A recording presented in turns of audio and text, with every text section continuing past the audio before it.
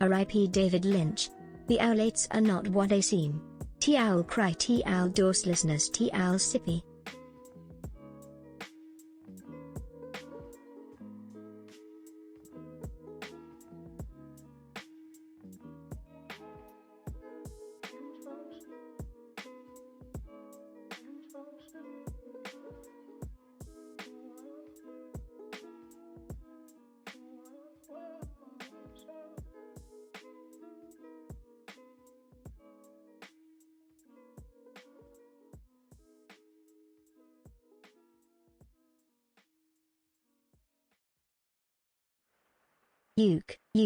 Duke Fred.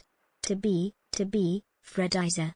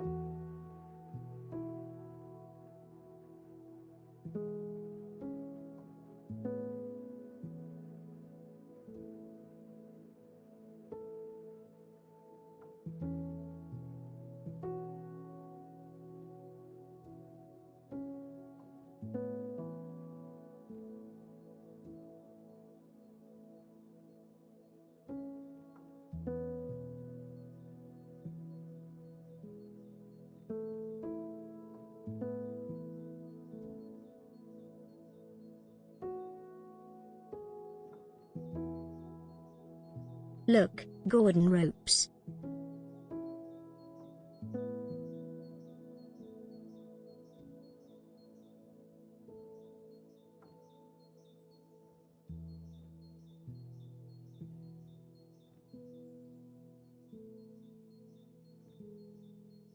Greetings, Fredrik.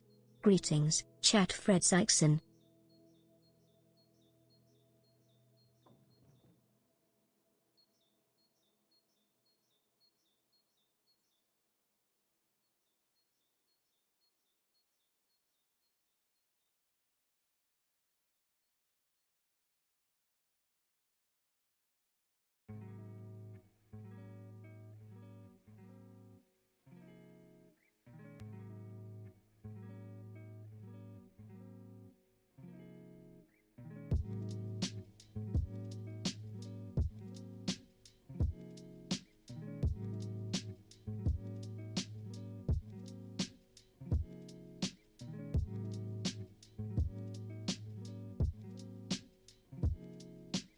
Parnitz.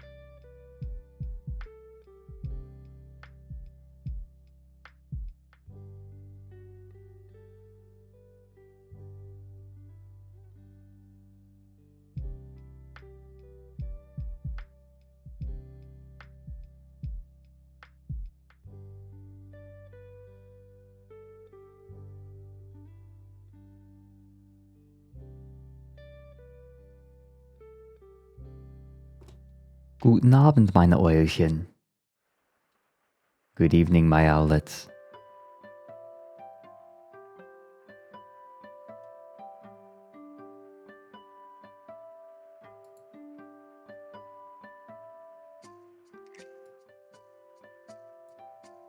Just getting the last couple of things set up.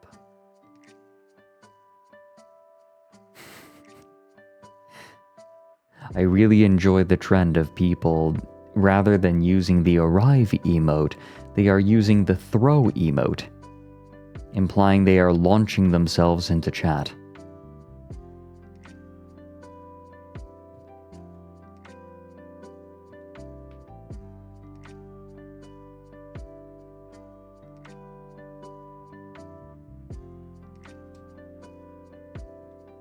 You fucked up my face.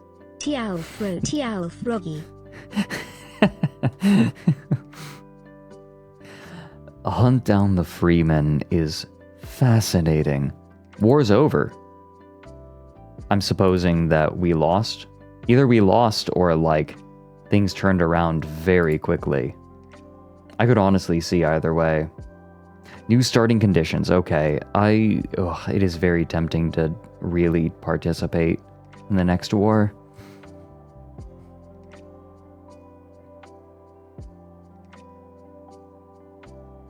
Ika Pika, I saw something similar. It was Ich suche dich, which to any German speaker is a perfectly normal sentence, but to an English speaker looks very different.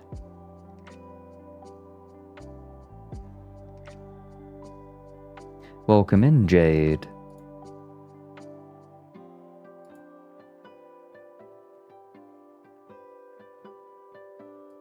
Fancy seeing you here.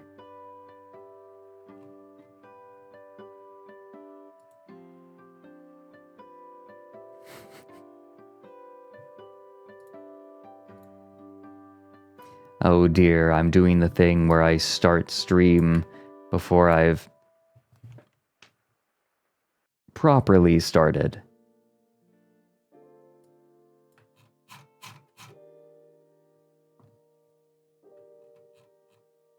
Before I've pulled everyone in. Please, join me. I am beginning to relax a little bit. I knew I forgot something. The good news is the power of my new computer means that I don't freeze like crazy when the first pets happen. Oh, Jade. Thank you. It's lovely to have you come in and say hi.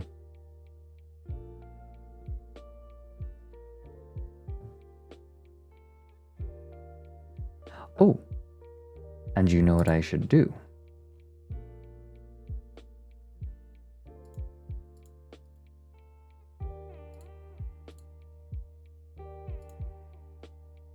I set it up over here.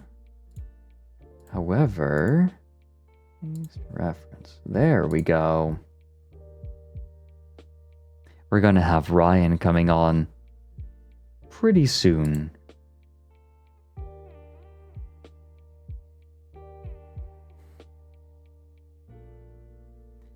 Is that so, Ika Pika? Am I encouraging you to go on the gaycation?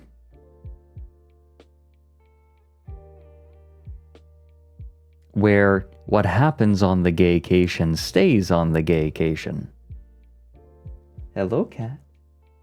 Are we going to have the arrival of Gabbro? Hold on, I might preemptively do this. Hey. Oh, she's thinking about coming up. Yeah? Or are you just going to worm? Okay, never mind. We don't get cat.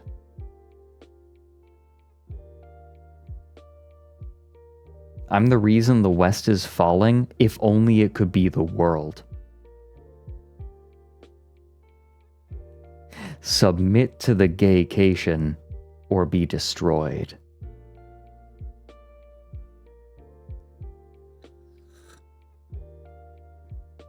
I'm currently working on getting a larger area of the world to fall. So far, I've only managed to get the west to fall. I'm seeing if I can expand it out. I'm currently working on pushing my efforts south right now. East will come. The goal is to get Antarctica to fall. That's the real prize.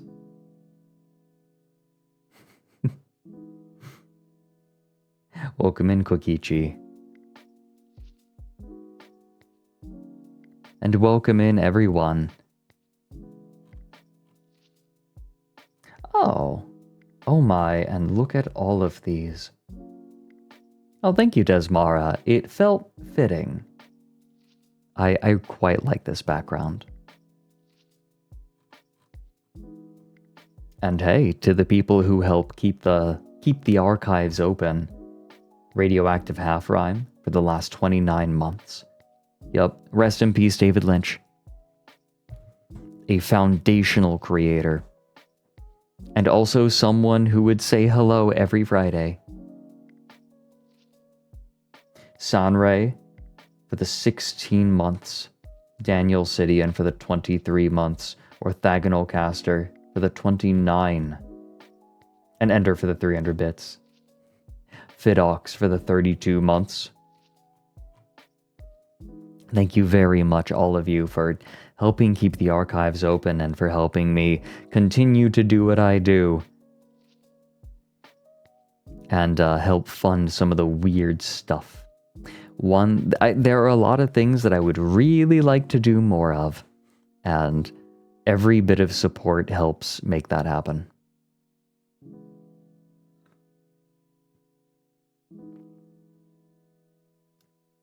If you can believe it, it's a Friday once again.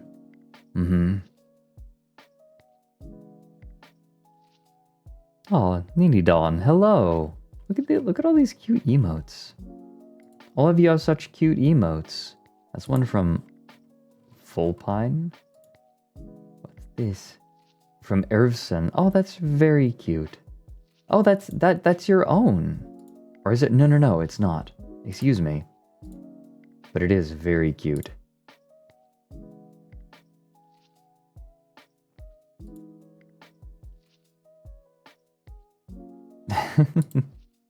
Show me, you know what? Show me some of your favorite emotes. From this channel is fine, but I would like to see other people's emotes too. I feel like there are so many wonderful emotes just around. Squish is so good. Oh, there's the big and round. Zito Twimps. Get it twisted? Oh yes, of course, the Inu.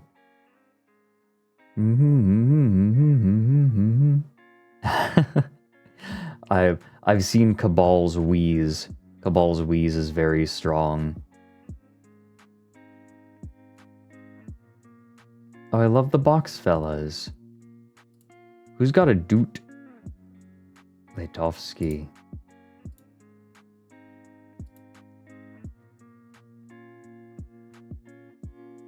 Idea. Oh, it's just a fish. Oh, yep, and there's Abra making out with a Lucario. Bless. Mike has some good emotes. Pia has some good emotes too. We need Tial Cheer. Yeah, you know, maybe we should fill some of these holes. The air cannon is very good.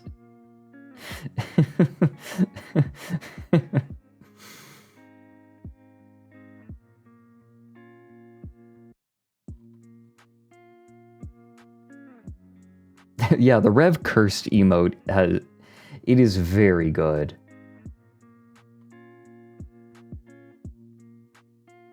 Something I like about ASTRALINE is how we have shared emotes, a shared style, right? I am missing a couple of them. I should really look into filling those gaps. Hello, corner lady.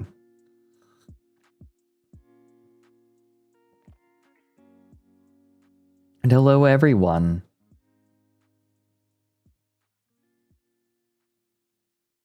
I think that I have a large enough proportion of lurkers that it is reasonable for me to say hello to literally everyone. However, it sounds like a good way to destroy my throat, which is struggling in these dry days.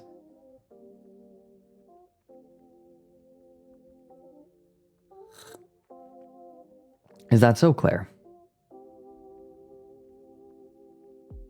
It is wholly remarkable the number of chat messages that must be allowed. Like, explicitly permitted.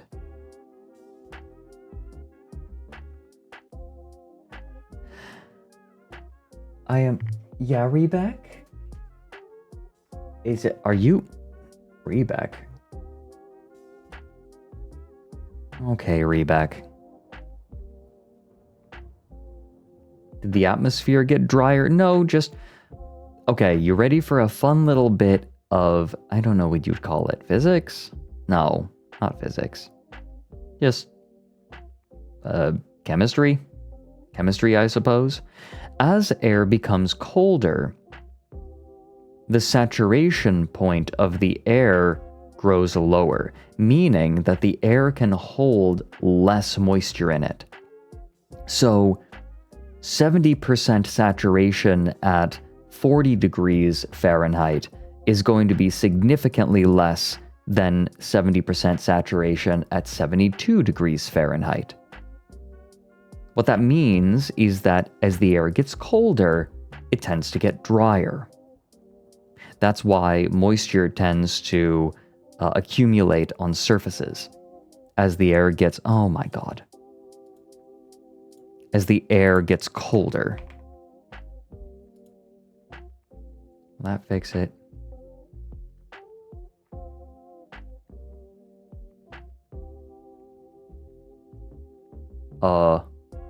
Wait, did that work? Wait, that worked. Okay, yeah, that worked. Tech issue streams.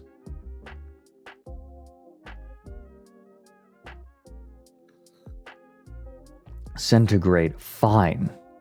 The air can hold a lot less moisture at 5 degrees Celsius than it can at 30 degrees Celsius.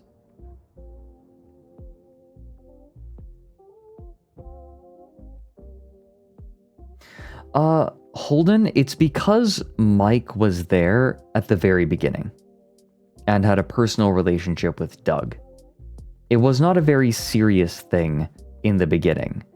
It was more just a chance at help, and the contract was drawn up in such a way that it gave him a lot of power. It was more circumstance than it was anything else, to my knowledge. I certainly don't have terribly deep knowledge of that. But that's my understanding.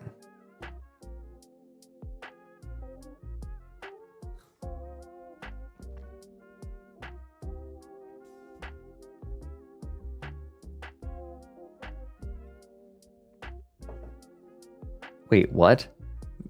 So Soup Spoon.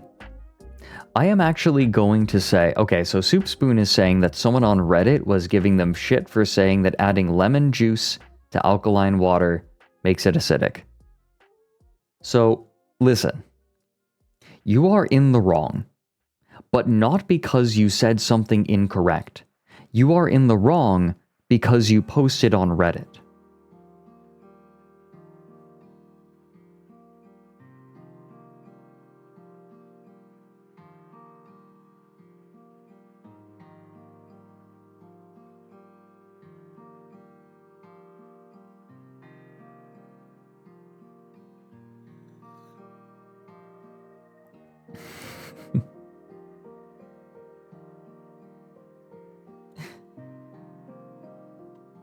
Oh, whoopsie daisy.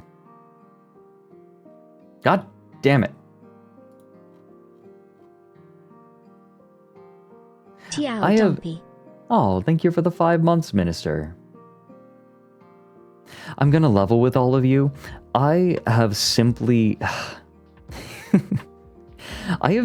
stopped engaging in most public places online. I think that being a creator places me in a peculiar spot. Unfortunately, it's difficult for a creator of my size to engage in a place. In fact, for the most part, I only have something to lose, because any good that I provide is seen as a given. And if someone decides to interpret something I say or do in a negative light, I lose. I can only lose. It's simply not worth it.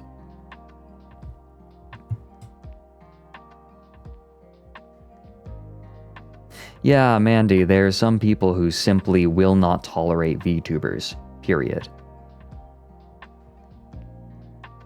I still think that the weirdest stereotype that I have seen of VTubers is that all VTubers are trans. That is the strangest stereotype that I have heard. Beep Crank. I know in chess, that's, Zugzwang? I believe it's called.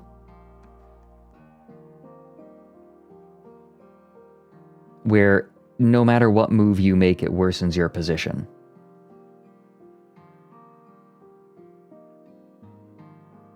Yeah, and the prevalence of bots and the availability of AI has only made the problems worse.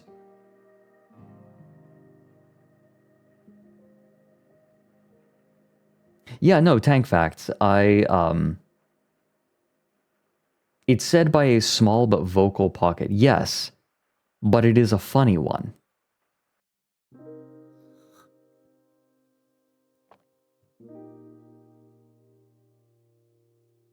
Did you know that all VTubers are AI?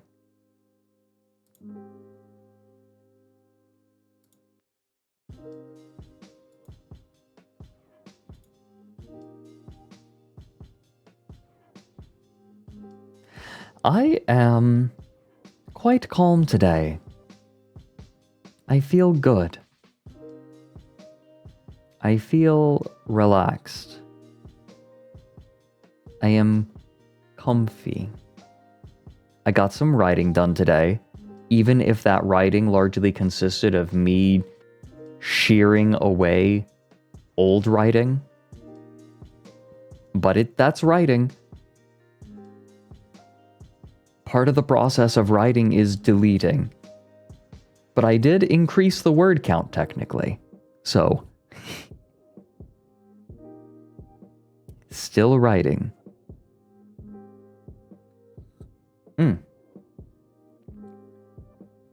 The script's coming along well for the what? Down the Rabbit Hole number 2. The one with a secret topic.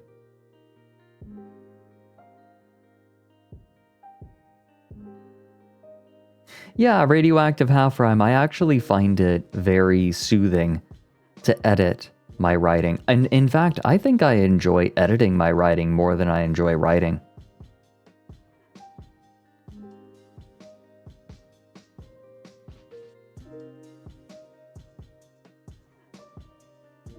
Soup Spoon, that is fascinating. Some people are like that.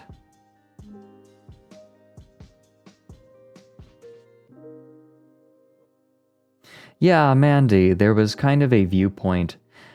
To be fair, I think that some of it was colored by the AI bubble. Or not the AI bubble, I'm so used to calling it the AI bubble. The VTubing bubble. There was a VTubing bubble that burst a year or two ago. There were a lot of companies, and you can sort of see the fallout of that happening now, with a lot of indie VTubing companies that aimed for hypergrowth and simply could not do it.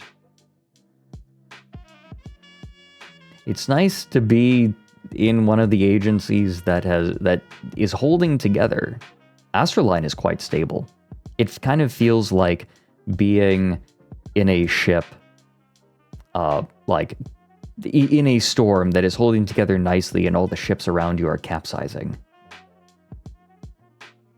But to my knowledge, ASTRALINE is doing well. To my knowledge, of course.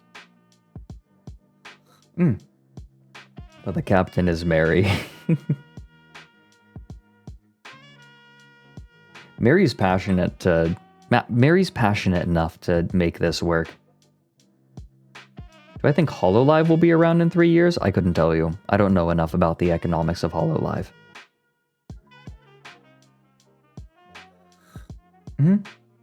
Right, Retro Dog. I think that a lot of the companies, for a lot of companies, their reach exceeds their grasp. ASTRALINE is supported by Merryweather Media. And I think that that through line really gives us a lot of opportunity to do cool things. Yeah, sure thing, Ender. Yeah, Holden, it is an entire industry.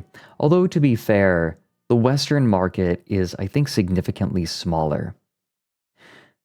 Agencies are... They're a very Eastern convention, drawn out of the idol market. The idol market is largest in Japan and South Korea, to my knowledge. Mostly there. Very peculiar markets. Very peculiar markets. Adamant, it's pretty closed, right? At least at this time, we're not doing auditions. That might change in the future, depending on the trajectory of ASTRALINE. But, you know, we'll see. It's a very big we'll see. But right now, we're more focused on stability than growth. That's one nice thing about ASTRALINE, right? Like, Mary and I sat down and had a conversation, and he was like, okay, like, what's the goal, right? Like, what's the goal of ASTRALINE? And we kind of agreed, it's just keep going as we are, right?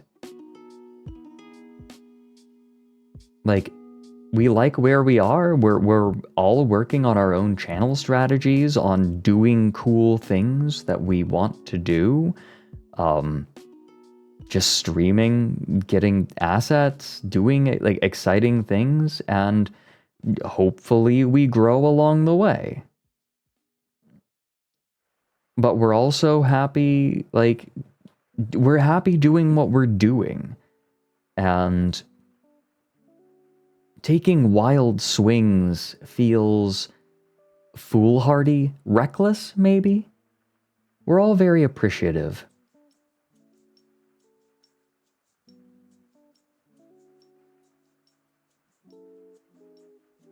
That's chill, Tripliet.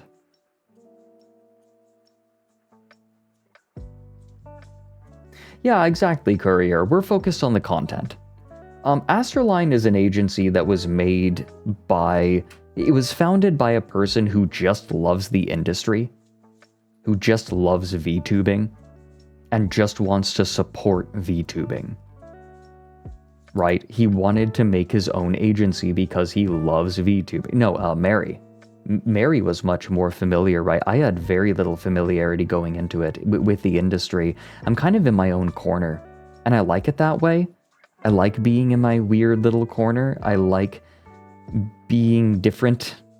I mean, there's a hipster appeal to doing what I do because nobody else quite does things the way that I do. I like it.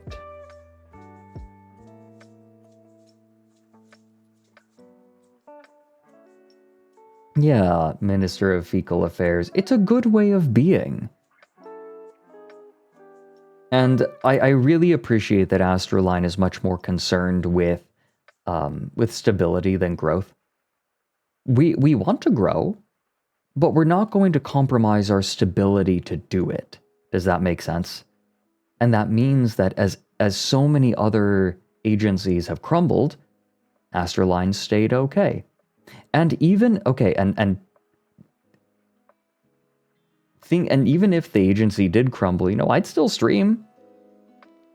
I'd keep going. It's not like I'm losing my name.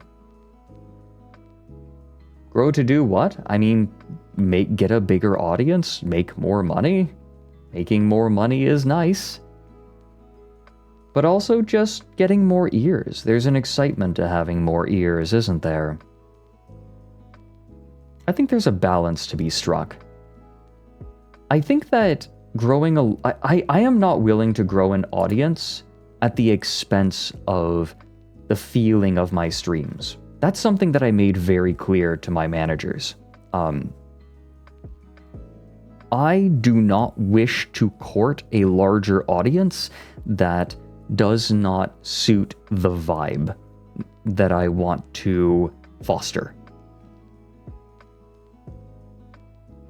I like the vibe of my stream, and I refuse to grow at its expense.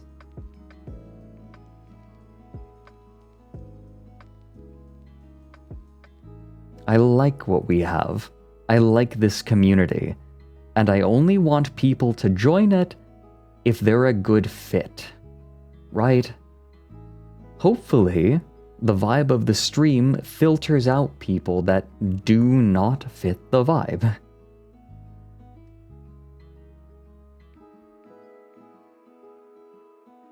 That's so bright. I got a community you can fit. Good.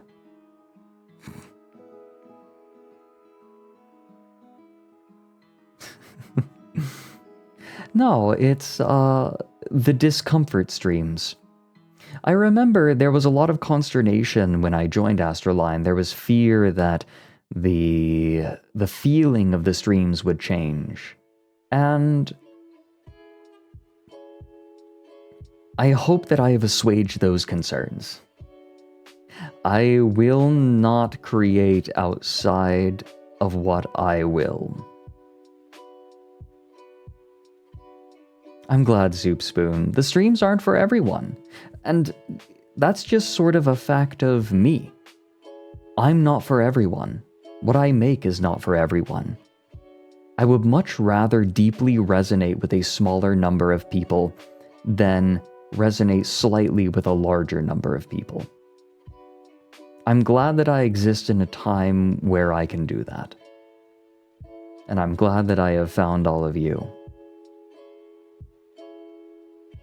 I'm glad that all of you have found me. I read that in Strong Bad's voice, Brian. I'll assuage your concerns. That's not an improvement.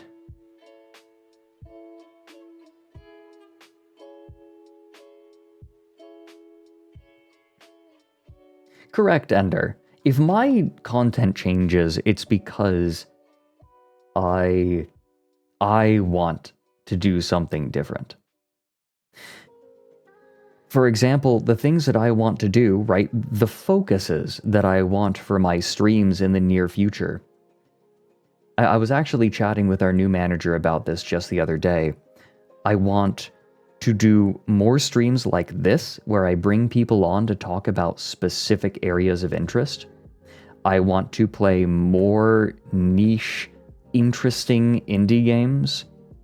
I'm thinking growing my grandpa, things of that nature. Hypnospace Outlaw. Things that really grip me. I want to do more cover songs. I think that would be really nice. I want to focus on that. But in terms of streams, yeah, more people on. I want to do more viewer submission style streams, where I have people submit specific kinds of content.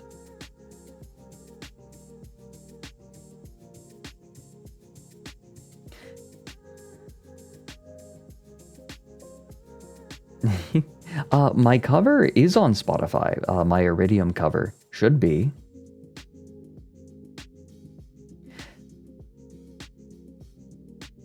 I would like I would like I want to do things that help accentuate what I want this stream to be.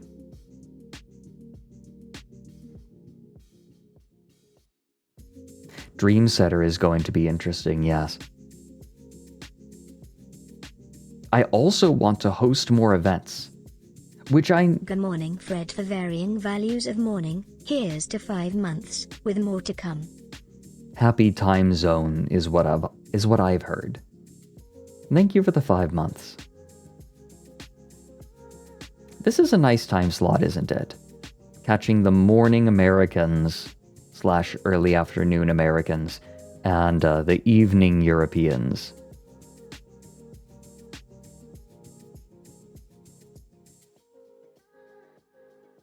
Correct, Mandy. And the latter is what I want to do. It's not so much that I want to grow my content, it's that I want to refine what I do.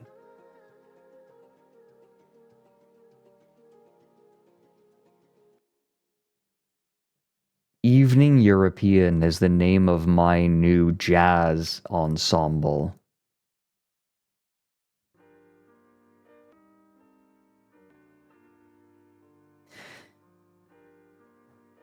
I prefer to be clever with content.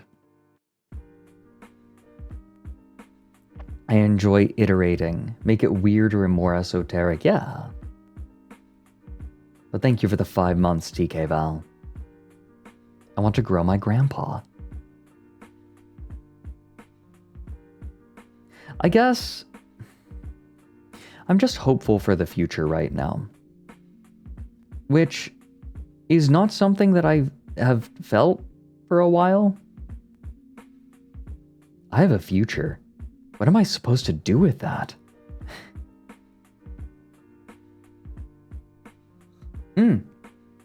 Brian, I have not seen the videos of your time capsule. Shoot them to me. I'll check them out. Excellent, thank you. Thank you. I'll take a look at them after stream.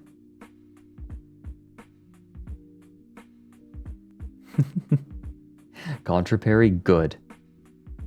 I'm looking to do more smaller, niche, easier to condense video topics for Down the Rabbit Hole.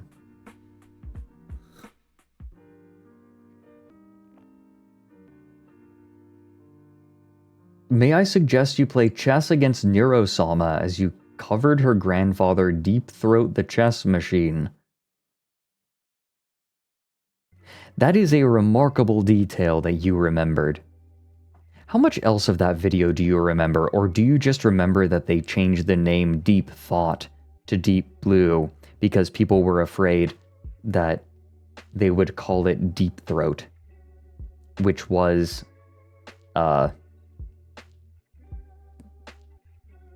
it was a political phrase at the time.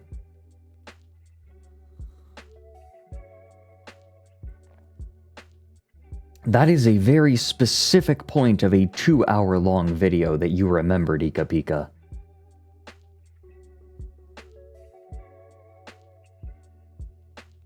Yeah, I helped write the lyrics for that song. I didn't sing in it, though. I would like to do more singing. Some people did mistakenly refer to it as Deep Throat, yes.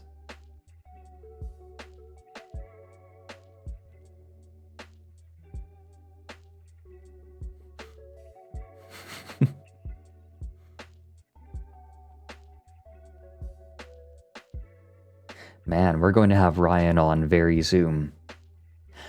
I think I've mentioned this multiple times on stream, but I really like this main topic counter that we've started using.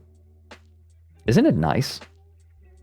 Like, we have a main topic, but we have a little bit of time beforehand. And then the timer helps let people know, yeah, you have not come late. Right, we're starting the main topic soon. It scopes the stalling, yes.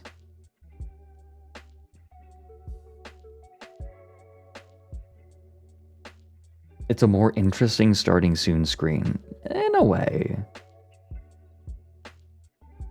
I guess it adds anticipation to just chatting. I have not played Hylics. I was thinking of playing it on stream. We're talking the development of the game and some of the game. Ryan has a PowerPoint that is 90 slides long.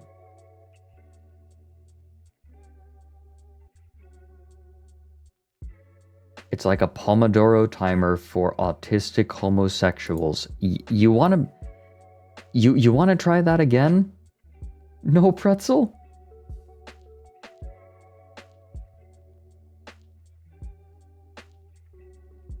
You wanna give that one more draft? Also, Meaty Wind. What a time for you to sub. Thank you for the fresh sub. Now, Meaty Wind, you are a first-time subscriber, which means you must endure the hazing ritual. Owlets, would you please throw Meaty Wind against the wall?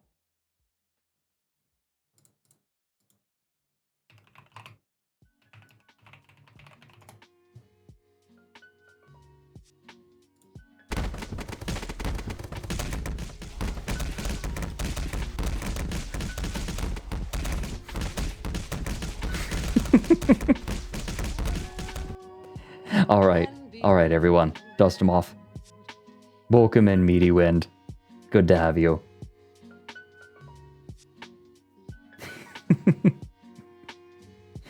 Very good to have you here.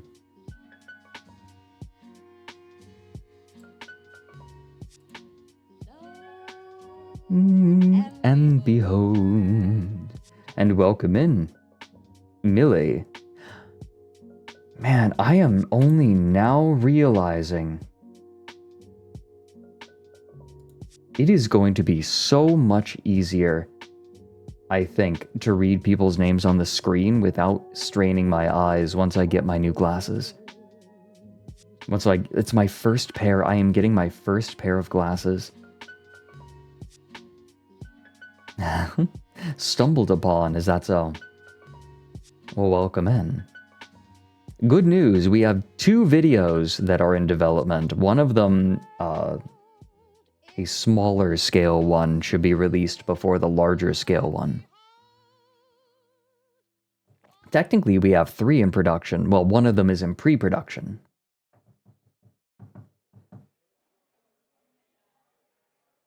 It'll be my first experience getting them fogged up every time I try to drink tea. Good. Well, I mean, the good news is I'm just going to be using them when I'm at my desk. They are prescription glasses. They are specifically made for me. It turns out that my eyesight is good, but when I am looking at something near, one eye compensates much more than the other, which creates problems. It creates a lot more eye strain, which can cause problems over time.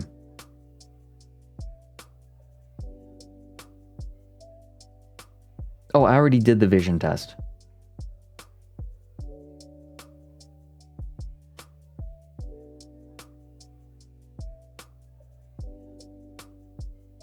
My parents both need reading glasses.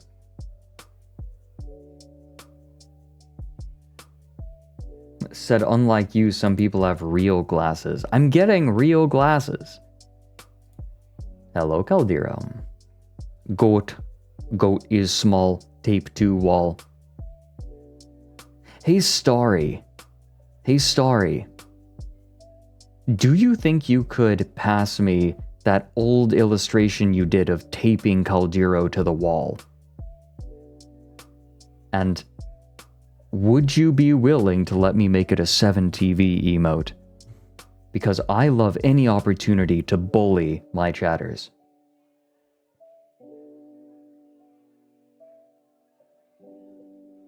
Someone, I think it was Morn. Was it you, Morn Avery? Is Morn Avery here?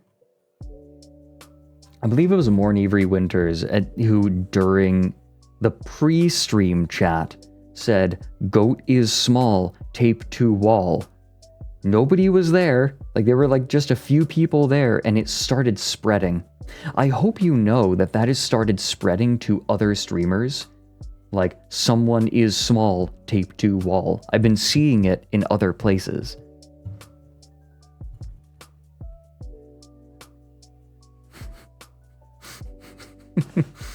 I do have a dumpy emote, son.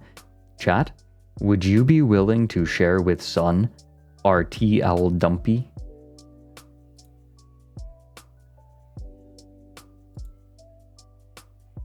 There it is. T-Owl dumpy, T-Owl dumpy. And in fact, next month we're going to be doing a makeshift campaign for an owlet plushie, which has a perfectly rounded dumpy. Shapely even. Would you like to see it?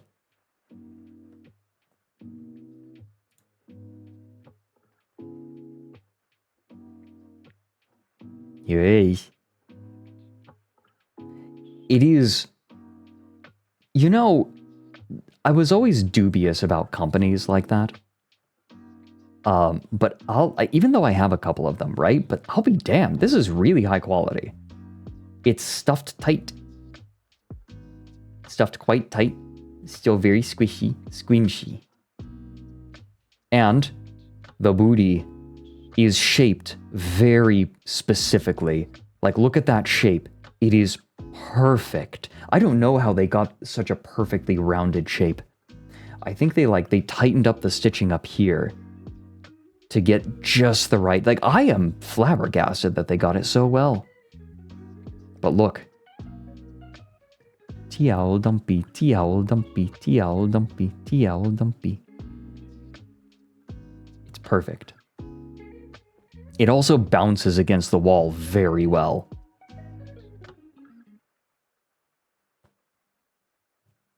What am I talking about? The owlet.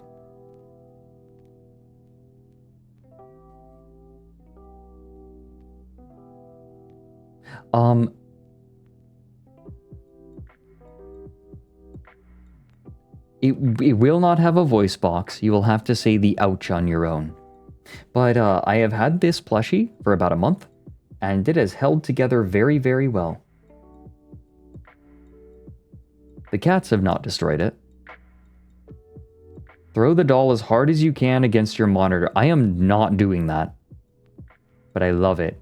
This is the campaign for this little fella is going to be going live next month. Next month. On Valentine's Day.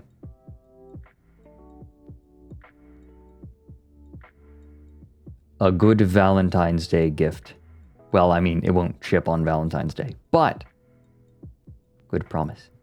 Like, hey, this is coming. Save up. They're not too terribly expensive either. Little fella. I love the little hands too. And also, they stand up very, very well. See? I'll even move this out of the way to prove. See? They stand up very, very well. So very good if you want to put it up on like a shelf or a stand. I love it.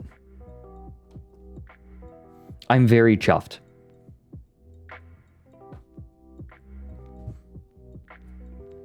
Get two. Get two even.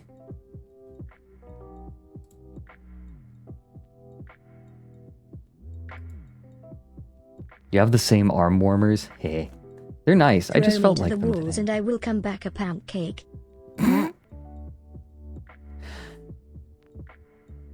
I can't throw it at the door as I did before because I now have a Pepe Sylvia board there. I got a cork board to help keep track of all of the information that I get researching down the rabbit hole. Earnestly, like with pins and red string and note cards. It's quite helpful, actually. I can refer back to it super easily. And when I say Pepe Sylvia board, let me explain to you Let me show you what I mean, in fact. Yeah, it's a conspiracy board.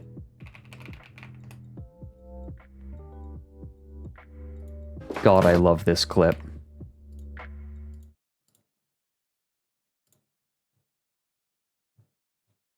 String squatch, yes. They're on to me, dude. Those guys are sharp as nails up there. You can't put anything past them. Oh my God, dude, I'm freaking out. I am so stressed out. I feel like I'm having a panic attack. You want to talk about stress? You want to talk about stress? Okay? I've stumbled onto a major company conspiracy, Mac. How about that for stress? What the hell are you talking about? This company is being bled like a stuffed pig, Mac, and I got a paper trail to prove it. Check this out. Stuffed pig, not a stuffed pig. Take a look at this. Jesus Christ, That Charlie. right there is the mail. Now let's talk about the mail. Can we talk about the mail, please, Mac? I'm dying to talk about the mail with you all day, okay? Pepe Sylvia. This name keeps coming up over and over again. Every day, Pepe's mail's getting sent back to me. Pepe Sylvia, Pepe Sylvia. I look at the mail. Well, this whole box is Pepe Sylvia. So I say to myself, I gotta find this guy. I gotta go up to his office. I gotta put his mail in the guy's goddamn hands. Otherwise, he's never gonna get it. He's gonna keep coming back down here. So I go up to Pepe's office, and what do I find out, Mac? What do I find out? There is no Pepe Sylvia. The man does not exist, okay? So I decided, oh, shit, buddy, I gotta dig a little deeper. There's no Pepe Sylvia. You gotta be kidding me. I got boxes full of Pepe. All right, so I start marching my way down to Carol and HR. And I knock on her door and I say, Carol!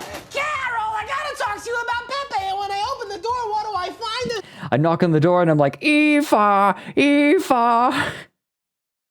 This is Mary talking to Aoife. There's not a single goddamn desk in that office. There is no Carol in HR. Mac, half the employees in this building have been made up. This office is a goddamn ghost town. Okay, Charlie, I'm gonna have to stop you right there.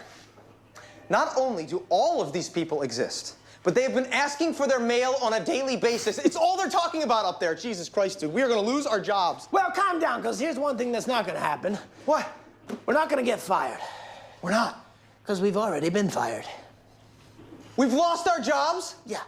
About 3 days ago, a couple pink slips came in the mail. One for you, one for me. So what did I do? I mailed them halfway to Siberia, okay? If we've lost our jobs, that means we lost our health insurance, which means all of this was for nothing. God damn it, dude. I'm having a panic attack. I'm actually having a panic Will you attack. settle down and have another cup of coffee? I am, bro. All right, well, fine. You know what, Barney? Give this guy a cigarette. He's freaking out. Huh? Who? Barney. He's the guy who tipped me off to Pepe Sylvia. Barney? Who the hell is Barney? You don't see Oh, shit. What the hell did he... You've lost your mind. You've lost your goddamn mind, Charlie.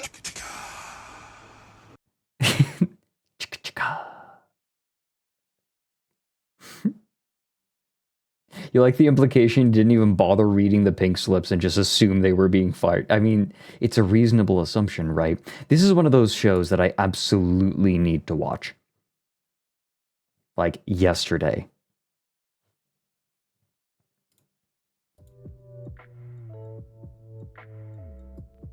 It's my understanding of It's Always Sunny in Philadelphia is it's a show about terrible people doing terrible things to the world and one another. Charlie can't read. That is incredible. Yes, spot on. Okay. That's a special kind of comedy that I appreciate. I think that most comedy shows attempt to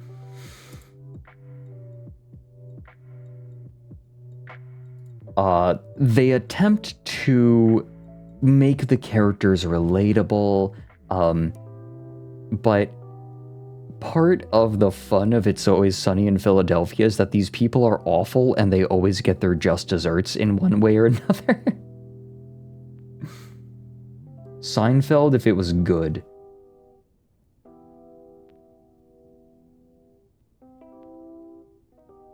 Seinfeld, but with zero sympathy at all for the characters. Ooh, Ender, that's actually a good idea.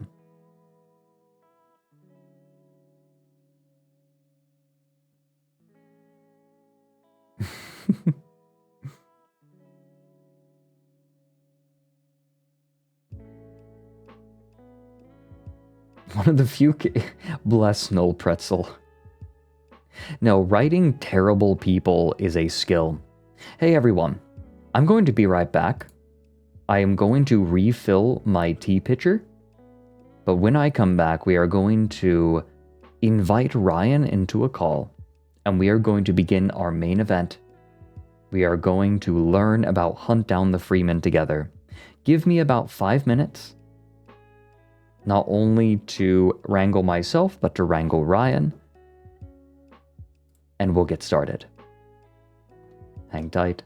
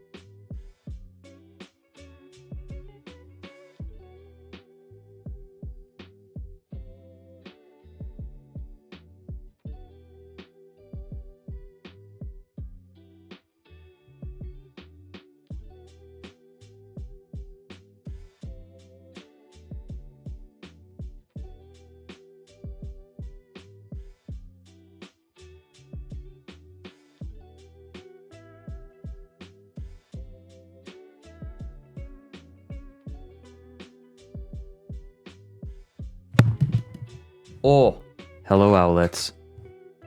I'm destroying my setup. I come back with tea and snacks. Let's get Ryan in here.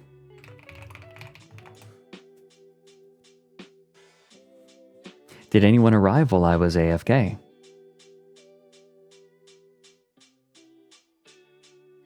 Hope I didn't miss the chance to say hello. Welcome in, princess. What sort of snacks? They're little crackers that are flavored like pizza. They are very satisfying to eat. Nom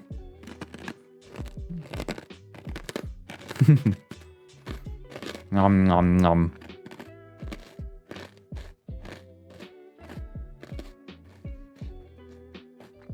Crunchy.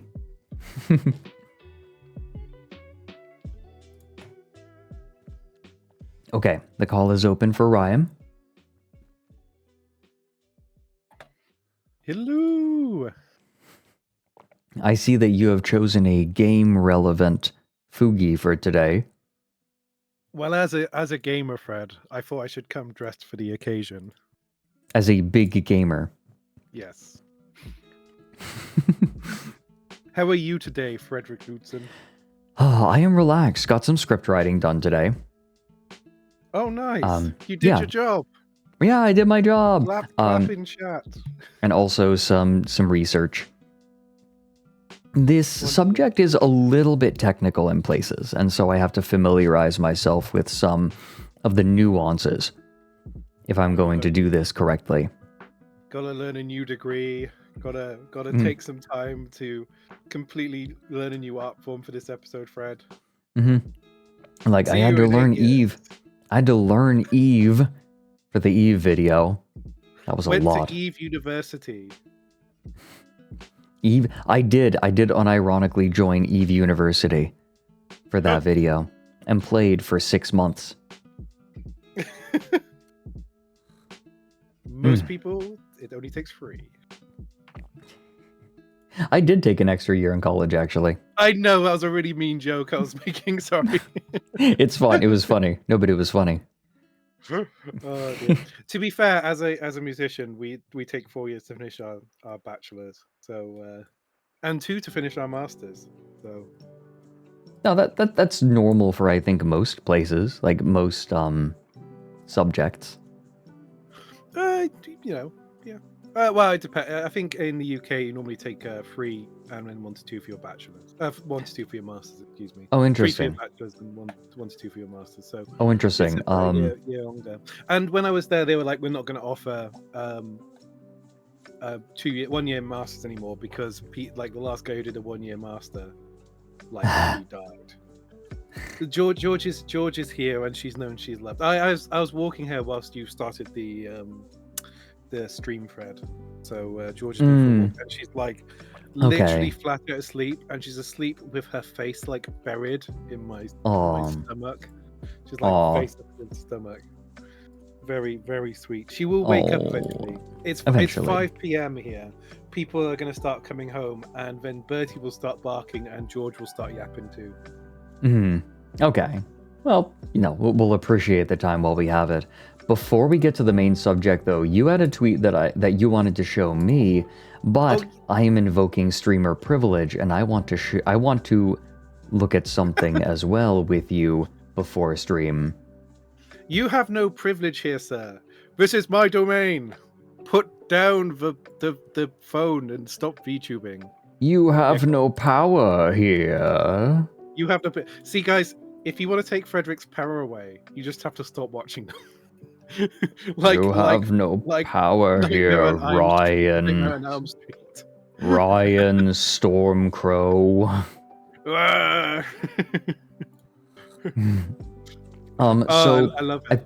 I think a lot of people don't realize that Drill has been endlessly posting bangers on Blue Sky. We're bringing back Drill. Yes, I saw this. Yeah. I saw this. Like, are you going to talk about Drill now? Yes. Because I wholeheartedly approve. He made possibly one of the most specific, like, this might be the funniest tweet ever to a specific subset of people. It reads, "When I saw Deadpool's saddest moment, I nearly shit. Mediums are a way in which we are allowed to appreciate and look at various art."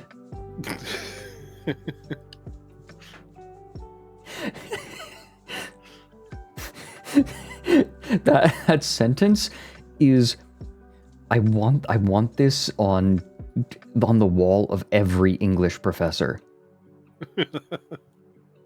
Every art history professor.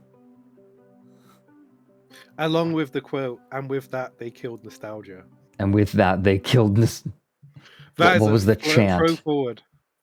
No, it we can't. is. We're not doing the chant. It's complete nonsense. It's like Eero. Guys, you'll find out. Don't worry. You will find out when we post the new Warrens. Just spoilers, Fred. You've got to leave it mysterious. Don't worry about it. I wish Mr. Bean could talk so he could say some shit like, "Okay, that was pretty messed up," whenever something crazy happens to him. You know, he talks in the movie.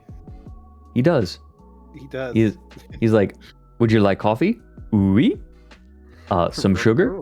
No. You speak very good French. Gracias." Oh, you're thinking of the holiday film. I'm thinking of the one with the Whistler's old one. mother. Ah. You know my laptop screen broke, so I put a monitor into it so I could use the monitor before I get while I'm waiting to get a new computer.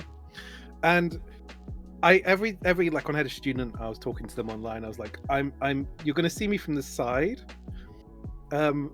because my screen's broken, so I'm gonna be looking at another screen while the camera is gonna be open on this broken screen laptop. Mm-hmm. And I had a meeting with a guy who'd never had a meeting with me before, and he said it's like talking to Whistler's mother. Because I was like just sat in profile the whole time. He thought it was like some kind of power move where I had reinvented the way meetings were done. There's a Mitchell and Webb sketch where they have like the first ever BBC broadcast, and he's like,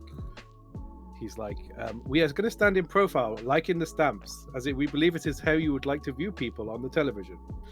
And stuff like that. It's great. Yeah, I love Mr. Bean, by the way. Mr. Bean was something I assumed was terrible because I loved it as a 5-year-old, and I went back and watched it, and I was like, "This is actually brilliant.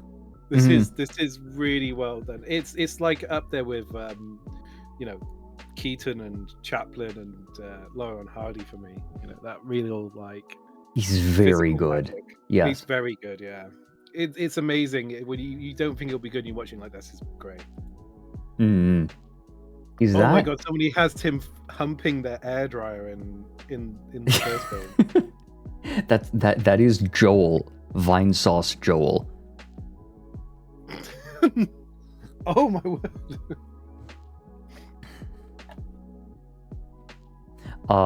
We have "Be kind to my Flintstones."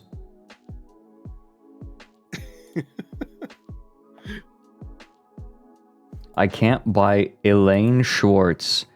A kitty corner? Not here. This is for adult kids. I can't wait until Friday, September 30th, when I can ask TV viewers how they like the Flintstones. I think they are great. I met the Flintstones in Hollywood recently when I, along with several other TV editors from across the United States, was taken on a personal tour of ABC properties, and I liked them. The Flintstones, that is.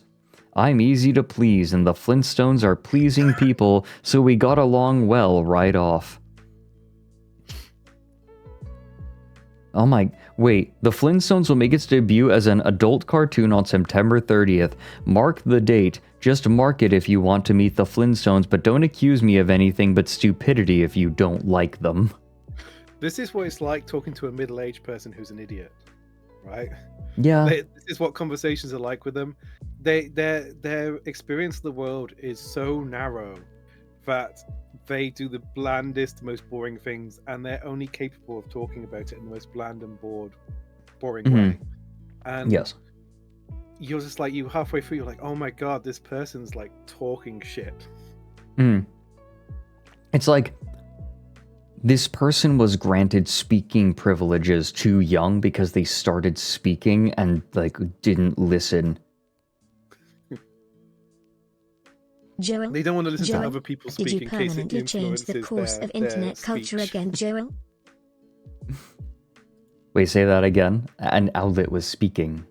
Oh, I'm sorry. It's forgive me. I was saying no, I forgot what I was saying. Fuck it. Carry on, Fred. Let's see. Here we go.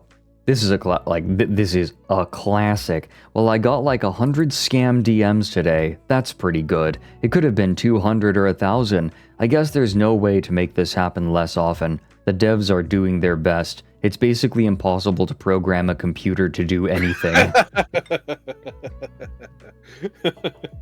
Yeah. Every day. Do you want to meet lewd women? Chat and DM with lewd women. Lewd women. I love this. Meta plans to cut 5% of its workforce, focusing on the lowest performers. I can't imagine what it'd take to be a top performer at the depraved and miserable Meta Corporation. Is it whoever clogs the toilet the most? Can you imagine being fired by Mark Zuckerberg? Oh. I think it would make me laugh. I'd be like, I'm out of a job, but like, look at Mark trying to be all bossy. Right. They can't get my data if I am fully dissolved in a bathtub full of sodium hydroxide. Yep.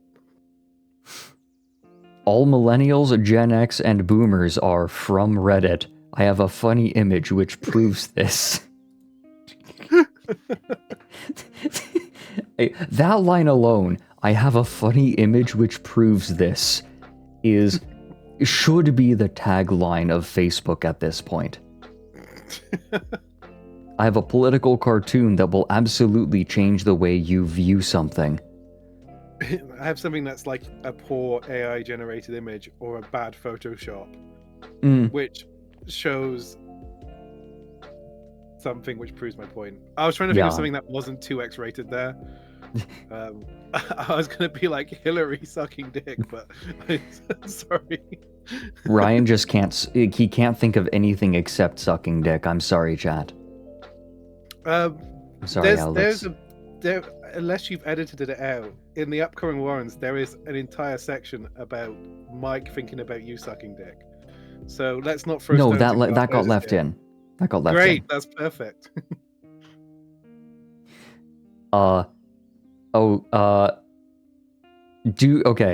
Due to non-woke compliance measures, Meta HQ promises all angry, ruthless cocksucking and mandatory corporate anal oral will now be down low.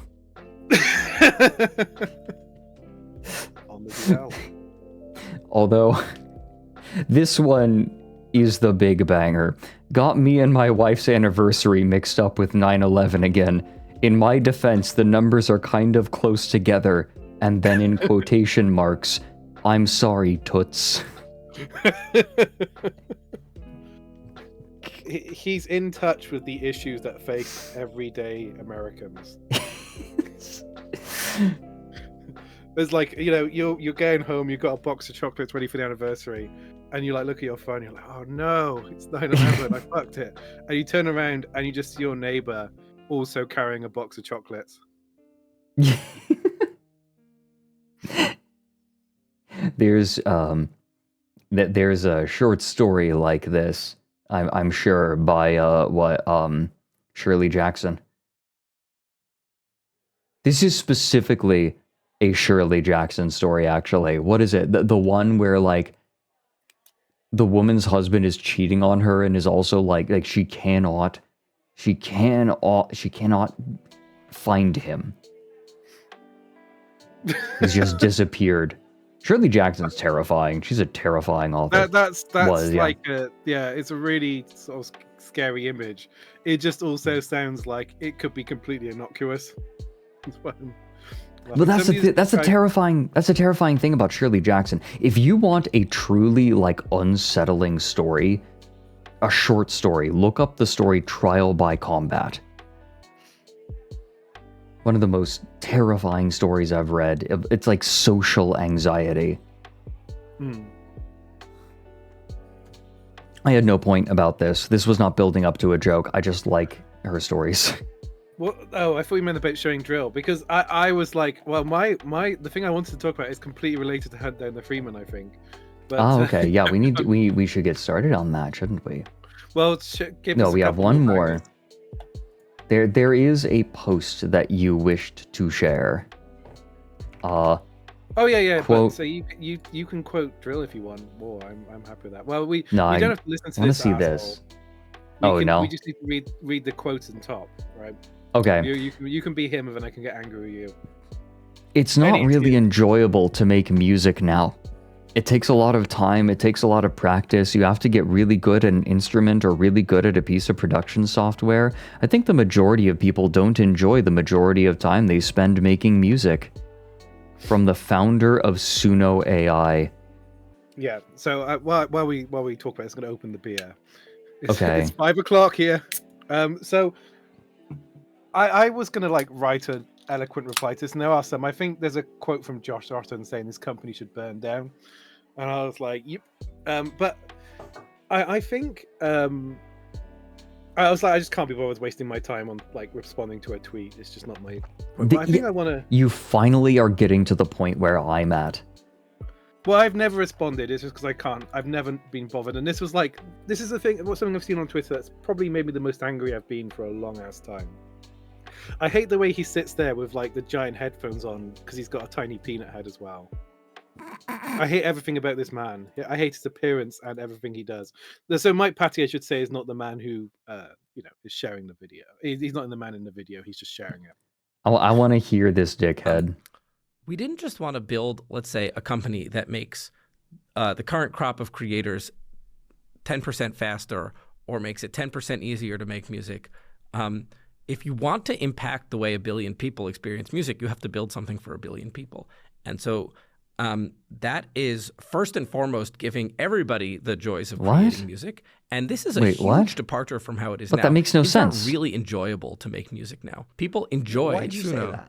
It takes a lot of time. It takes a lot of practice. You need to get really good at an instrument or really good at a piece of production software. I think the majority of people don't enjoy the majority of the time they spend making music. Do you not think that's like running? It is hard to run. It is painful to run. You don't particularly enjoy it, but you love running. And you get good at it, and you get better at it, and you speak to the runners, and they love running. Most people drop out of that pursuit because it was hard. And so I think that the people that you know that run, this is a highly biased selection of the population that fell in love with it.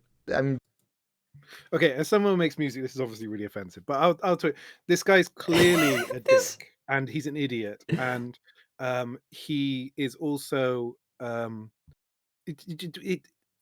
what I heard when I heard this man's voices. Do you remember there's an episode of Star Trek Next Generation, Fred? I'm sure you do, where Picard is shot in the heart with a phaser, and he's dying because his heart is like a mechanical one. Right. Because when he was a young man, he was reckless and he got into a knife fight and was stabbed in the heart. And Q sort of speaks to him. Q comes and gets him, and he's like, "I'm God, Picard," and makes fun of him. And he says, "Would you go back and change who you are?" And he's like, "Yes, I was a thug and a lout and all this stuff." And he changed the past so Picard was more like his. This is a classic. Yeah, this is a classic one. And later on, Picard grows up into being this completely mediocre individual who they're just like, "You just never spoke up. You just never made an impact." And Picard's like, "That man is bereft of passion and I can't remember the exact quotes, but remember he says bereft of passion. Yeah. This man is bereft of passion. This man, and I think one of the things I value more than anything is passion. I just want people to be passionate about stuff. And there's a couple of things I want to say. One is I love making music. It's my job. It's my career. It's amazing. I think it's the best thing ever. I wake up every morning and I'm like, yes, this is the best day ever, and I'm going to do something really cool. And my entire frustration in life, as you know, Fredrik, because I'm like, I want to make more music. Yes. I'm like, finish the script faster. I want to get on with it. It's true. It's true. So I absolutely love this job, but I think this is a complete failure to interact with art in any kind of meaningful way, because people look at this is the problem with people who like, I feel like this person has no life experience. Like he probably doesn't get out very much. And he doesn't go to the gallery and like taking an image. I think he Googles like a picture that someone's told him's good. Like, oh, Starry Night by Van Gogh. You know, it's beautiful. Yeah. It's gorgeous. And it's a lovely picture. And you look at your computer, it's great. But what he doesn't engage with is everything that art actually is. There's an amazing, I actually tried to find it, but Google's so cooked these days, I couldn't find the original quote because I can't remember the name of the guy who said it. But somebody who talked about what it is to music. Mm. Like to music is to be part of a community, because only by working with other people can you make music happen. To music is to be aware of history, to be aware of what's happening around you.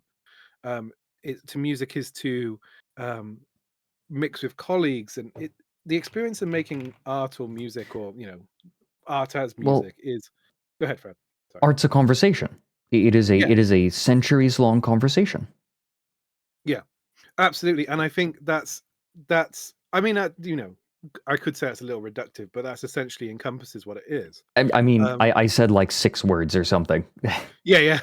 No, I know. I wasn't criticizing your point. I was just like, yeah, pretty much. Mm-mm. I don't want to like. I just want to be aware that there's like more to it than that. But that's what I always say. Teaching is when you teach someone composition, you are having a conversation with them. You're catching them up on the conversation.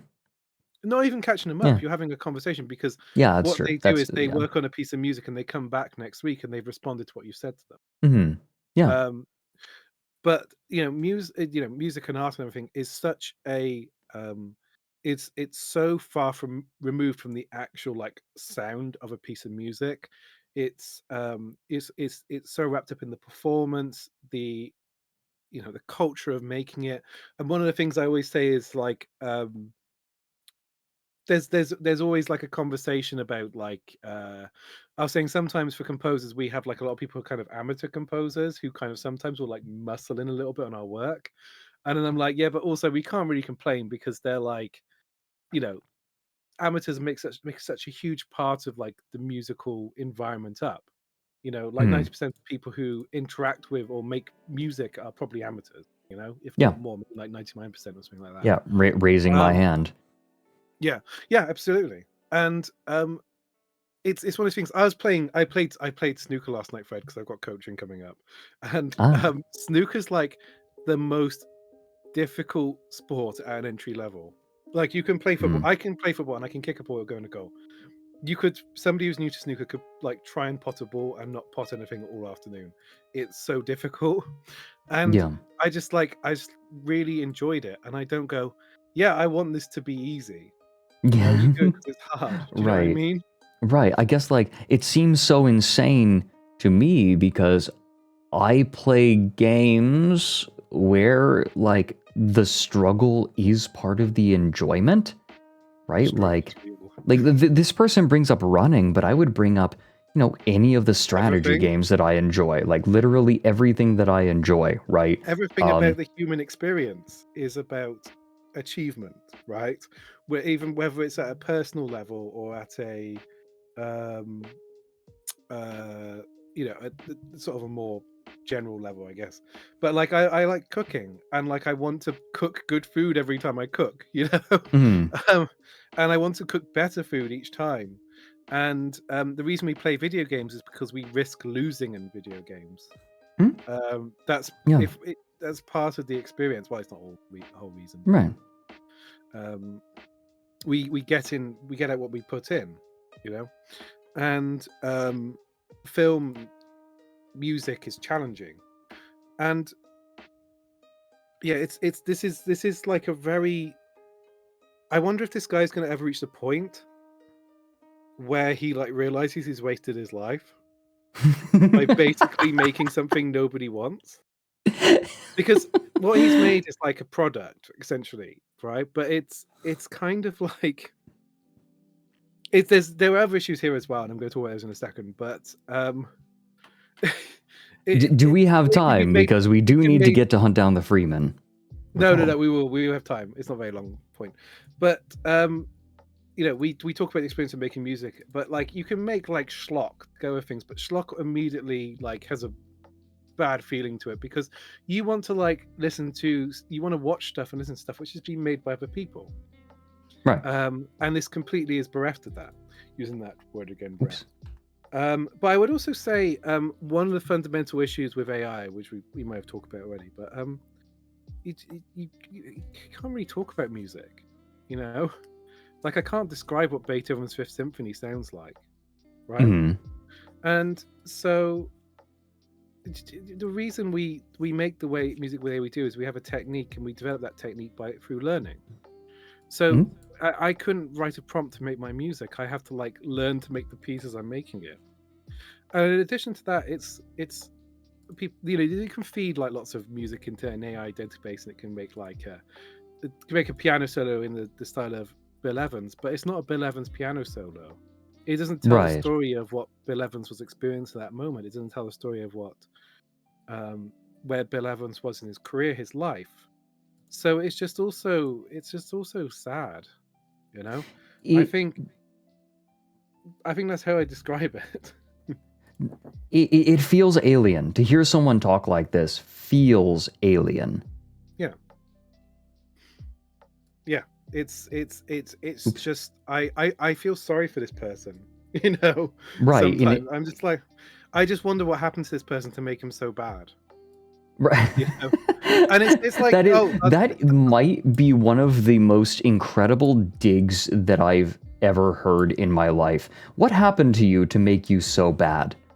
Well, he is bad because it's possible to do bad things without necessarily being evil. There's like an incredibly banal form of evil this man is like imparting upon the world. Right. I agree with you. To be clear. Yeah. This man, I think, like, doesn't realize what he is. There's this... Yeah, go ahead. I don't feel like you can consciously be this way. No. Well, he has no self-awareness, which is definitely part of it. But I think what may have happened is he may have made a piece of technology, and now he's trying to find a use for it. He's probably worked really hard on it, potentially. I don't know. Right. But, it's basically a pointless piece of tech, really. Mm-hmm. I mean, and I think that what he, ironically, by saying what he has said, has revealed the pointlessness of his product. Yeah. Like,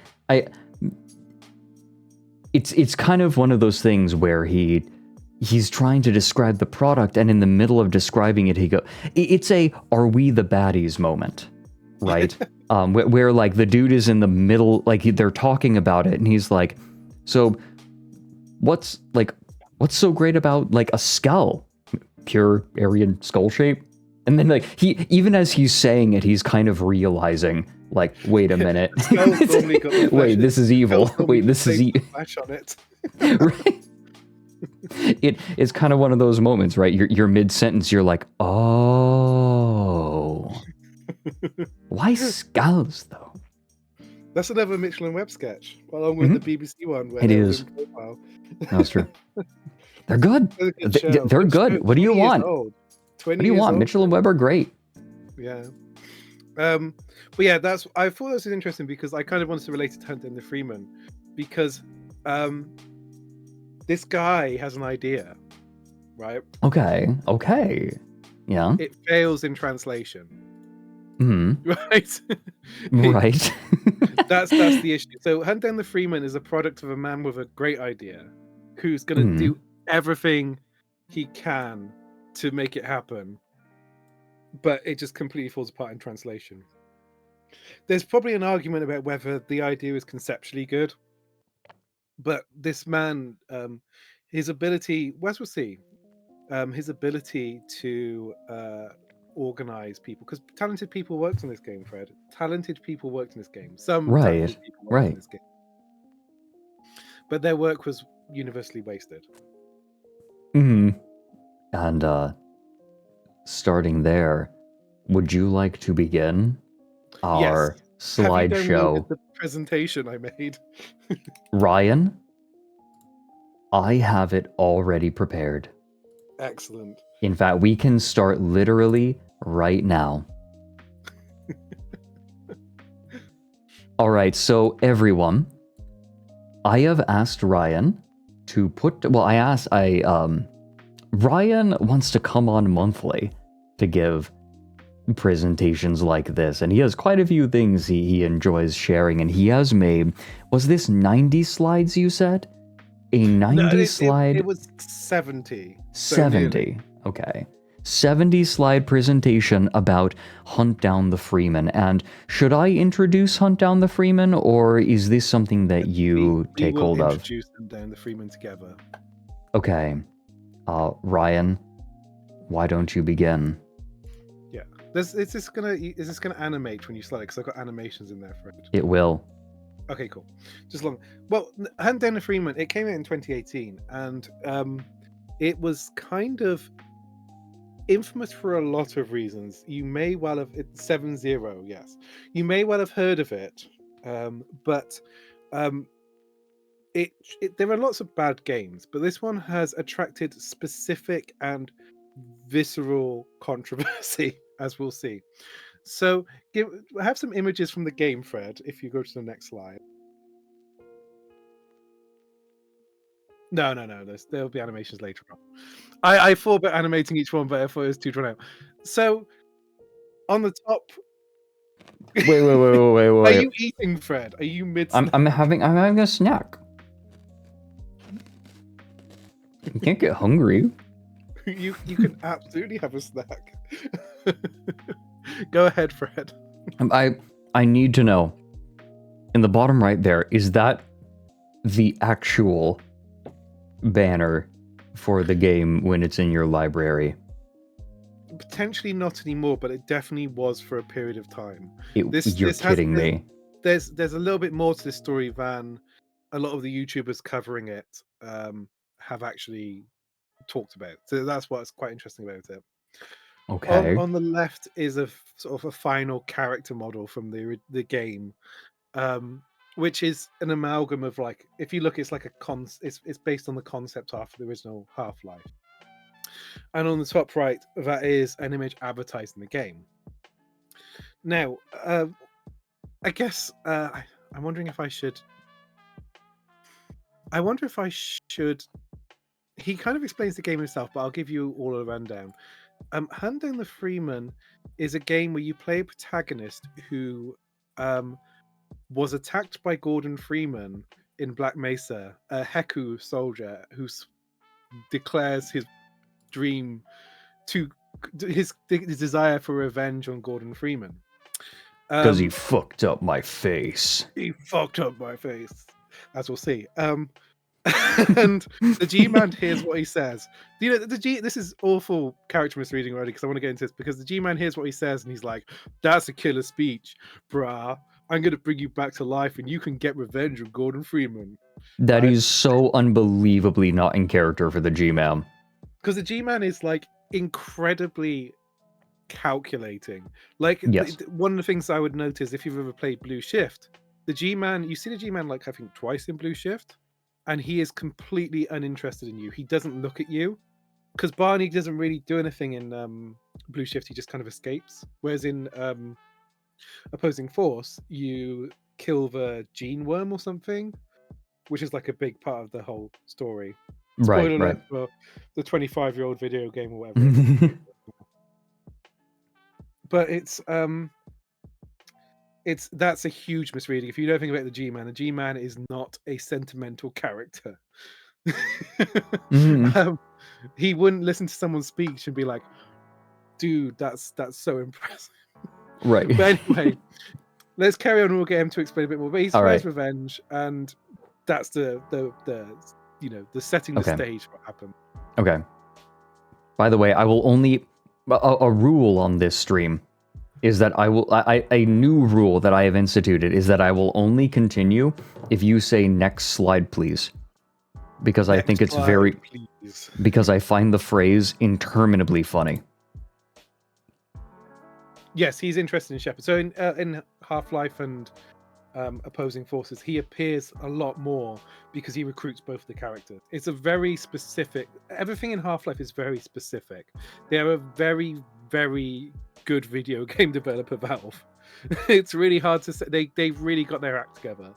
Like, everything is really carefully planned out, and it's not really hammered home, which I think what makes the game so interesting, because you like discover things later on about the game which are really interesting. Now, this is from a cutscene, Fred, where it features our boy, as you'll see. So I think you should click this and watch what happens.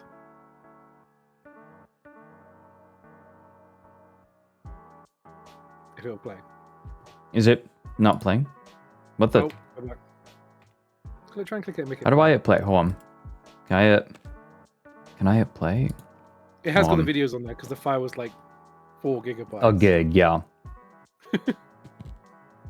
Well, maybe. Will this play? Not full screen, Fred. No, I'm not playing it. Oh, left click. Go back. Left click? Go backwards. See if it'll give you option to play it. Oh, I think down here it said like pause. Oh yeah, do you want to click that? No. Oh goodness. Okay.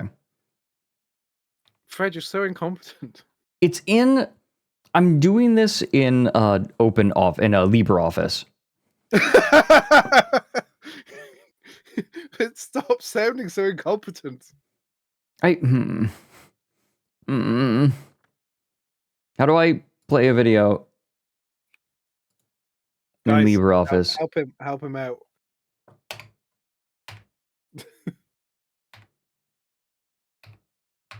I'm middle mouse. Oh, Look, I didn't even know what this program is, Fred. look. If you saw the video, can you like link it, or can you like send me the No, file I edited or something? the video, Fred. I edited the video. Okay, well, send me the video. Upload it. Put it on the Google Drive. Then do that. Fucking hell. I don't know which one it is. How am I? Okay, It won't okay, I've got play. it. It's uploading. It'll take 1 minute. But Okay. you've got to get your shit Okay. together for the next video. Okay.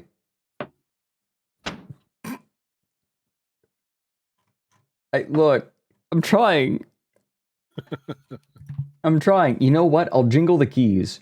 I have a very funny Ompuko clip that I wanted to show last stream. Ompuko uses like the weird voices from TikTok to It's finished read uploading, 1-star reviews. Okay, I'll download it. Almost out of. Have you downloaded the presentation? Because I'm almost out of storage. I on my have, Google yes. Drive. I have, yes. You can delete that. Thank you. Okay, download. Okay, here, I want to show you this. Wait, that's not the right window. I want to show you this clip. Ompuko has the TikTok voices read 1-star reviews for like various products. And this happened during one of them. It froze, so I had to refresh it. There we go. Fred, you are not showing it with me, I'm sorry.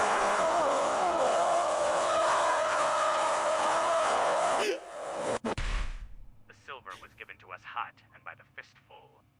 What the fuck? Froze. Fred, I saw none of that. That's okay. You don't need to. That's okay. Okay, here we go.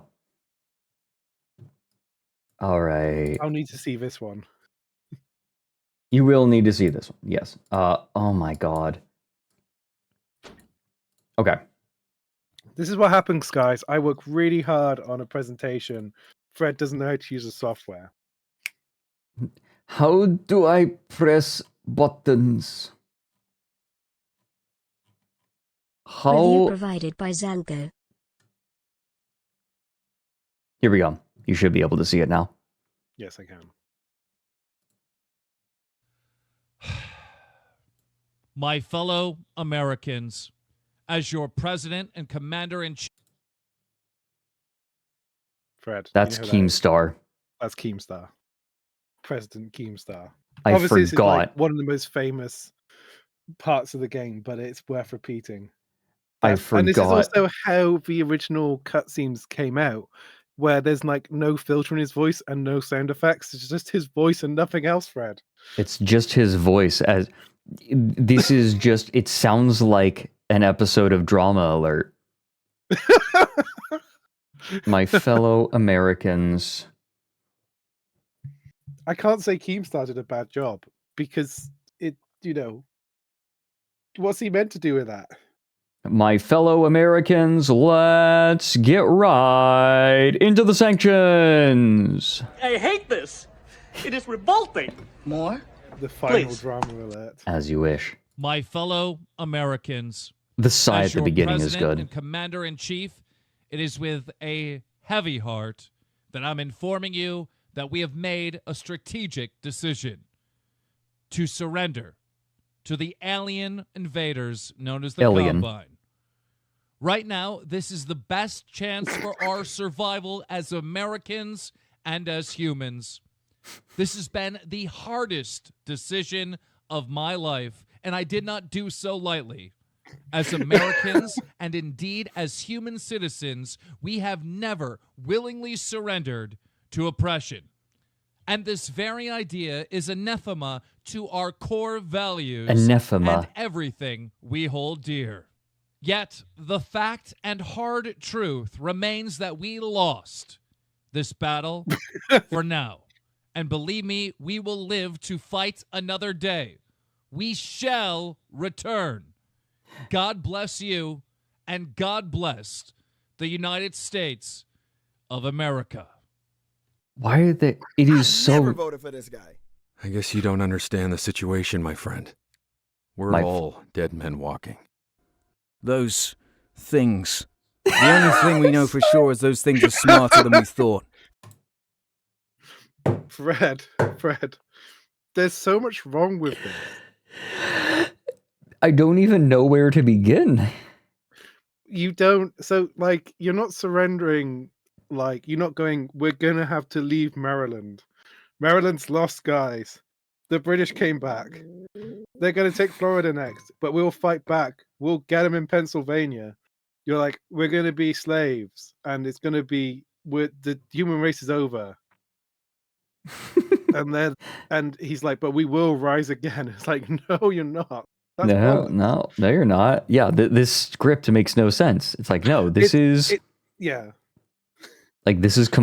total surrender. But it's also for the cliche. That's the issue. It's made of cliche. Because it'd be interesting to, like, I was thinking, what would you actually say? And you just be like, you'd either be like, fuck it, right? Or there'd be something interesting today. You could have replaced the president. It could not be the president's voice. It could be like someone who's written, like a Combine's using a voice replicator to be the president, and they're giving a speech which is going to pacify as many people as possible. Right. Do you see what I'm saying? Yes. That's the problem. It doesn't make any sense in any way whatsoever. Excuse me. Think about it. The first hour they come through the portals, but not just random locations. First, those motherships targeted the military bases. So they cut all the firepower we had. Then they released the grunts to the populated areas, cities. It's like they know the way we are. You know what? I'm gonna give a controversial opinion. I actually don't think that this vocal performance from, and this is I Hate Everything, I actually don't think that this vocal performance is the worst. Yeah. Like, No, I actually think that okay, number one is our grizzled, fucked up face guy. Although his line reads are a little weird.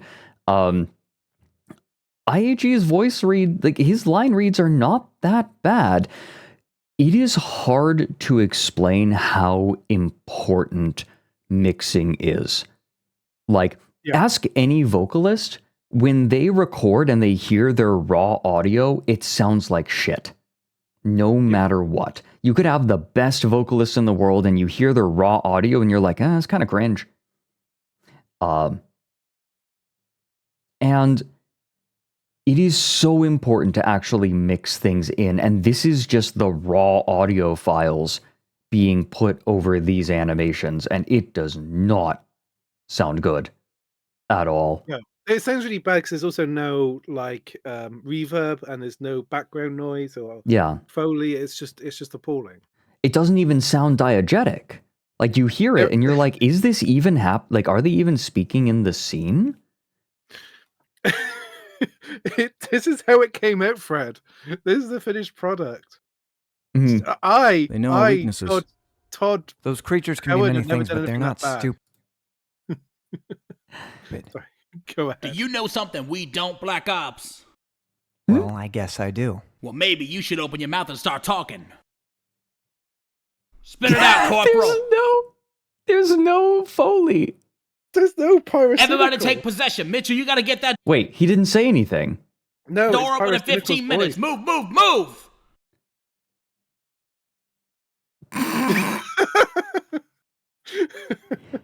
Sorry, that's from somebody's video. I assume they worked in the game. Presumably. Yeah, we can just leave this up. Right. Next slide, my bitch. You Oh, better absolutely. work out how to use this fucking program. Or I'm Okay. gonna So this. Spectral says that LibreOffice Impress has no built-in video media support. Installing VLC Media Player can just make it work, but can't guarantee. I have VLC. Wait, I don't have VLC. Could you look in the package of the PowerPoint and just find the video files in there? Is that something you can do, Fred? It's not, unfortunately. They're in the file, like they're in the presentation. Weirdly, I think. I'll just upload them all now and try and work out which one's which.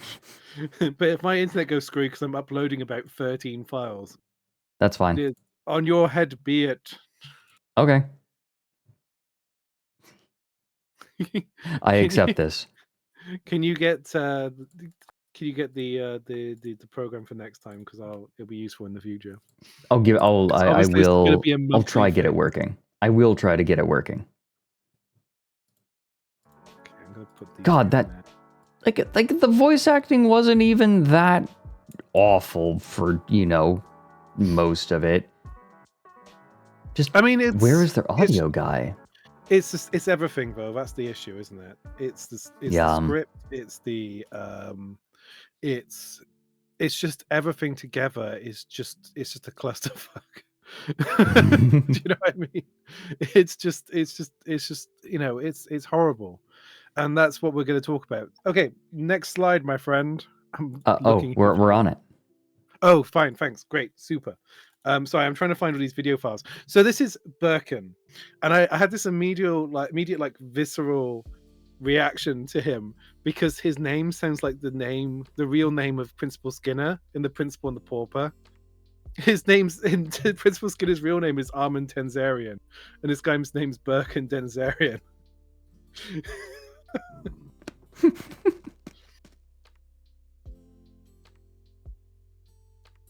Oh, I don't think I can hear you, Fred. Have you gone? No, go on. I thought you were just going to continue. Quiet. No, I just. Because I muted my mic because I was eating a snack. Oh, you're eating. That's why. I shouldn't have gotten such a crunchy snack. Also, it is attracting the attention of Gabbro, which is very annoying. She's giving it the sniffer. I worked really hard on this presentation, and all you're doing is fucking up playing the videos and eating. Number 3 on that list is enjoying the presentation. But this is our guy, and it's funny because he has loads of pictures with like people in the industry, and also Dr. Well, no, I can't say people are not on the app anymore. Yeah. Dr. Dinkelberg. Dinkelberg, that's it. Next slide, my friend. If your hands aren't full. Mm-hmm. Okay, and if you want to watch an actually good video on this, that's I love Tesnakera. He's a very, very good YouTuber. Shout out to Tesnakera. This is a great video. And it's also great because he's like me, absolutely wasted the whole time. He's very drunk when he's making this video, which I support. More YouTubers should record their narration whilst they're drunk. Next slide, sir. This is a quote from Birkin. And one of the most controversial aspects of the game was they were including cutscenes, as we saw one. Half-Life famously avoids cutscenes at all costs. To be fair, Half-Life does have cutscenes, but these cutscenes never take away control. Okay. In fact, when I was... One thing that I did was I did independent study, and I never quite got around to finishing it, but I was creating a theory around interactive media. There's not a whole lot of literature around it. Like, there's lots of interactive media, but there isn't a whole lot of study of it in academic spheres, right? The last major work, arguably, that was made was Cybertext, which was published in, like, 1997 or something. 1999, maybe. Before Half-Life came out. There's like one book, and I was like, okay, well, maybe I should try getting into this. Like, and so I actually made a distinction between like cutscenes and, you know, the way I made a distinction between the passage of time. That I chose that as one of my modes, right? So you have you have animated scenes in which you have no input, right? Those are what we traditionally call cutscenes, and I distinguish that. The distinction I say in this work between that and something that Half-Life does, because in Half-Life, at no point do you lose like, maybe you can't move around as your character, maybe you can't control the speed at which things are happening, but at no point do you enter a cutscene, right? A pre-rendered video, or like, you have animations, but you are always in control of your character to some degree. And the distinction I make is the rate at which that thing is happening. A really good example is the bathysphere segment in the beginning of BioShock. You can't move, things are progressing at a predetermined rate, but and you cannot stop that happening at that rate, right? Progress is happening at a consistent rate regardless of your input. But you are still not losing control of your character. You still have some level of control over yourself, even if it's not the rate at which progress is occurring. And that's what Half-Life does. At no point is there a cut scene. Like, you have things that you could call cut scenes in Half-Life, where characters are talking at one another and you have to wait for them to finish talking before you can progress. But the cutscenes that happen, that we just saw, do not happen in Half-Life. And it is, and to use a word that they mispronounced, anathema. Yeah. To Half-Life and the philosophy of Half-Life. I think some people are kind of going, oh, sometimes you get control taken off you and stuff like that. But these are like pre-rendered cutscenes, which are very, very jarring in comparison to Half-Life, which has kind of cutscenes which are a bit sneaky, where you'll like lose control for like 2 seconds. Right? I can think of a few potentially in Half-Life where you lose control for like 20-30 seconds. Yeah. You know, but you can look around and stuff, and they exist in the game world. So he says, these cutscenes are actually going to work because we're not going to remove this normal Half-Life story progress and replace it with some cutscenes. We put extra stories and emotions and storytellings with the cutscenes. What does that mean? Well, I think you do have some abilities by using cutscenes that you don't have when you have a concentrated narrative like Half-Life. You can see what other characters are doing. You can time jump.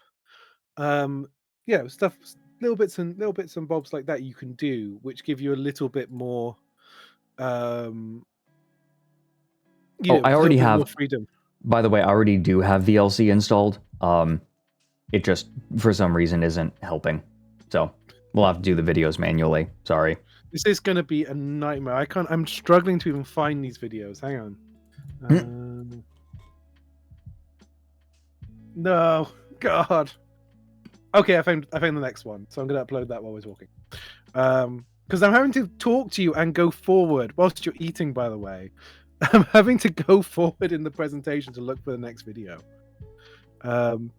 Okay, next slide. I'm a hungry little boy. So they had an Indiegogo. This is the final result of it you're going to see. This is in British pounds, Oh but my I think it was God. like $12 out of 100,000.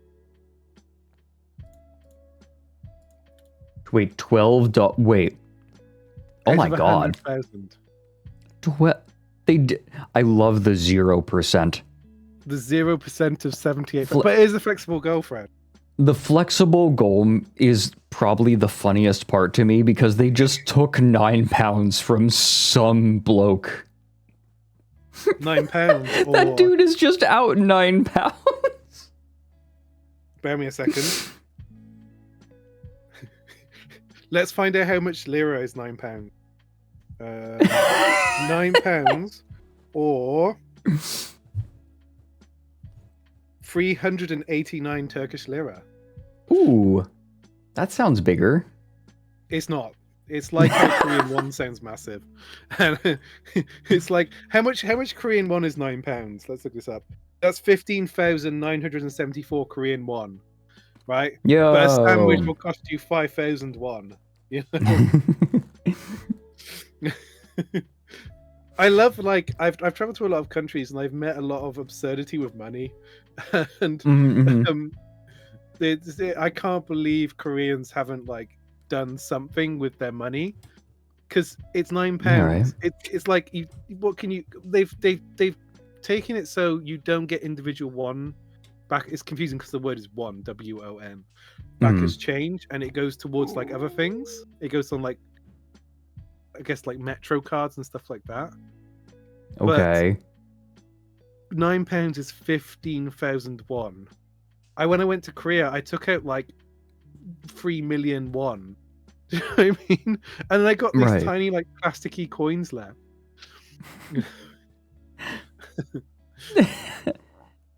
Maybe it's worth a lot in North Korea. It's like 300,000 North Korean won. Yeah, move to North Korea and live like a king. The first North Korean video game. God, I just really cannot get over the idea that one dude is just out £9. Nobody even gave to it for the memes. People knew about this, Fred. They knew it looked like bollocks. Because we're going to look at the Indiegogo now, and the Indiegogo looks bollocks. God, I'm so excited. Next slide. Did you just go to the next slide without me saying? Yes. You did. You fuck. I did. Sorry. I'm breaking my own rules. So this is North the Indiegogo. Korea. God, it was a stim for a while, right? Like the way that the North Korean propaganda videos say North Korea, it's always like they speak perfect English and then suddenly speak a word very peculiarly, right? They'll be speaking perfect English, like life is wonderful here in North Korea. It's like, wait, what? I've met North Koreans. I'm like one of the only Westerners probably actually met a North Korean. Oh, Like a real, that's interesting. a non-defective North Korean. I didn't know. Well, because I was in China and they used to occasionally come over and do business. Right. There, I'd be like, "Oh my god, it's North Koreans! Can I get a selfie?" They're celebrities. Yeah, they have like businesses in China and stuff like that because it's the only way they can make money, I guess. Non-defective North Korea. Non-defective. Oh, we're going for.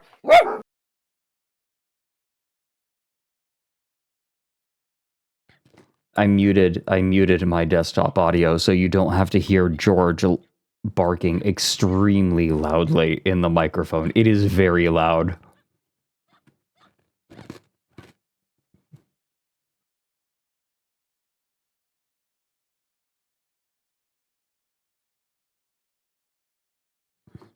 Like you cannot hear.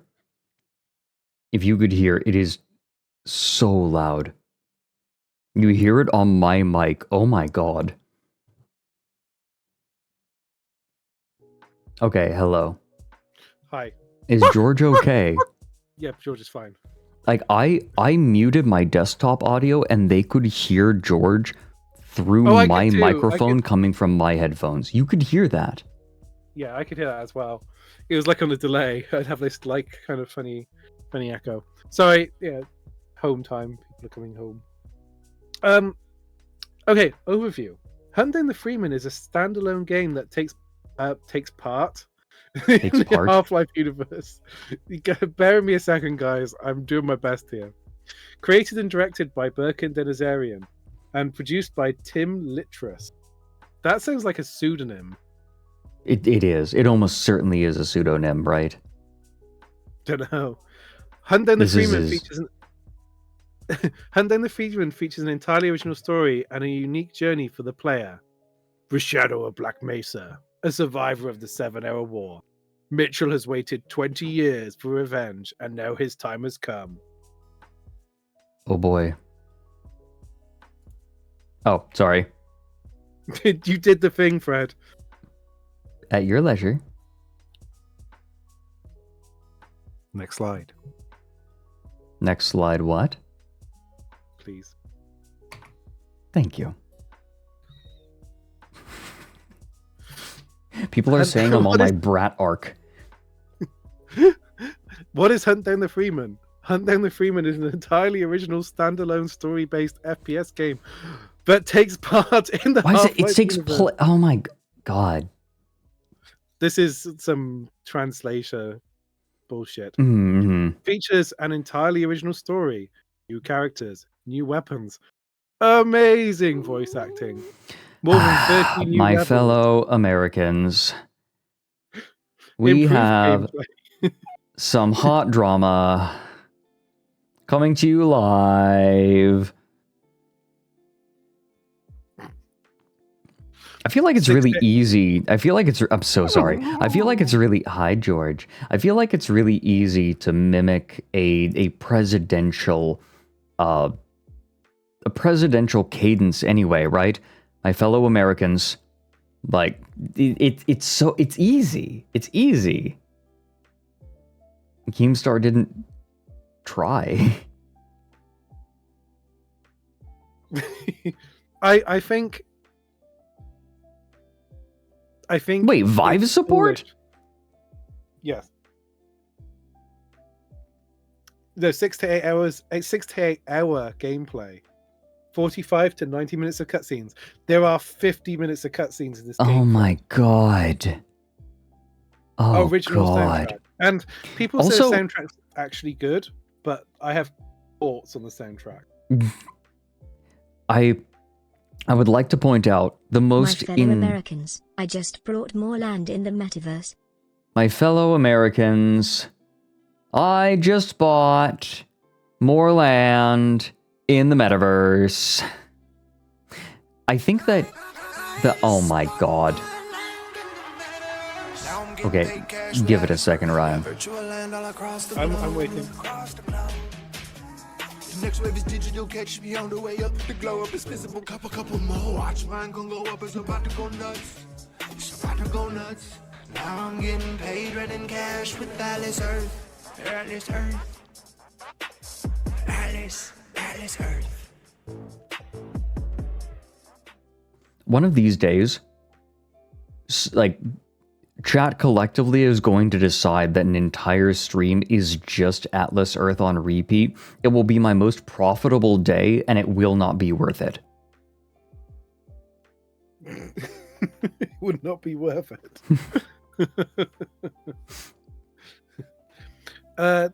Next slide, lovely gentleman. There is one thing in here that is kind of driving me crazy.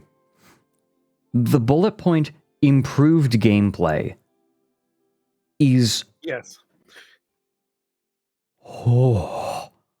that's actually kind of remarkable. Like how much of a cockhead do you have to be to look at the gameplay of Half-Life 2 and say, you know what, I can make this better? It's up there. I mean, I would say, I'm not going to defend this, by the way.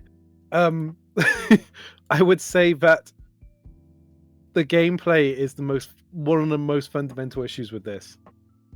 Worse than the cutscenes. The cutscenes are actually decent in comparison. Okay, I have next slide, please. Yeah. So I wanted to show you this because there's like, oh, it's Hunter Freeman. There's a prologue in Black Mesa. There's a chapter 1, the 7-Hour War. Chapter 2, Hunt Season. And then there's like Eli. I almost said Eli Walsh is the actor. There's what's his name? Eli Vance. Eli Vance on the floor. And then there's like this really out of place pale model. Eli Vance. The Eli Vance. The Eli Vance. I love the voice acting of the Vortigaunts. Yes. Oh, I love them so much. I have a brain injury. I have a brain injury. My brain is injured. I love him so. I love if you have VR and you haven't played Half-Life Alyx, all you need is that scene with the Vortigaunt who like got a brain injury and so can't like commune with the Vortessence anymore, and he is just the most delightful character. Yeah. But like it just makes me sad, that bottom image. It's like there's a poor disabled elderly man who's been knocked to the floor, and it's like your mate's gonna point a shotgun at his head. Your pale, like disgusting friend. Next slide. Voiced by I Hate Everything. No, I don't know who voices him, but it's not. He's not in the final game. It's like a temporary mode. I don't know what. You know, if I were to voice act something, do you think that no, wait, I have voice acted stuff. You know what? Fuck it. I'm decent. I'm getting there. You can be less anime. Everybody has a problem with being anime. Yeah. Right. So we're zoomed in on Hunt Season 2. Chapter 2 Hunt Season. That's just depressing. It's like the most dangerous game. It's horrible. Mm-hmm. I love the implication. Yeah, I love the implication of hunting down an old scientist with a missing leg. I did it. Sorry, I'm laughing at the idea that like one of the characters is the kid. I also did the Red Deldar. I did the Red Deldar too. Have you heard me voice the Red Deldar? I shredded my throat for that. But yeah, I had a friend who's a voice actor, and they're like, any feedback to like, I was talking to any feedback to like new voice actors, and they were like, be less anime, please. Bless. I did voice a Twink Dancer in the Black Reliquary, and I did some hurdy-gurdy for it. Twink Dancer. I did decent on that. This is like, that sounds like one of the things I'd send you, because when I was working with some synthesizers on Logic, some would have like a preset which was like hard twinkler. And I'd be like, I'm sending that to Fred. Next slide, Fred. Okay. They're being childish in chat. These are the stretch goals. Speaking of dildos. God, this is hopeful. This is so hopeful. Sorry, it's a bit smaller than I expected. Forgive me. I just can't say anything right now. So $100,000 is successful completion of the game. 115, you get a free story DLC. 15 grand to make a DLC, Fred. 50. sorry, the next one just made me laugh because I remembered it. 130,000. 7 hours war survival mode. A survival mode that actually takes 7 hours to finish. Sorry, boss. Coming today, I've got to play 7 hours war mode on Freeman.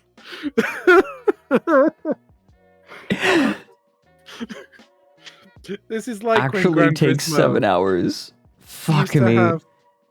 It used to have like you could play the Le Mans 24, not Gran Turismo, but you had 24-hour races on Gran. Dead Rising did it, so it's not special. Well, Dead Rising had a time limit, right? Yes, TSP ass mode. But like that's a really cool mechanic in the game. This just sounds like you have to fight and survive for 24 hours. Yeah, it's Call of Duty Zombies, but it's just wave clear for 7 hours straight. I mean, yeah, what's the difference between this and a campaign? Because campaigns, you change location, and that really influences the way you play the game, and it feels like you're making progress. Right. You don't want to stand around for 7 hours. Maybe you don't, but I play Stellaris. Yeah, I was going to say. I'm trying to be less mean to you, Fred. It's not easy. He's buckling under the strain. 150k, we get a co-op mode. 175k, we get a second DLC mode with the most ugly character model I've ever seen in my life.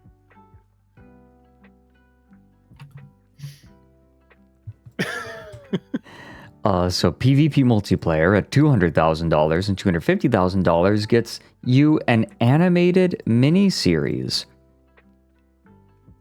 And then if they get another $250,000 on top of that for a total of $500,000, we get an animated movie. This got £9. What do I get for £9? What do I get for £9, Fred? You get a sandwich that's cut in the shape of the face of the main character of Hunt Down the Freeman. Next slide, please. Oh, it zoomed in. I thought it zoomed in. I'm incredible, Fred. Well, do you want to just show them my nice animation? Yeah, sure. Look at these nice animations. Guys, I'm so sorry. I've been thrown off by the videos not working. Everything. Yo, I understand it's a gun, but it looks like that shot of Gordon Freeman makes it look like a porno. He's got like a thick dumpy. He does. I know it's the gun, or no, it's like the crowbar or something, but he's got a dumpy. You fucked up my face with your big dumpy. Yeah, he fucked up my face. Cut to a shot of Gordon Freeman slamming his ass down on the face of the main character. I think I'm going to make a wrestling reference. I don't know if you understand it. But I do think Half-Life would be better if Rikishi was a playable character. To the 4 people who get that. Sorry, I'm not one of them. Next slide, sir. Why do we need your support? Engine licensing and related fees. Just press a button in case this zooms in as well. It doesn't. Okay. Okay, Fuck. so they need $25,000 for licensing the source engine and the RAD tools. Which is animating the cutscenes, hiring additional animators, 3D models for stuff, high resolution custom texturing, hardware needs. We need computers, a soundtrack, so they can hire a great composer, a developer team, voice acting. A kick-ass original soundtrack. Whereas if somebody said, I need you to put together a kick-ass original soundtrack to me, I would put a gun in my mouth and blow my brains out. For my Half-Life mod. I don't know, Ryan, that would fuck up your face. In what world is this a VR game, though? You'll see. It's interesting. This is very interesting. It's an interesting part of its history. Okay, FAQ. I've never played a Half-Life game before. Will that affect my Hunt Down the Freeman experience in any way? Not at all. In fact, the game will cover experience. In fact, the game will cover a huge... But actually, it might improve your experience since you have no baseline. I think it would, you would see a barrel from Half-Life and just get an immediate, visceral bad association with it. Well, from a different perspective, so both old and new fans alike can enjoy the game. How long is the game? For the average player, the main campaign should take 6 to 8 hours to complete. Is the main character a mute like Gordon Freeman? No, our protagonist speaks. Right, this is the biggest red flag, but a couple of things. Gordon Freeman isn't mute. He's a silent protagonist. Yeah. Being mute means something else. But also the way the answer is written, it's not like a feature, it's a creative decision. And some games are improved by speaking protagonists. A great example is in Dead Space and Dead Space 2.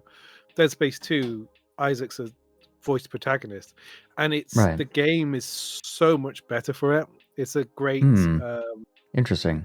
It's a great voice. Gunnar Wright does an amazing performance, and the character of Isaac is just fantastic, particularly in that game. Right. He's a bit down in the third one, but in the second one he's great. But the decision to make Gordon Freeman a silent protagonist is a very central one to the way Half-Life works. Yeah. So it's not like they didn't bother to get voice acting. They made a decision not to. The best part of the Dead Space 1 remake is adding voice. Yeah. And I think Gunnar Wright is so fucking good as Isaac Clarke. Sorry, go ahead. No worries. Okay, how similar are the gameplay mechanics to the original Half-Life games? The core gameplay is essentially the same, but we've made some cool changes that will present some new and refreshing mechanics and modes of play. So, this feels like it bears addressing, because the combat in Half-Life and Half-Life 2 reminds me a lot of Doom, where the gameplay is extremely straightforward. Like the combat, I should specify, the combat gameplay is extremely straightforward. And so most of the variation on the gameplay comes from level design and pacing, right? Making sure you have different weapons for different fights and different enemies, so you have different combinations and you have to deal with them in different ways every time. So, to add mechanics on top of that, like, it is such a monumental game design triumph, right? Like Half-Life, both, I would say Half-Life and Half-Life 2 and the episodes and Doom, the fact that the levels were made in such a way as to be engaging through the entire thing is a triumph, right? Yeah. And if you are going to make these mechanics work in an engaging way, you have to have some very, very, very good game designers who understand game design on a very fundamental level. Quake, same thing, right? They're classics, not just because they're historically significant, but because their designers were very precise about the way that they created their games. It wasn't just, throw some guns in there, throw some monsters in there, it'll work itself out. It was much more meticulous than that. And it shows. This is going to sound really kind of offensive, but hear me out. So, combat in the first Half-Life, I'd say, is actually slightly secondary to the extent, like part of a bigger world. I always think my favorite bit of game design is there's a sign near the very beginning of Half-Life where it says, "Do not use elevator in case of fire." And you're trying to get out of the area, and you just go, "I'll press the elevator button." And as soon as you do that, the elevator just like plunges down with people inside it and explodes at the bottom of the pit. Yeah. And you're like, "Oh my god, things mean things in this game." It's a great example of really good level design. I remember that one. I mean, that's a classic moment. I think of it in Freeman's mind too, right? Yeah. Freeman's mind is great. It's great. It's aged so well. It's like 15 years old at this point. I mean, it's obviously still being made, but like the original episodes are still amazing. They're still amazing, yeah. Yeah. There's a part of me that wants to do like a marathon, right? A marathon of all of them on stream. You should do your own version where your mind's Freeman's mind. But I would say that like people forget how old Half-Life 2 is. Half-Life 1, you can kind of see by the graphics, is a game from the late 90s. Half-Life 2 came out in 2004, the same time as like GTA San Andreas. That's like what I think of as a comparison. And like San Andreas is a great game, but it's also like graphically quite basic, whereas like Half-Life 2 is very detailed. And so the AI in Half-Life, I think by modern standards, isn't great. It's a little bit breakable these days. And the enemies do have a tendency to like constantly close ground on you. Right. But you have so many different weapons and tools, and they all feel unique, that the Mhm. game really... And the presentation as well. The presentation is a very, very important part of way AI works in games. Fear, for example, the AI was like pretty damn good, but Yeah. the level designer and the AI people, character AI people, were working very closely together to get the best out of it. Yeah, yeah. I really think, and it's like a gameplay thing as well. You don't want games that like present characters in a way that makes you feel like you can't fight them. Because there are some games when characters get too close, you just can't shoot them. Do you know what I mean? Those Yeah. have really, like, it feels really bad, you know? Like Halo, one of the reasons Halo is so great is because the characters all behave in very unique ways, and they're presented in ways that create specific challenges. One of the big differences, I think, between Halo 1 and 2 is they really nail that in Halo 2. In Halo 1, they don't quite have that down yet. Yeah. Thinking of Rocket Flood. Like, every time I think of, like, Halo 1, I think of Rocket Flood. You, like, turn a corner and you just get obliterated instantly. God, that was... Yeah, Fear has extensive callouts to make, because they really wanted to show that off. CE is the most heavily aged out of all the Halo games. I didn't play it for maybe 15 years. I went back to play and I was like, yeah, I remember this being so good. And then like the Warthog feels like it's on ice all the time. And Right. I it's think not bad, that... though. I think it's No, it's not. bad at all. It It's just not feels bad. Like it's not I as think smooth as we want. I think that there are game design fundamentals that have evolved and become commonplace since it was released, right? Things that are taken for granted are not present. Things that are taken for granted nowadays are not present in Combat Evolved. Yeah. And I think that's why Halo 3 aged a lot better than Combat Evolved. Not just because it's a more recent game, but because Halo 3 codified a lot of basic game design concepts that are still used to this day in games of its genre. There's an interesting, I think it was, because Halo 2 came out the same year as Half-Life 2. And I think the really interesting comparison between them is like Halo 2. I really love Halo. We both love Halo. Yeah. But I think like Halo 2 feels like a really beautiful product that brings a lot of different mediums together. It has great cutscenes, great music, great voice acting, great level design. Whereas Half-Life feels like pure video gaming. Yes. You know, it has like, I mean, the composer for Half-Life is really good, but he's not like a film composer. He couldn't do the kind of music you have in Halo. Right. Half-Life. Right. I was going to say I'm not crazy about the soundtrack for this game either because it's completely bereft of the things, I'm using that word again, Fred, of the things that made the Half-Life soundtrack really interesting, because it has Half-Life has this kind of like weird like counterculture kind of edge to it. It's almost like it's got this Nine Inch Nails sound to it, and then Gordon's got like the ponytail and stuff. It feels like quite 90s sometimes, Half-Life.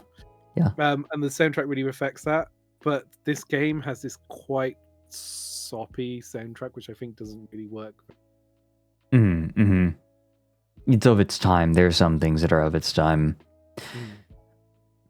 Next part. Yeah, sure. We'll see more about the gameplay. Hunt down the Freeman. Does that mean we play as the bad guy? Is that even grammatically correct? What? What? There is nothing either good or bad, but thinking makes it so. William Shakespeare. I am... God. Okay. As for our title, everything... Wait, what? As for our title, everything will be explained. Wait, what? But... I think that part of the answer to the previous question is in the question for the next line. Yes, you're correct, Fred. Oh my god. So the full question is, as for our title, everything will be explained. How will the official release differ from what we can see in the trailer? Absolutely. That's not even a translation thing. That's just a proofreading thing. Yes. And he has what's his name? Tim Litmus to help him now. That's not his name.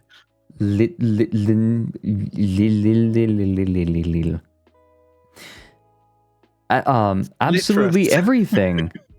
Absolutely everything with your help. Better textures, better sounds, better weapons, better character models, better gameplay, and more. Will this game be available on Steam? Okay, will this game be available on Steam?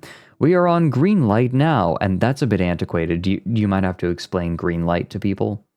To the Zoomers in the chat. So yeah. Greenlight, it was like you could vote. I mean, I don't know what it is really, Fred, but it's. I mean, I can you could explain vote it. for your games to get them published on the Steam page. So you Yeah, have people making games. I mean, I could there might be explain some it. more to Yeah.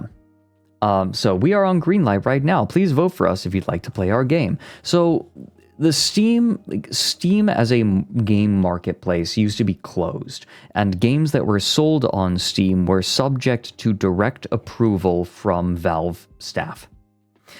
And Greenlight was the first opportunity to create an automated system that would allow new games that weren't personally reviewed by Valve onto the platform. The concept was your store page effectively acted as a pitch, and if you could get enough people to vote for it, then it would be allowed to be sold on Steam. This, of course, this is, as you might expect just hearing it, this system suffered rampant abuse. I think that the most popular, the most well-known, well, I don't even know if that's the case. There are a lot of well-known instances of abuse of this system. I think that the one that people will be most familiar with here is Digital Homicide Studios. From the Down the Rabbit Hole episode. From Down the Rabbit Hole. The reason that Digital Homicide was able to proliferate in the first place was they took advantage of Steam Greenlight.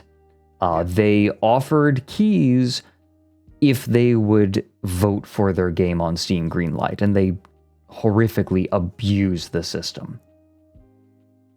Yes, and then they used other. Make sure you know you saw it on Down the Rabbit Hole. And then they used other automated Steam systems in order to bilk money out of people, right? Like they effectively were abusing systems that were in place to make money and just cranking out as many games as they could. Cranking it. They were Gaben cranking was busy building his submarine, so he couldn't pay attention to what was going on. I feel like between 2010 and 2020, Gaben kind of just he got pretty rich and was just I'm gonna build a submarine and a balloon and an airplane and a rocket ship, and he was just it's gonna be great. All kinds of he was having a good time. Have you ever seen you know how in Dota 2 you can have unique announcers, right? No. Okay, in Dota 2 you can have unique announcers, and they got a bunch, right? Like they got the narrator from Bastion as one of them, right? They're just like, Dyer's Tower didn't make it, right? Like stuff like that. And then they made a Gaben one. They made one for Gabe Newell, and the trailer for it is actually amazing. There's a running gag of the Dota 2 International where he's just abusing the hosts to the point where it's like, are you guys okay? He's just like me for real. Here we go. Let me see. Here we go. Yeah, Gabe Newell Mega Kills announcer pack. That was an interesting sound. It is part of the trailer. Here we go. Am I hearing this? I'm going to share it with you. I think that you'll appreciate this. If you've never seen this, you will appreciate it.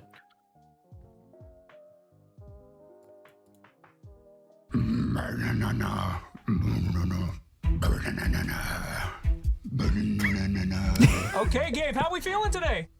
Good. Okay, great. Okay, so today we are doing the Gabe Newell Mega Kills pack. Yeah, there's only about 15 lines, so it's gonna take what? 30 minutes? 30 minutes, 30 yeah. minutes. Should be really easy, okay? Let's have some fun. Okay. Okay, great. Our first line is gonna be First Blood, all right? Go ahead, whenever you're ready. Hello, I'm Gabe Newell. You've just achieved First Blood. Thanks and have fun.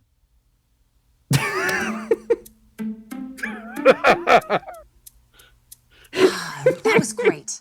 That was great. Seriously, great, Gabe. Can you try it again with a little bit more energy? Like a first blood. Yeah, first blood. First blood. You know. Let's try double kill with bloodlust. Yeah. Hello, this is Gabe Newell. Thanks for playing Dota 2. Double kill.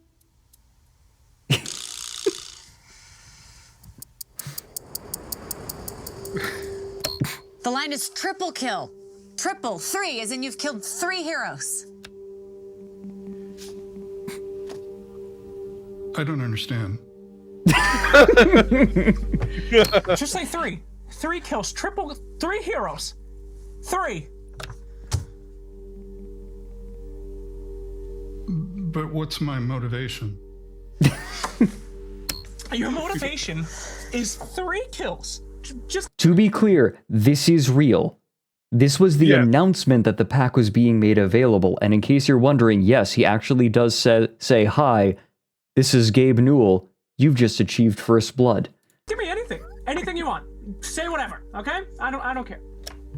You've killed more than 2 people and less than 4. You know, that's technically right. You nailed it. We're good. Yeah, Gabe. We can move on. Okay, both teams are dead. Do we just wait? This reminds me of the Steam Summer Sale. Onage. See, Dota Plus is worth the money. These things, they take time. Please email me at gaben@valvesoftware.com and let me know about your rampage. I'm not wearing underwear. Okay. Yeah, that'll work. That'll work. That was great stuff. Really, really great.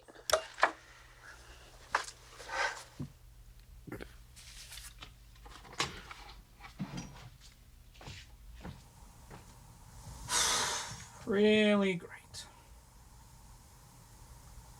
Ship it.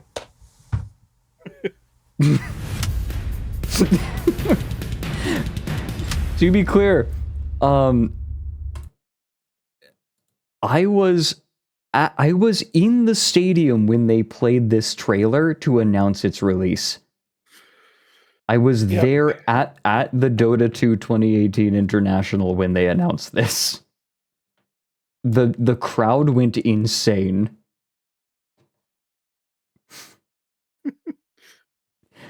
It's very rare to find, speaking of Todd Howard, it's very rare to find people as beloved as Gaben in the video game industry. It's true. It is actually remarkable. He does, I think, you know, now he has Steam. He does like video game development for the love of it. You know what I mean? It's like, we could, I think that's refreshing. Yeah, I think that, I mean, they made Half-Life Alyx to, help pitch the index. It seems he wasn't happy with it. Do you know what Really? I mean? I get the impression that they decided that was like a tech demo for potentially Half-Life 3. And then they were like, no, we don't want to do this with Half-Life. Maybe. Which is bananas because Half-Life Alyx is really good. Half-Life Alyx. I think it was just, you didn't want to have to buy like an Oculus Rift or whatever.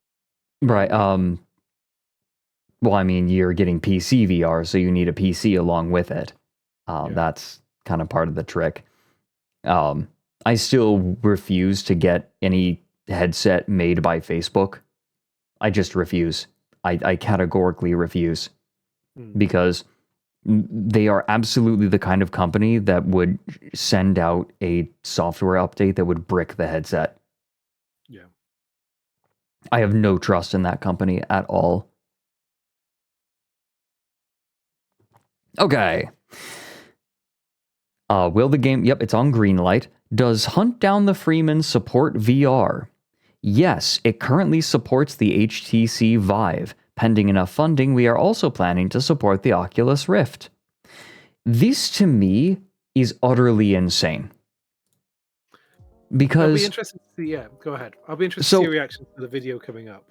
Yeah, the problem is that the considerations involved in making a game for VR are vastly different than those for a desktop game. And there are some games that have VR mods for them, like Outer Wilds, but that's more of a, like, it's for fun. It's more of a gimmick, I would say. VR video games feel a lot slower. There are some games that also work in VR. I think the best example is Elite Dangerous, right? That is a game you can play on desktop, but you can also play with a VR headset, and like that's almost the optimal way to play, but you can play it on desktop. Yes, there's a VR mod for Outer Wilds. I believe it's called Nomai VR, I believe. I guess just the idea of making this game and then saying, oh yeah, you can also play it in VR feels weird to me. Developing games for VR is very specific. I think somebody said it sounds like a 13-year-old. And if you watch ever, like, Kickstarters, there used to be loads of projects by people who had no skills, no funding, no experience, and they just be like, I have an idea. And you'd be like, yeah, fuck off. I think of all the videos I've watched from Slope's Game Room. But yeah, it's true. It's like people are like, oh, I got this idea for a game, and they've never done it before. Like, imagine a world where it's like real life. And you're like, technically, how are you going to do this? You know? All of the Kickstarter MMO projects. Yeah. All of them, like, made by people who have no experience in game development. Yeah, like this guy. But here's the difference, Fred. This guy made the game. Right. What is the release date for Hunt Down the Freeman? End of 2016. Spoiler alert. Didn't happen. Next frame, sir. Now, I want to just show you this. I want you to just take it in for a second, then we're going to watch I think the next one's a video, but it's on the drive, right? Okay. Next slide. See if you could just look at these models and then... Okay, this is the video. So unless you can make this play... No, I can't, unfortunately. It's Shakespeare. William Shakespeare. It's Shakespeare, yeah. When I start masturbating in public, it's a Shakespeare. Sorry. No, you're not. No, I am. I have shame. I think people should have more shame, Fred. Did you name that previous video with like Keemstar playing the President Gnome? No, somebody called it President Gnomester Steve. Some of these have been edited. Some of them I just downloaded off YouTube. Fair enough. I'm sorry. Okay, let's see. Gnome Star, yeah. That was the previous one, so the most recent. Here we go. So, all right, we've got the video. I'm sorry, we kind of got to jank it together like this. Just janking it. I'm just out here janking my stream.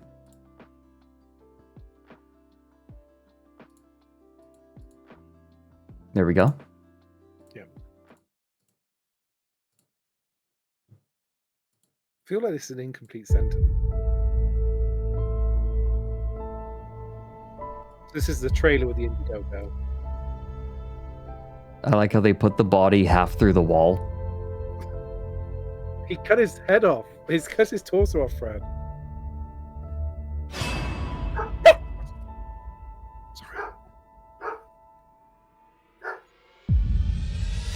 Oh, that was not a great animation. Hold on, just... Yeah.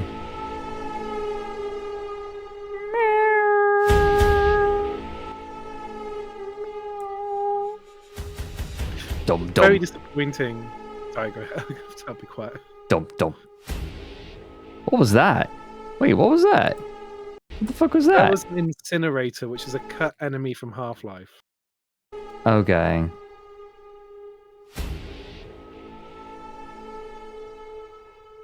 He's made of chicken. He pet. God sent him to us to save us. We have a hope now. The one they called the Freeman. Gordon Freeman is back. Well, Cremator, thank you. Sorry. react to this. Meow, meow. Captain. Meow, meow. Meow. You should not be using an SMG at that range. What if that's Do you all get he's any got, other... Fred? Okay, there's another gun.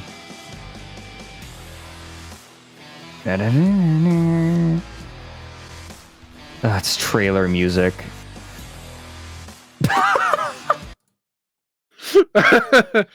Fred, I have this exact image in the next slide. You have noticed the models are so ugly. Oh, The God. Gordon Freeman models ugly. This is... you could probably find this sold on Second Life for $20 a pop. It's like porn parody level of ugly model. Not saying, I mean, there's like in terms of huge generated, the models are so ugly and the music is so inappropriate. Oh, it really is. Like, the vibe of Half-Life is very specific. Yeah. Well, And this is a Marvel movie trailer.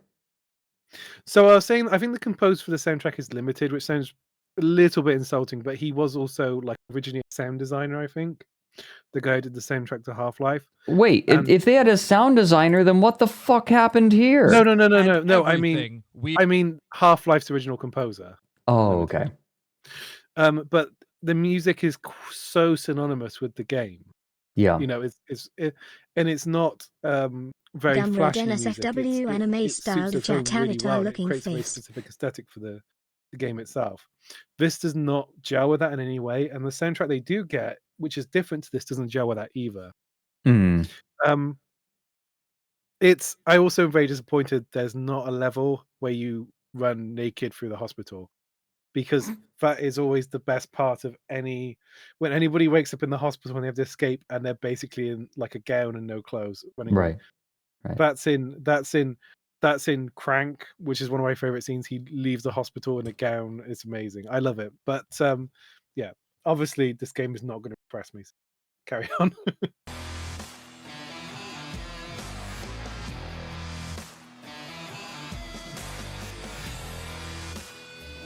Yeah, the tone is off. It's like someone who played Call of Duty played Half-Life and they were like, I like how serious the game was. Good point, Fred. Look how ugly this guy is. God, Jesus.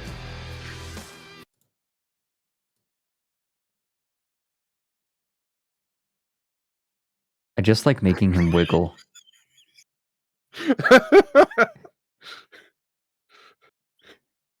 The last thing a Somali pirate sees.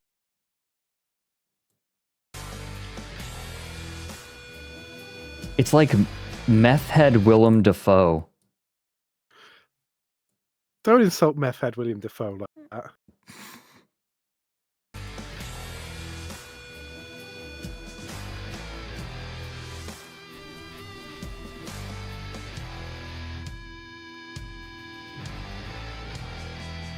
Steven Seagal movies, yes. Yeah. Who the fuck is that?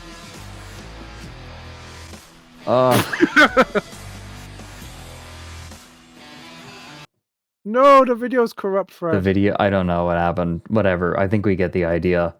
So at the end of that, it does show some VR gameplay, Fred. Oh.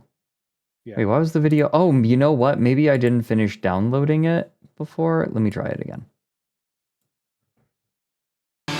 No, it's just, oh God, loud. Jesus. You know, whatever. Okay, so what was the VR gameplay like then? It was We're just having like troubles with this. Yeah. So one of the things you'll notice is it has iron sighting. Wait, Right? hold on. Spectral Owl has given me something. Spectral has DM'd me and said, okay, this is an extremely important thing you need to do, trust me on this. Play the Metal Gear Solid 5 trailer in the background with the Hunt Down the Freeman trailer. The majority of the Hunt Down the Freeman cutscene direction and styling almost directly ripped from Metal Gear Solid 5. Okay. Yeah. The worst Metal Gear Solid game. Okay, hold on. Pulling money, recruits, just to combat. Oh, hold on. Let me do this.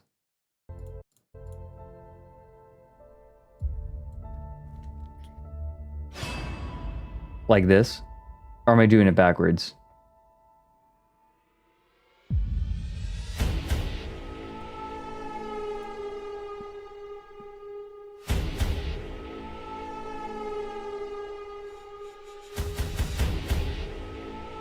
Oh, yeah.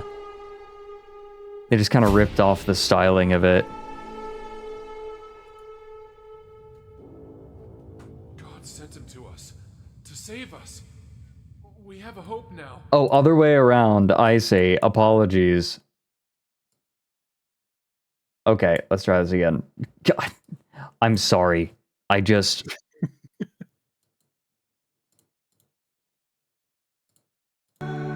Here we go.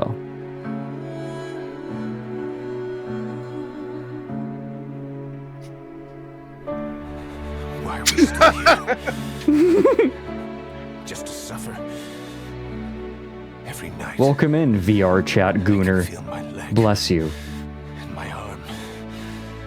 Even my fingers. The body I've lost. The comrades I've lost. Won't stop hurting. It's like they're all still there. You feel it too, don't you? I'm gonna make them give back our past.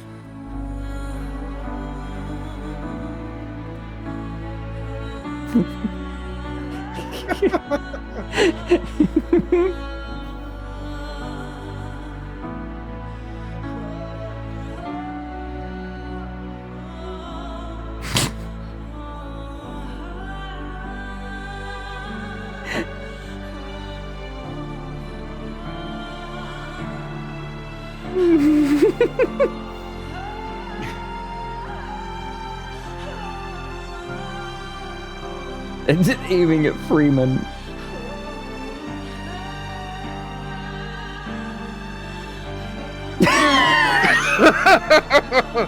Oh, that's horrible.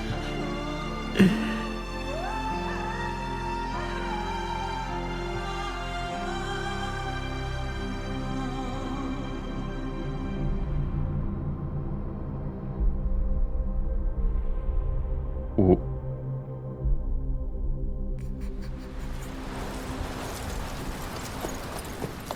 Okay, fair enough. It's beautiful, Fred. Cinema.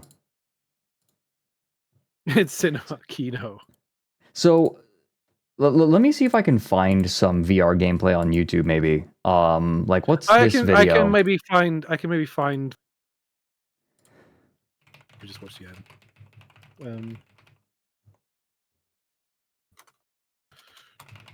Freeman. Here we go. I found the original trailer, so we can just watch the rest of it on YouTube.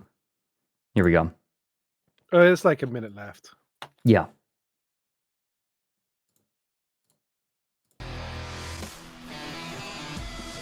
Oh, this music, Fred.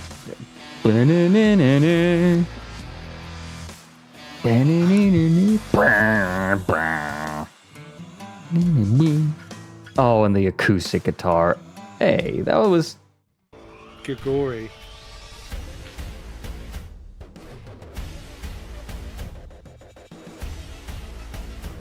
Wait.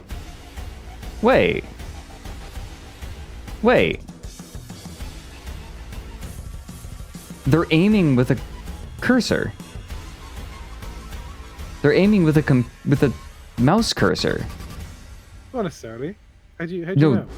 No, because look how steady that reticle is. It is very... No, they are definitely aiming with a mouse cursor. Fred, maybe they're just that good. Maybe... I'm not... This isn't worth it. No, like, the way the cursor is moving, it's moving like a mouse cursor. That is how mouse cursors move. That is not how people aim. Also, look how steady the gun is staying. It's no. Maybe they have real military experience. They're like, I feel nothing.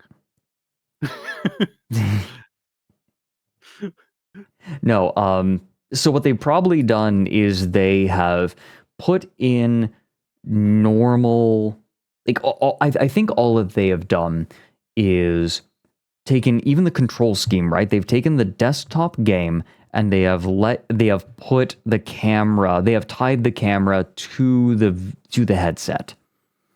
This is not a terribly difficult thing to do.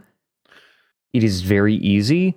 However, what you're doing, there are some games where you play normally with a controller, but the camera is in the game, right? There are some good games that do that. Thumper, for example, does that.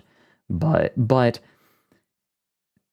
it's a little bit misleading, right? Like, this is clearly not made as a VR game in the same way that Half-Life Alyx is a VR game. Mm. Yeah. Absolutely. It's really, And yeah. That needs to be specified. It's very selectively kind of picked out. It feels like. Do you know what I mean? It feels like it's they've got someone playing the game and they've kind of selectively picked out, different sorts of bits of the game that looked good and then put them into a trailer. Right. But that's how I feel about it. That's what I think happened. Okay, shall we continue? Yeah, I need to find a video now. Fred? There you go. Fred? Oh, hang on, I'm getting there. Oh, they've gone up to the cloud. Oh, another video? Yeah. You fuck, Fred? I'm trying. You're not trying. You're not trying, Fred.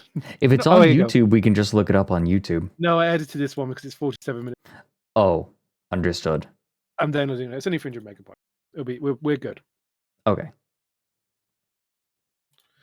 So yeah, the next few slides, if you want to like sort of slip through them, I just wanted to point out how ugly these models are, and how they're like in everything, in every piece of like promotional material for the work. You just see like these ugly ass models in your.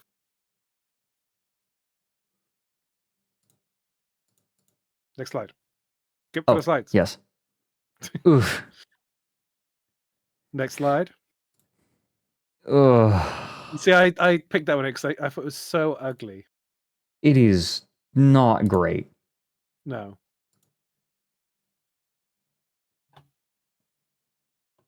It's really brutal. So next slide. And these two look particularly weird. They kind of don't look like they fit in the universe. Do you know what I mean? Like that guy's got a very sculpted beard. Right. It just doesn't look like right at all. Right. I feel like one of the traits of Half-Life characters is everyone looks a little bit scruffy and like they're, everyone in Half-Life looks like you caught them at a bad time. They were startled by a fire alarm. Sorry. Hang on. Okay, so I've got the file. I'm going to put it on the drive. Okay. So next slide is a recording of an interview with Birkin, and where he's probed on some of the issues people have with the game, like why are there cutscenes? Why would you have cutscenes? Why do you need 100K? Stuff like that. Right. Oh, this is going up. This is take a little while to upload. It's saying 5 minutes to upload. Well, do you know the time code? Multiple time codes. Okay. The interview, and you can start watching the interview with the guys. So this is on the YouTube channel. Run, Think, Shoot, Live, which is a very little channel, and I would suggest if you're interested in watching the whole interview, give him a view because it's probably one of his most viewed. I think it's worth.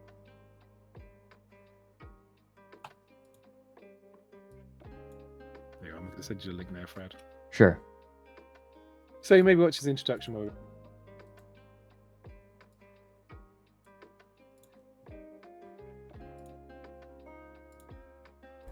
Hello and welcome to What the Head Crab special number 2.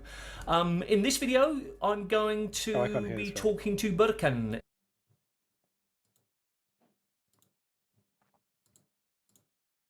There you go. He is the director of Hunt Down the Freeman. So we talk about a bunch of things. I try to remain positive all through it because essentially I really want him to succeed. There's some aspects that I'm really not happy about, but I want people to be making interesting things, and I hope that you want that too. Whether we agree with... I feel like there's a particular vibe to people who do lots of interviews on smaller YouTube channels. I can't define it. Just there is a particular vibe to people who do a bunch of them. Like, I've done a couple, but there are some people who are like serial interviewees on tiny YouTube channels. I first go to Tommy Tallarico, who goes on to, like, if you ask him for an interview, he will give it on any channel size. Yeah. And I can't explain it. I couldn't even give you a lot of people. The only person I could think of right off the top of my head is Tommy Tallarico, whose mother is very proud that he got interviewed on so many small YouTube channels. I think, do you know what my thoughts on the Tommy Tallarico business? Tommy Tallarico is very ununique, right? Yeah, right. He's an unoriginal person by definition. No, but there are a lot of composers who work in film music, game music, who inflate their achievements, take credit for other people's work. It's a huge controversy waiting to happen. Yeah, I remember you made you made a Twitter post about it, about like it is this bad in the film industry, and yeah, as soon as people realize and like learn how bad it is, it's going to be a huge part of the news cycle for a while. Yeah, I would say most blockbuster films, less than 10% written credited by the credited composer. That's how bad it is. They will use ghostwriters. They will reuse music.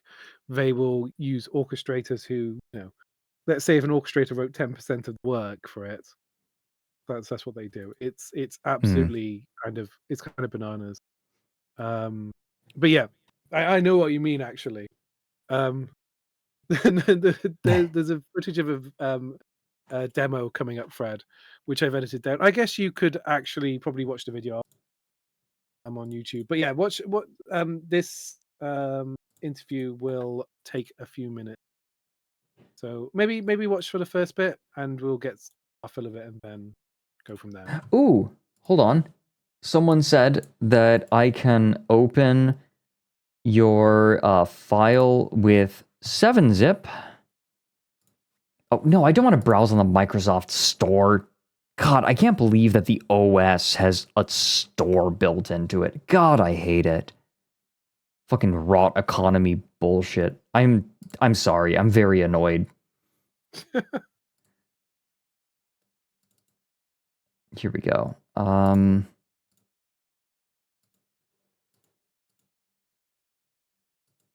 Wait, what do I use?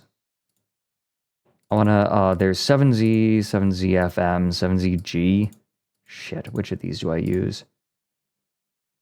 I'm gonna try this. Here we, oh, well, that's the file manager. Hold on. Holy shit. Oh, that's the GUI. God damn it. This should be it.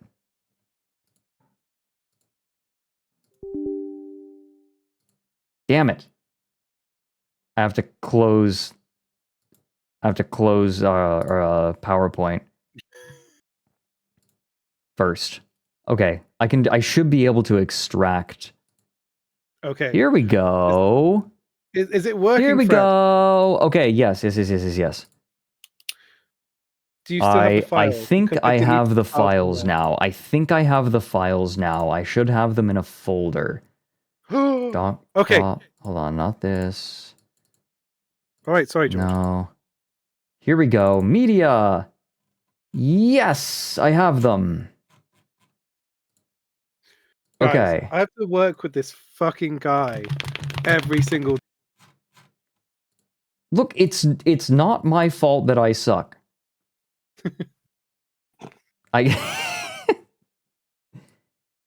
Okay. Here we go. This, right? Yeah. This is the interview they were looking for. Yeah. So this is a kind of questions and answers are interesting to view. Mm-hmm. Or gaming full- background and Half-Life. So tell. Mm-hmm. Yes. There's a full 50-minute interview if people are interested on this channel. Run, shoot, think. Okay. Okay. And this is the correct one, yes? Yes, that's the correct one.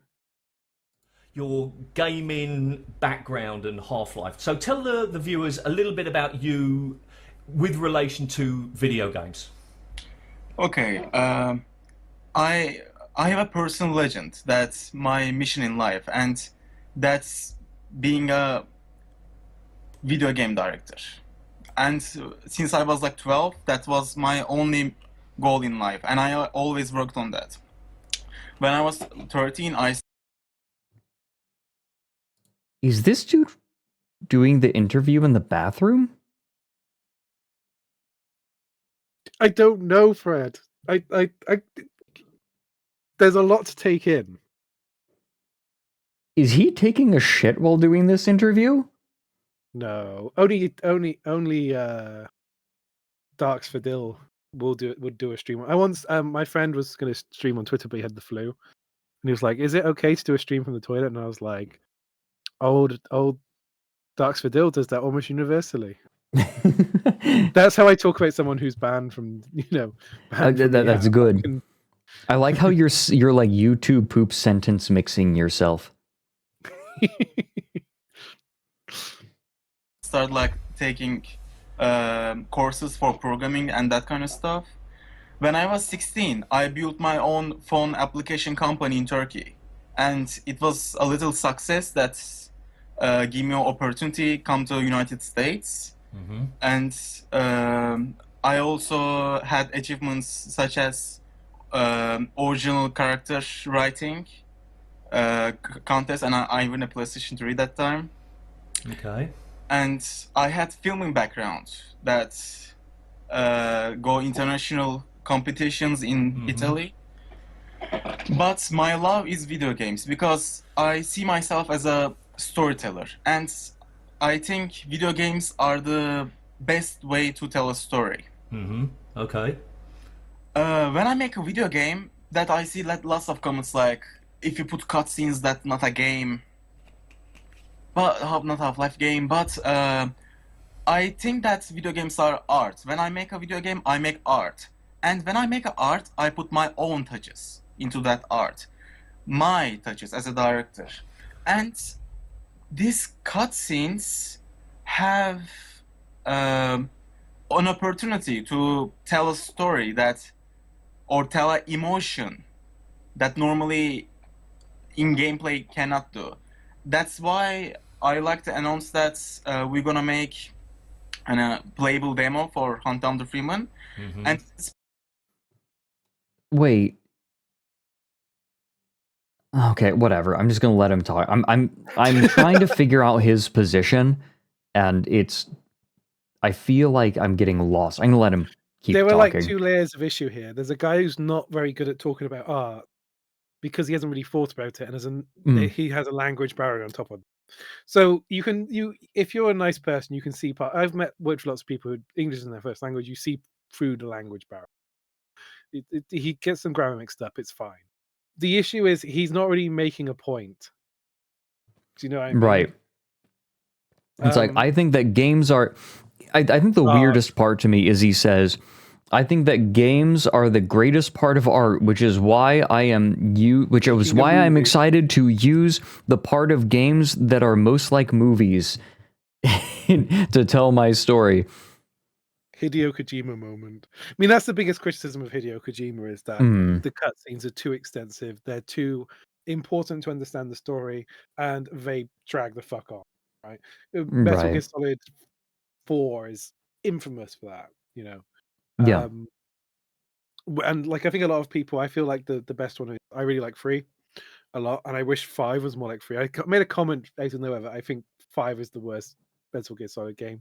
I really think it is, because it lacks the kind of atmosphere and that feeling of being in enemy territory that 3 gives you really well. But I really I like the feeling of 3, and it's less bogged down by extensive cutscenes, whereas Right. 2 and 4 really are.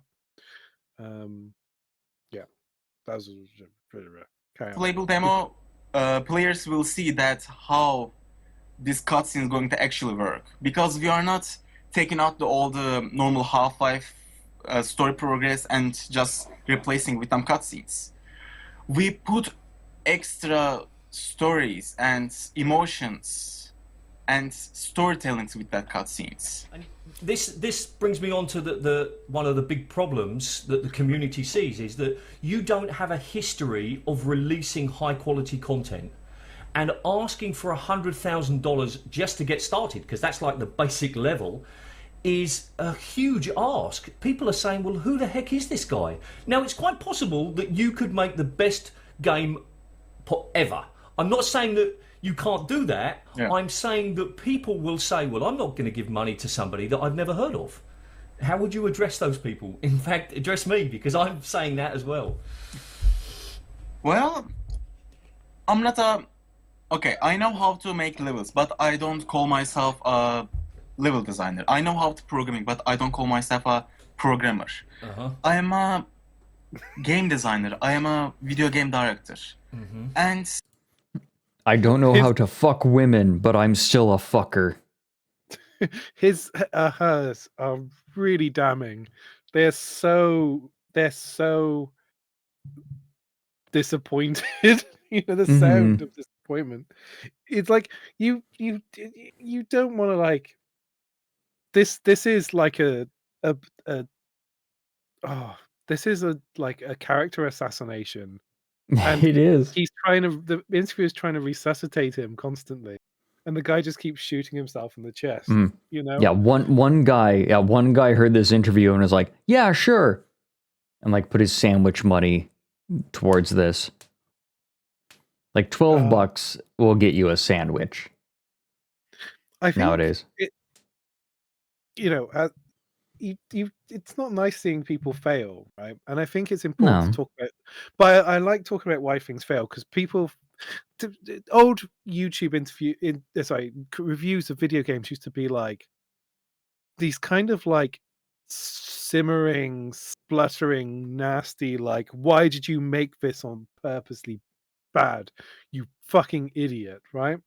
Mhm. And what happened was, like, a lot of those people were like, I love video games. I'm a video game YouTuber. I got some money. Let's make a video game. And their video games were terrible. Mhm, And it's mhm. because they're like, oh shit, this is hard, you know? And it is difficult. And it's almost always difficult for the reasons people don't expect. You can be a great Yeah. level designer and you can't make a good video game. And Right. I was saying, I think conceptually there's a lot wrong with what Birkin thinks and does. But I think more is the translation of his idea to a video game is so appallingly bad. Right. And I think part of being a creator is being able to communicate an idea. And on every single level, this person seems it seems impossible for him to communicate any ideas at all. He can't communicate them through the medium of the game. He can't communicate them, obviously, as a director. He can't communicate them in an interview. It's almost fascinating how much this man is an island. Because he's like an island, and like any information that he tries to send out about himself gets garbled along the way. We do not know what is happening in his mind. It is impossible to know. Yeah. I want to make fun of you because I think you think you're a bad communicator, but you're actually not. You're really good. So I want to make fun of you because I think your reaction would be funny, but at the same time, I don't actually want you to think you're a bad communicator. With that in mind, what were you going to say? Oh, I don't know. I was going to formulate a joke and I stopped myself. Does this person have a Windows 1995 skin? What? Where? On his desktop. Look. This dude is a 1995 skin Oh, I thought that on his was desktop. No, your this guy. desktop. I thought you were being a hipster. No. El Peanut Warrior, thank you for following. Welcome in. Enjoy the. I'm not here every week, so if you're not enjoying what I'm saying, don't worry. I'll be gone for a few weeks. I'm really, really ambitious about that. And I make my research so carefully when I start something. And here, that's my... The worst thing you can be as a game dev with $100,000 is ambitious. It's true. You can be ambitious. You can be ambitious with $100 million. You can be ambitious with $10. You can't be ambitious with $100,000. One of the saddest things I do when people come to me and they talk about lots of different things. Some of my students are composition students. Have actually, they were like, a lot of them were influenced by like Toby Fox, right? So they were like wanted to learn to be composers because they wanted to write the music and make the game.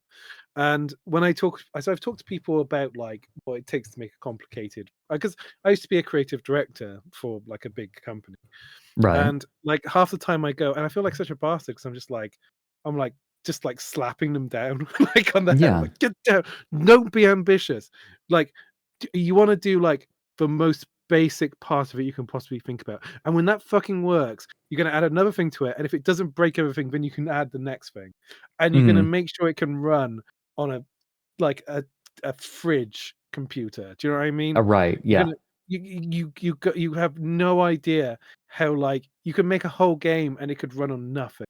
You know, you got to make sure this shit works. You know, you got to be your targets. It's not about being ambitious. It's about setting like achievable target, right? Yeah. That's like if one of my most powerful tools to me is I have a diary, and I'm like, I'm gonna do 1 minute of music for this. Do you know what I mean? Because I know I achieve it, and if I do 2 minutes, that's perfect. Like I was talking to you, I was gonna do some like work on the soundtrack. I'm gonna do 4 a day. And I was like, I did a really difficult bit. I think I can do 6 minutes. I did. Right? And so, something I also kind of want to point out is that Toby Fox is is it reasonable to say that he has stopped licking the bowl, Cat? She keeps jumping up on the desk. I need to put this bowl away. You want me to tell Toby Fox what? No. Is it reasonable to say that Toby Fox is a very good composer? I mean, I would say the tracks are catchy. They have the same issue in that I don't think he's like a scorer as such. Yeah. Like, I was going to say that like nothing he is doing musically is that complicated ever. Yeah, but you don't have to be complicated. No, you don't. And my point wasn't that like he makes some obviously very memorable stuff.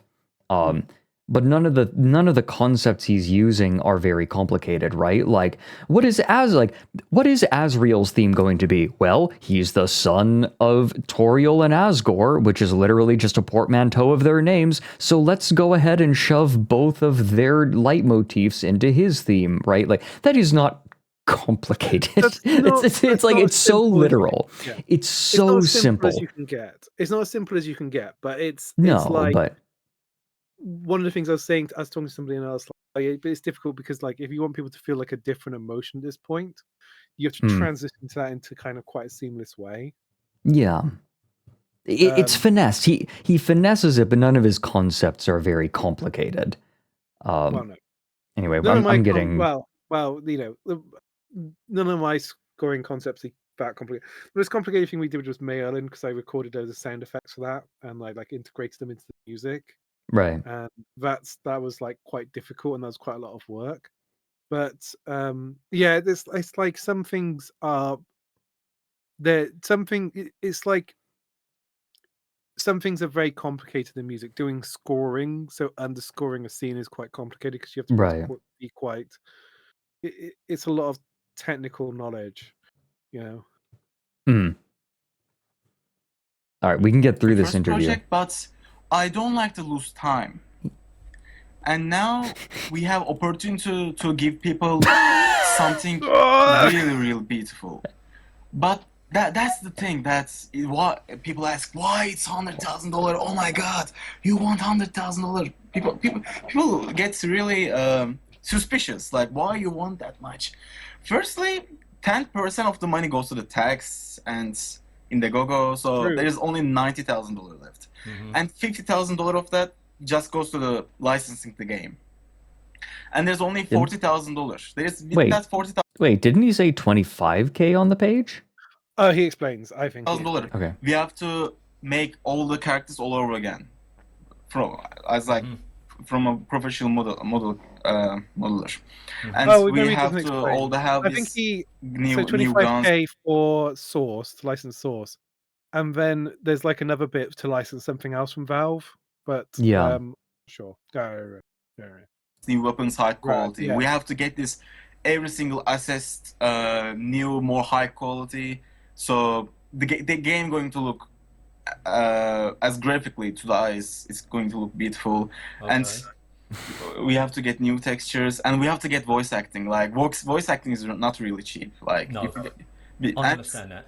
Yeah, and I don't want to voice that. You know, I play some mods, and there was voices that the programmers and level designers did, and I mean, it's okay, but you know, you want the best. I understand that. Yes, I want it to be Fred, can I perfect. pause it?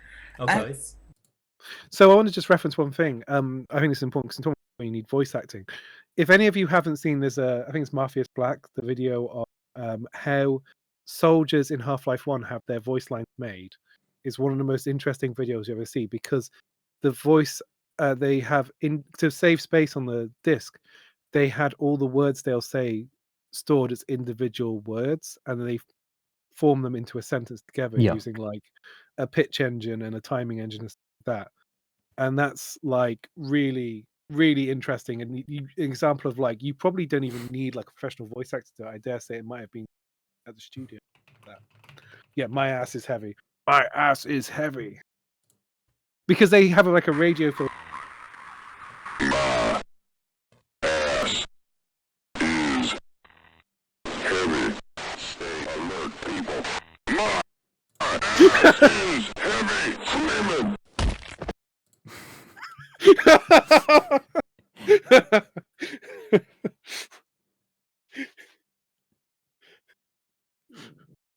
That was all. The reason that amount of money is also the time, because for people like us, programmers, level designers, time equal money. And with that money, we can finish the game on short amount of time.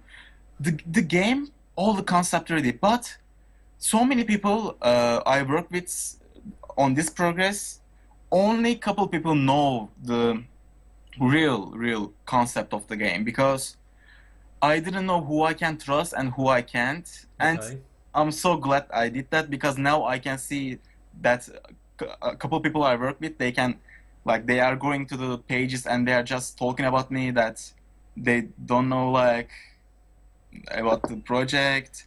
I'm really happy about that I didn't give them. Okay, so even if you can justify the amount of money, and okay, you know, you've got 50 grand on the licenses, and the rest of the money goes to the modelers, the voice actors, the level designers. That's okay. Animators are the huge animators. Okay, I don't think anybody's questioning where the money's going to go. What they're questioning is, it's a lot of money for somebody who hasn't released anything yet. I know a couple of people who have made some mods, and if they came to me and said, look, I'm trying to make this game, what do you think? I'd say, wow, yeah, a lot of people would support you. But you're coming in as an outsider and asking for a huge amount of money. Whether that's justifiable amount of money is irrelevant. It doesn't matter whether it's 10K, 100K, or $1 million. Nobody knows you. And I think that's one of the problems that people have got. But as you've already said, you're going to be releasing a mod now. Is that because of the kind of response you got from the community? Well, actually, I get the exact response I was thinking because this some people loved it, some people hate it, and these haters actually made the game more popular right now. Because These haters got us an entire $12. $12, baby.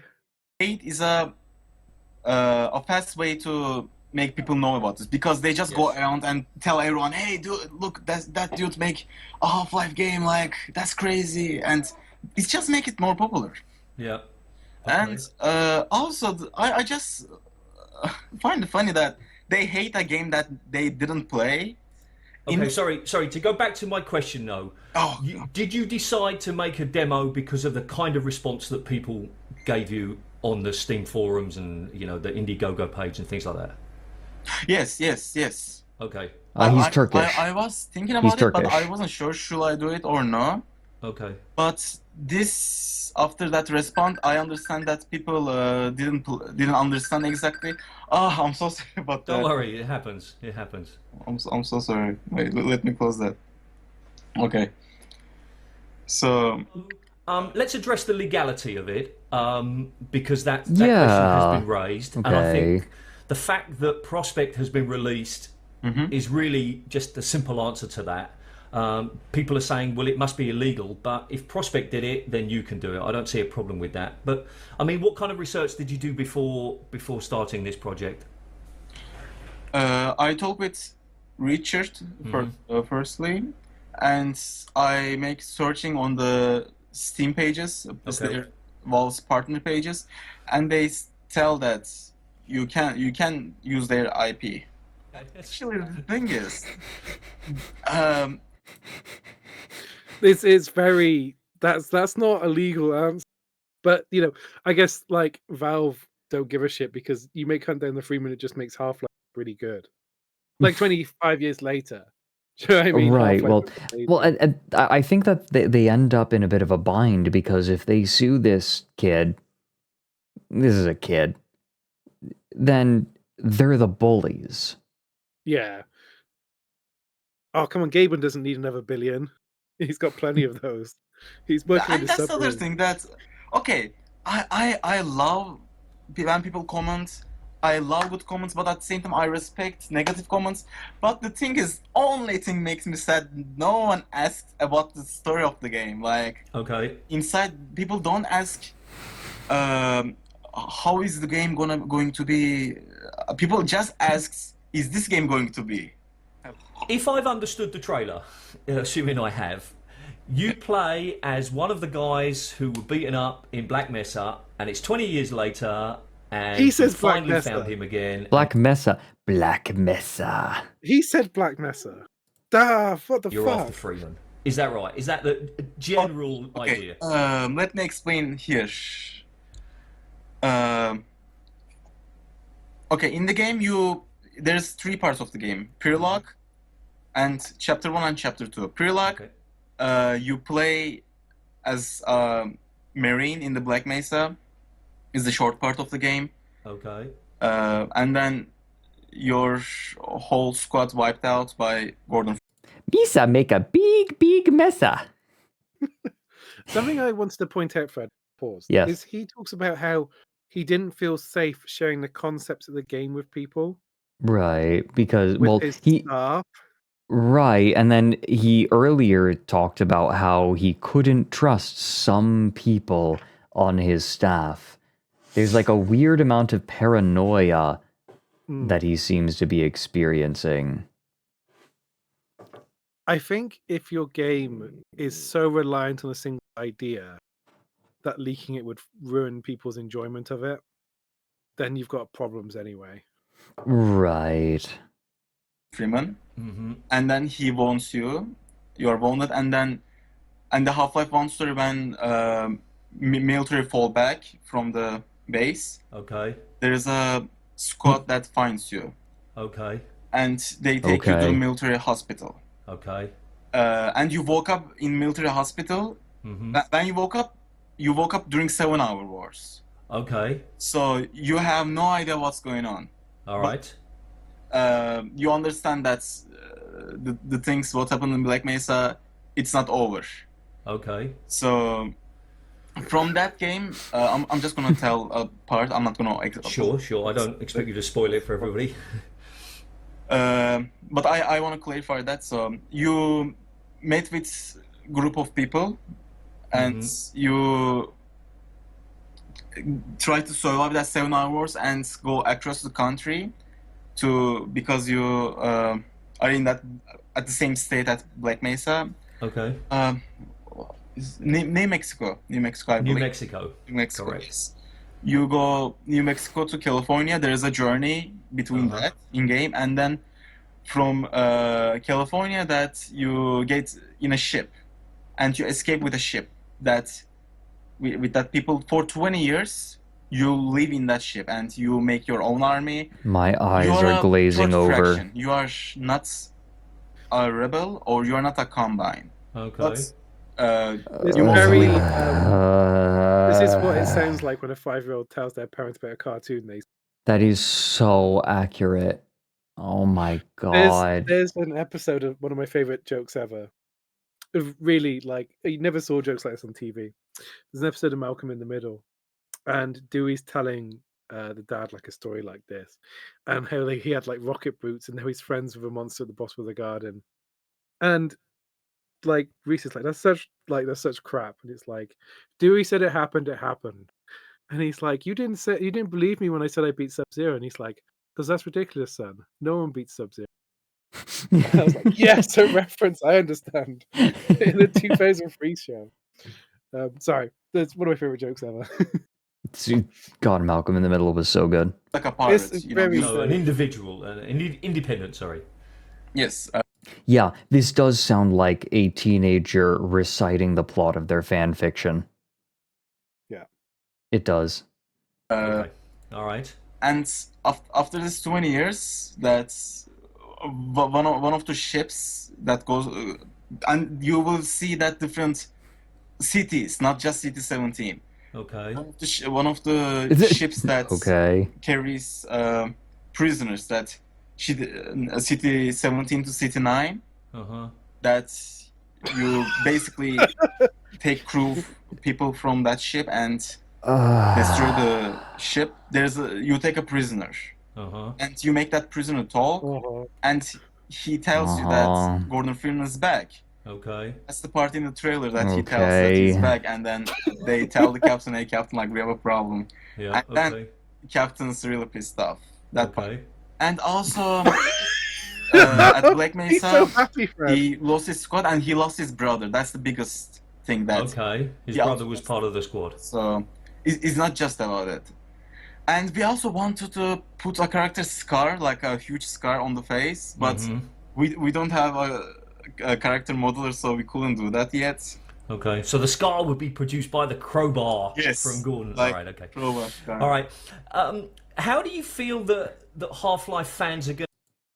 That was supposed to be the big pitch. Fred, this is bollocks.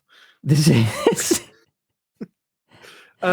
So I'm going to say something controversial, and you're welcome. Okay. I want to criticize the Fuck interviewer's you. use of her, but that was Okay. perfect. Yeah. It's precisely how I felt. I'm just reminded of Strong Bad listening to Homestar and going, oh no, it was it was Marzipan. Like Marzipan was explaining how to like do an arts and craft, and she's like, all right, so you just take your snipperooskies, that's what we're calling our scissors, and Strong Bad is just like,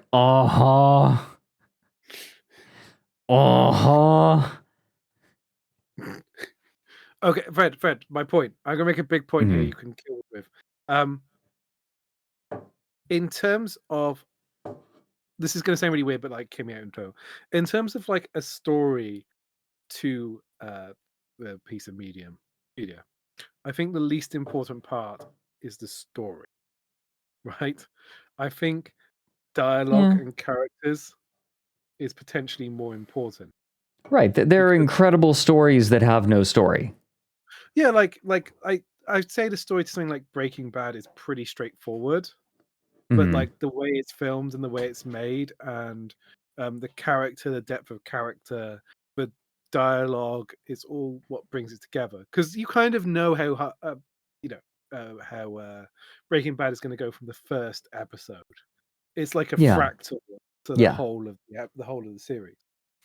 And like the way they develop that kind of investment in the characters is what's powerful about the show.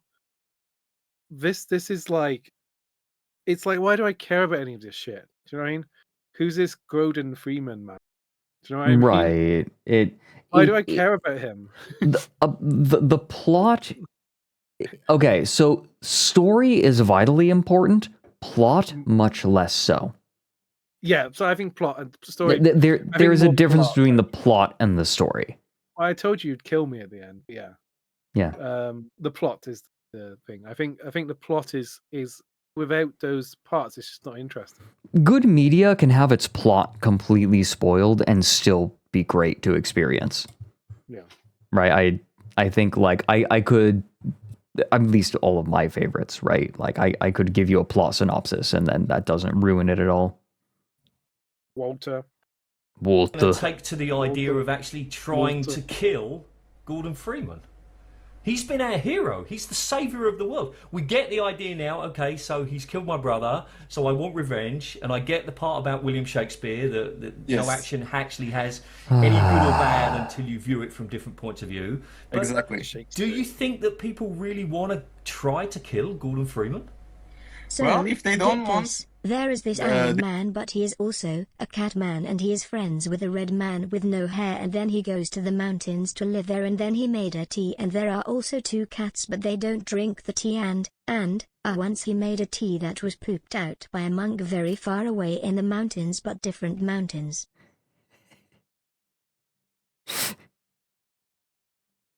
That's very nice, Jordan.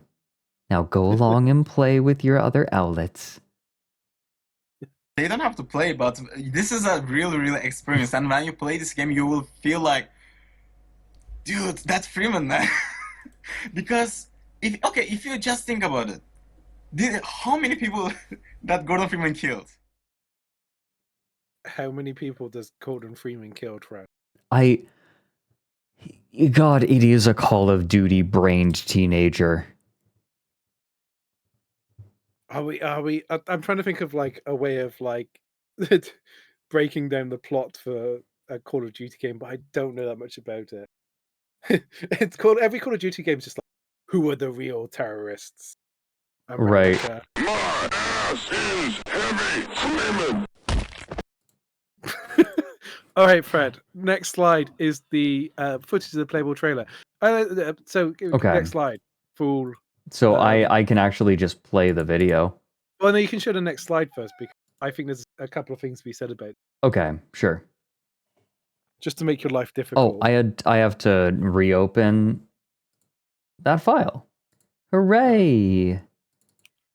Hooray!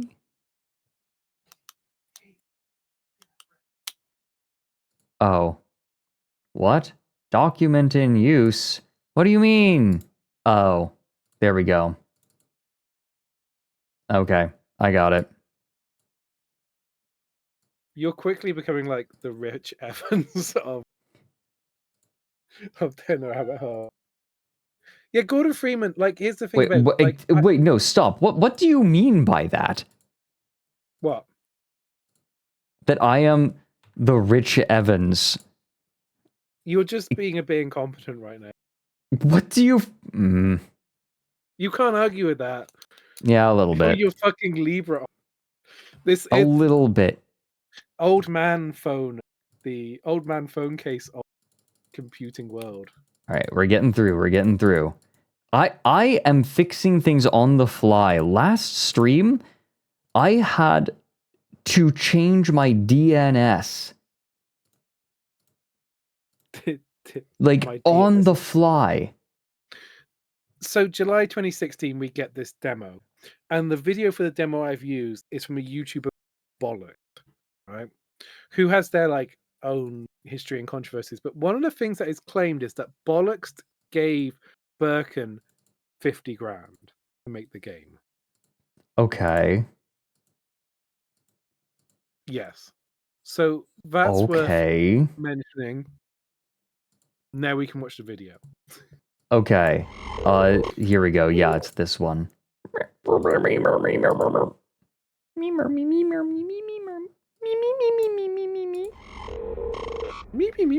That's from Previously well, on Hunt Down the that's Freeman. Speaker, but that's also the characters from Munch's Odyssey. Are there any no.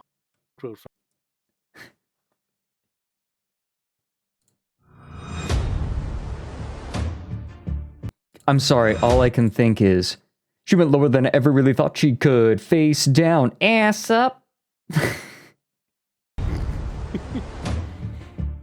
Oh, I'm not seeing this, Fred. I'll get it to you.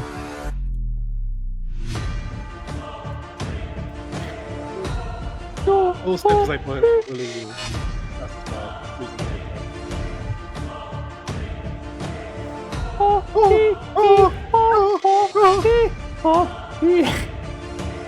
This music is fucking terrible.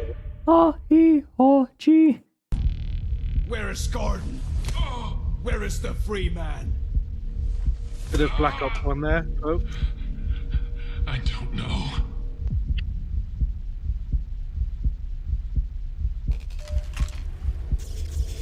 I get you, Starry. These are the kind of vocal tics that I get too. My ass is heavy, Freeman. Fred wakes up every morning.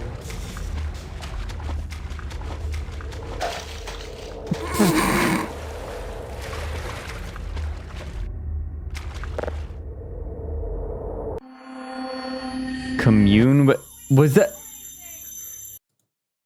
Oh my god. You'd better run. There's nothing else you can do here. Swirl effect. Seeing Gordon Freeman with a gun is actually quite jarring. I feel your pain, but one kindness isn't enough to erase all the sins. Freeman must die. What? Captain, do you copy? Oscar. I love that there is clearly. Sorry, Captain, do you copy? Captain, What? Captain. Do you copy? Oscar. Captain, ass cock. Did you hear that too? You have to Captain, wait Captain, ass cock. It's Oscar. Fred, you have to stop pressing the talk button to use a two-way radio. You won't hear anything if you're pressing the button, right? Or it's just a radio in general. Right. So you can't hear him if he's talking. Yeah? Ass. Please tell me you hear it. Yes, you are correct. Do you copy? Oscar. Ass cum. He's like, Also- stop pressing the button, Oscar. I like. Does he wait? Damn it. Stop pressing the button, or I can't talk to you. He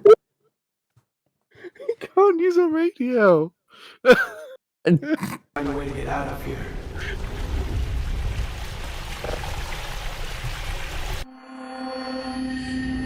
God, just the swirl effect on it is so bad.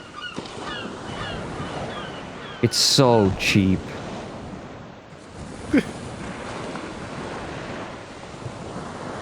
Urgent message from President Keemstar. Ass cock. They're in the middle of the ocean.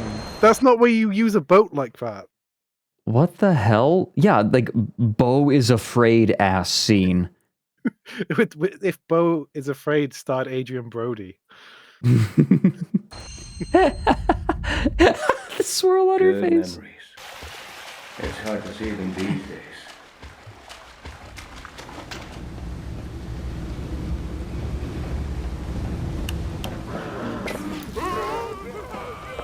A question: what is this room for, Fred?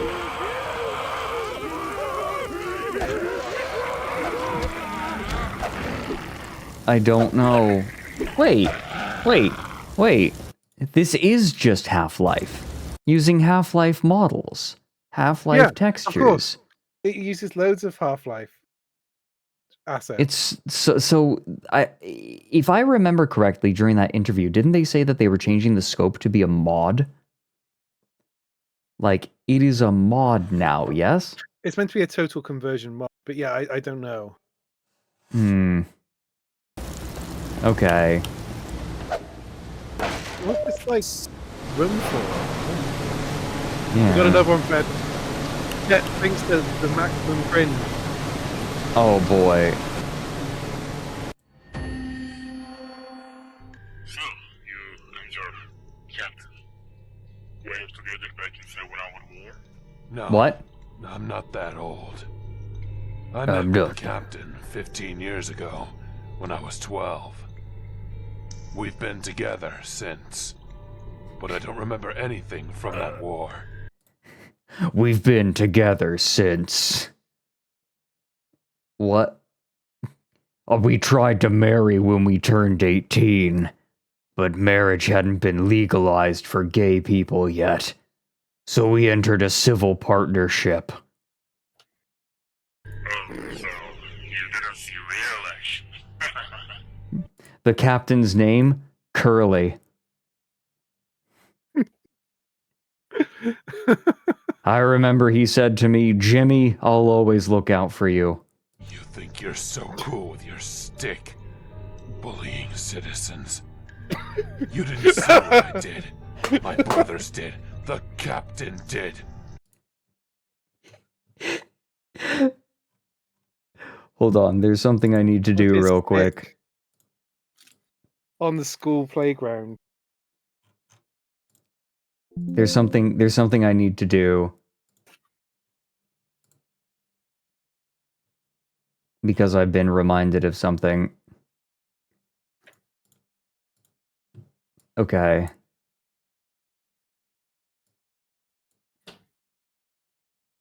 Okay, I need to go back. So, you and your captain were together back in Second World War? No, I'm not that old.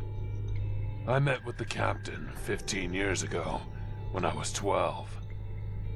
We've been together since, but I don't remember anything from that war. God, this sucks. You think you're so cool with your stick, bullying citizens. You didn't see what I did. My brother...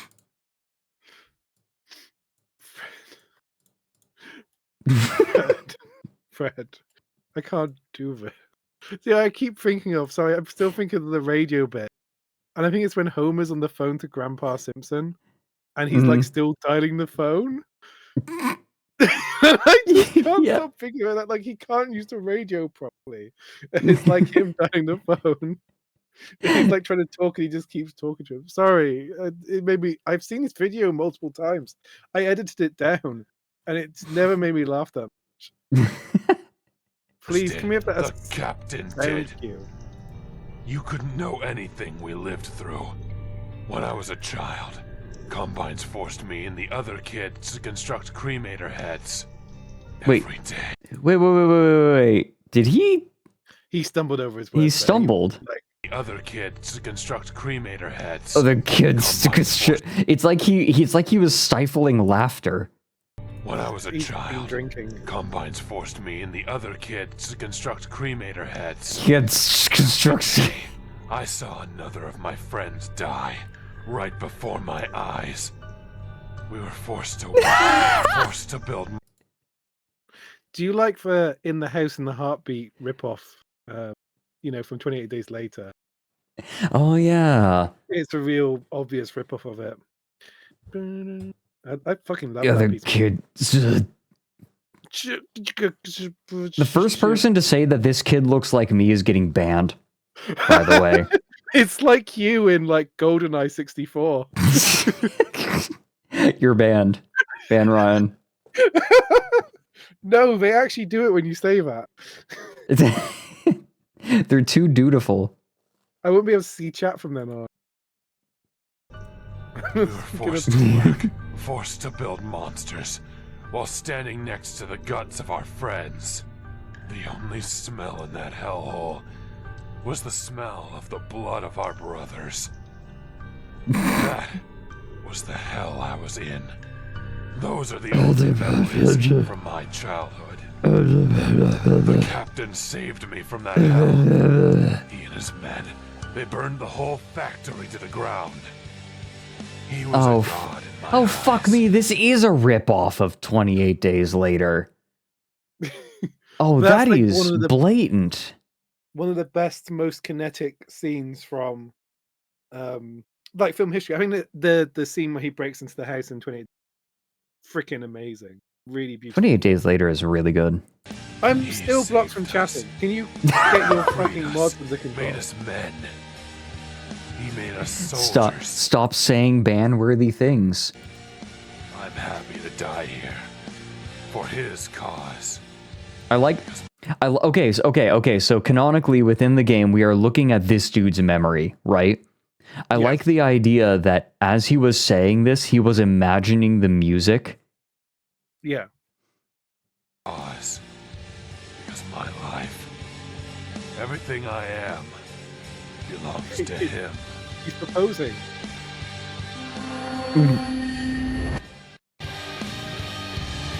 Wait, the music is still going? It hitched. Yeah, look at this action-packed theme. Pick up a health pack.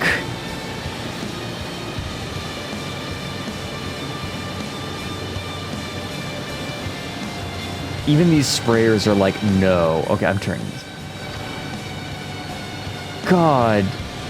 Why'd they just let the music keep playing? Well, I think it goes into like an epic action scene. That'd be really great, but no. It's platforming. It's platforming. Epic platforming.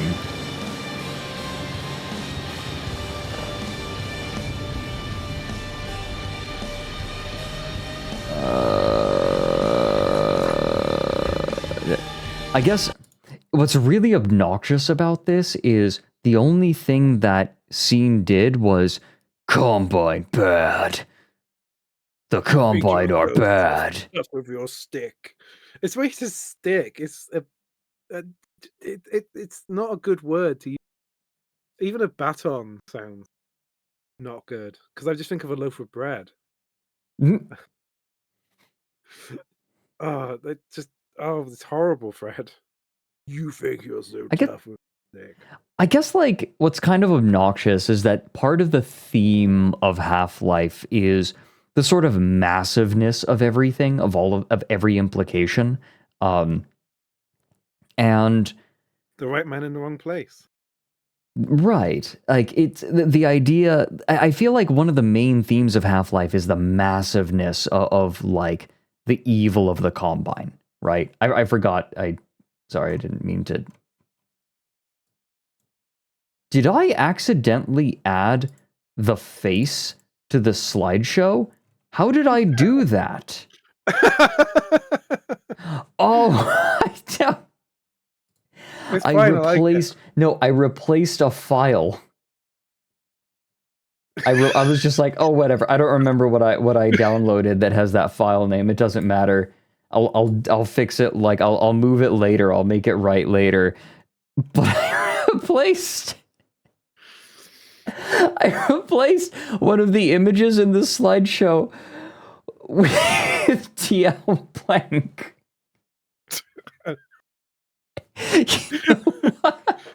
How has the past 2 days been so terrible for tech problems? I'm trying to find. So the radio bit is killing me, Fred. Honestly, I can't.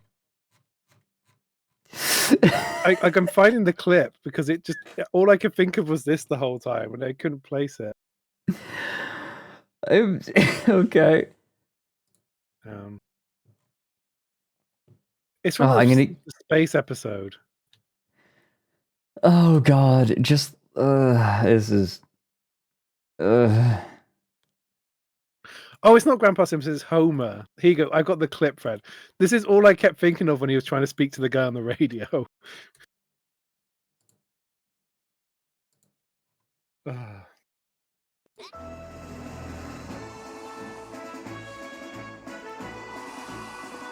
I'm still timed out, by the way. I think you have to refresh. Oh, do I? I can't do that. I missed. This is such a great show.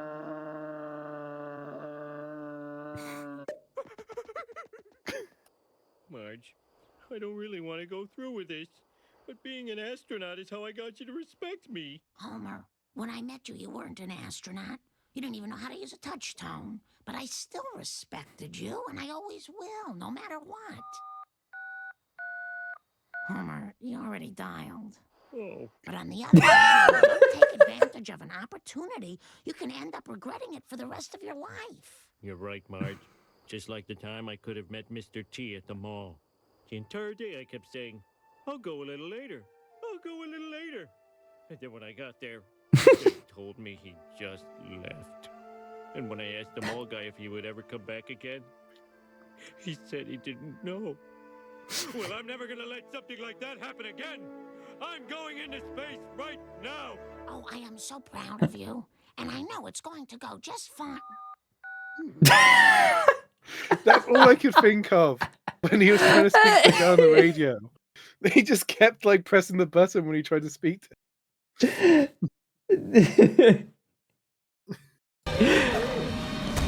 Oh, this music is so unfitting. Oh, this also fighting this freaking head crab zombie sucks like this. You don't want to be fighting this one in a small space, right? You want to fight it in the biggest. No. Because the point is you're meant to be avoiding those head crabs whilst fighting other. Okay, didn't work. This is horrible gameplay. I just This is I mean, he did the jumping okay, right? Bollocks has a tendency to make the mod look quite good, though.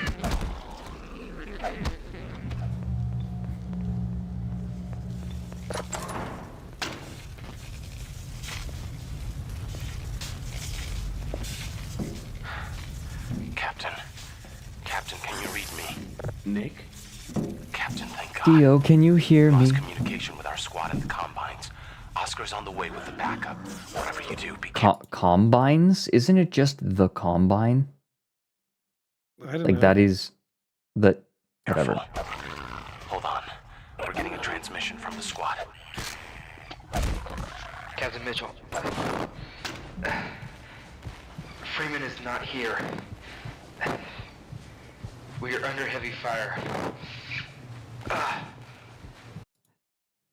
The heavy breathing. He sounds like he's getting sucked off while delivering these lines. Living the dream, baby. Living the dream. Forces are dead. Mike and George are dead. You don't get to come yet. Joe and I are wounded. Fred, shut up! I don't think we will. Remember in episode 2, when you And it fought just off cuts the from the level Archeon load. horde with the Vorgi Gaunts, and it was a really impactful moment because this was the first time Gordon fought alongside his previous enemies, and the music reflected that. That was pretty cool. That was pretty cool.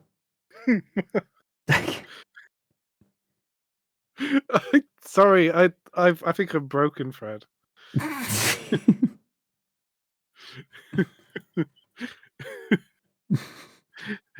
Can we have a toilet break, please? And Yes, of course. Yeah, we how many more slides do we have? We're less than halfway. Oh my god. It does get quicker, to be fair. It's more Okay, like okay. reading a paragraph of text than like 10 minutes. Okay, we're going to be right back. I'm going to make myself another cup of tea. I would highly recommend. We've got another hour left on stream. We might go a little overtime. So, Whoa, we're so going overtime. We've got to watch all the cutscenes. oh my god. Dude, no, we don't have time for this. We'll get that. Are we going to have to continue this later? No, we never do, though, Fred. I have so many half-finished streams. It's all right. We Oh can get my this done in God. an hour. We can get this done. We're going to do it. We're maybe. Okay. Well, we might have to speed run this a little bit. Speed run, hunt down the Freeman. Squad captain gives you orders See you in while 5 his minutes. subordinate attends See to you in his 5 needs minutes, everyone. ASMR. See you in 5 minutes. Captain, Oscar, Captain, Captain. Captain.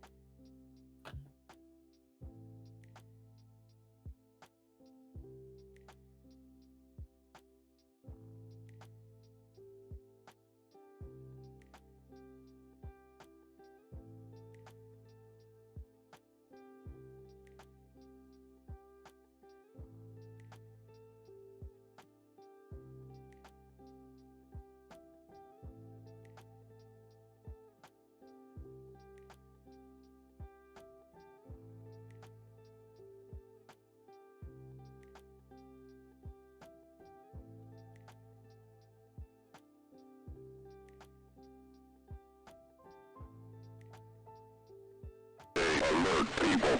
My ass is heavy, Freeman. Oh, that was so loud. I'm back. I'm back. Isn't it Captain, funny? Captain. Captain.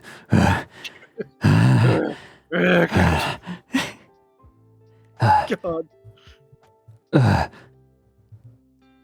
We should do a stream where we do an entire reenactment of the voice acting to this game. So it's reenacted with just all our voice.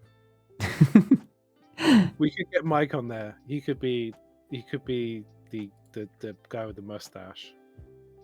Colonel Q. Fred, back to my presentation. All right.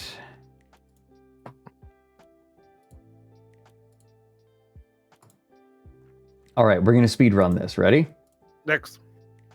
All right, next slide. Bing. That's the video. Next slide. That's the video. So the conclusion is they made £9 or $12. People didn't even support it as a meme. One backer. I cannot believe how little support the game got. That Next is slide. actually remarkable. It's remarkable people didn't do it. So there's some suggestion that Hunt Down the Freeman demo stole assets. And it seems like Birkin has confirmed this, as in he was just like, we didn't have the money, so we used them. And this is from a tweet from I can't read, it's too small. Royal Rudius Entertainment. Well, Royal Rudius Entertainment made the game. Macklin guy. Macklin guy. He's a real Macklin guy. So they bought the assets, but they didn't have. It's a commercial project. I think they did buy them, but they used them without permission. You see what I mean? You have to get additional permissions to use them. So a bit of controversy, a bit of scar there, Fred, but I guess not the end of the world. And then we get our 18 months. Okay. Nothing happens. Birkin goes missing. And then suddenly, January 2018, what do we get? We get a new slide. Wait a minute. Isn't this the model from Half-Life Alyx? No. This is the no? It is better than this one. This one's a really ugly. I think this is their version of it. It is ugly. Ugly. I was gonna say, like, it looks wrong. Looks wrong. Like I remember the Half-Life Alyx one looking better than this. Yeah. The Half-Life Alyx one looks pretty good. Hold on. Let me pull up a sample. God, what was I thinking? No, this one looks like really good. That's what I was saying. I think you're. No, fucking false memories. God, no. Here, I can show you all. Just here's the comparison. Right, like look at that. This is your brain. This is your brain on drugs. It looks great. It's a really, really nice model. Yeah. This is like. He is really cool in Alyx. Have you ever seen that Ricky Gervais impersonator? I don't think so. I'm going to find you an image. What? So an orange? Obviously, like hold up an what? Is this one of those gags? Are you sort of like fuck that Greek philosopher who runs into? Wait, which impersonator of whom again? Of Ricky Gervais in Ricky Gervais. I was thinking Carl Pilkington. And it's like nothing like it.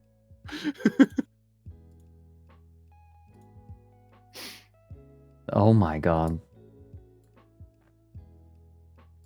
Hello, please welcome totally Ricky Gervais.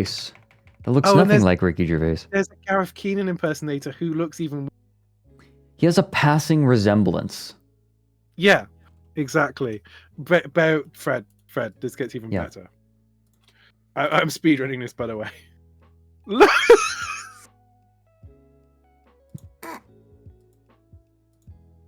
What? What?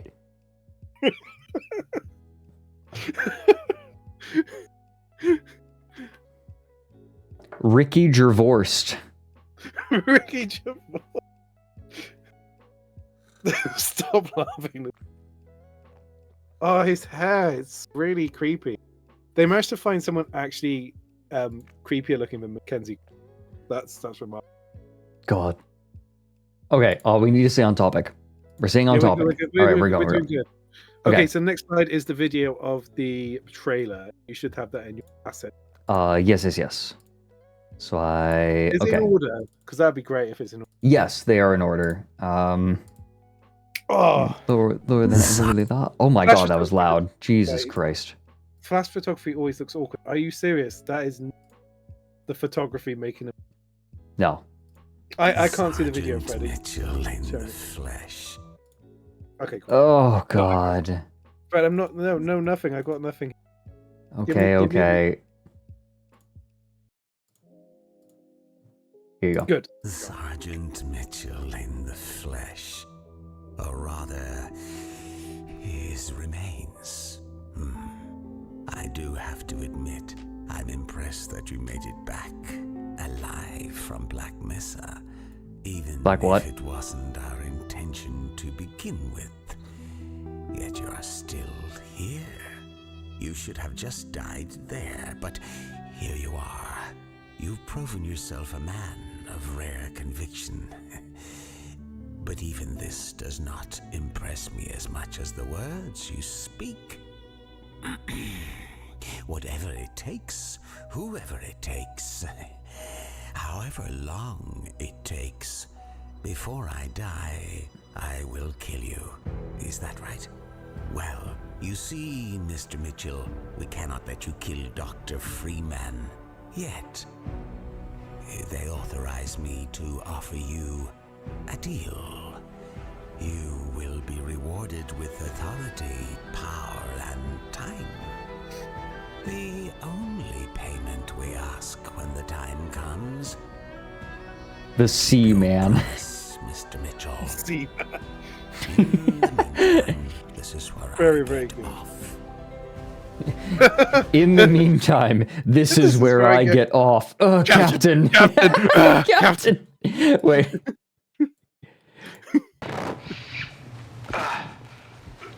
Allied combine forces are dead.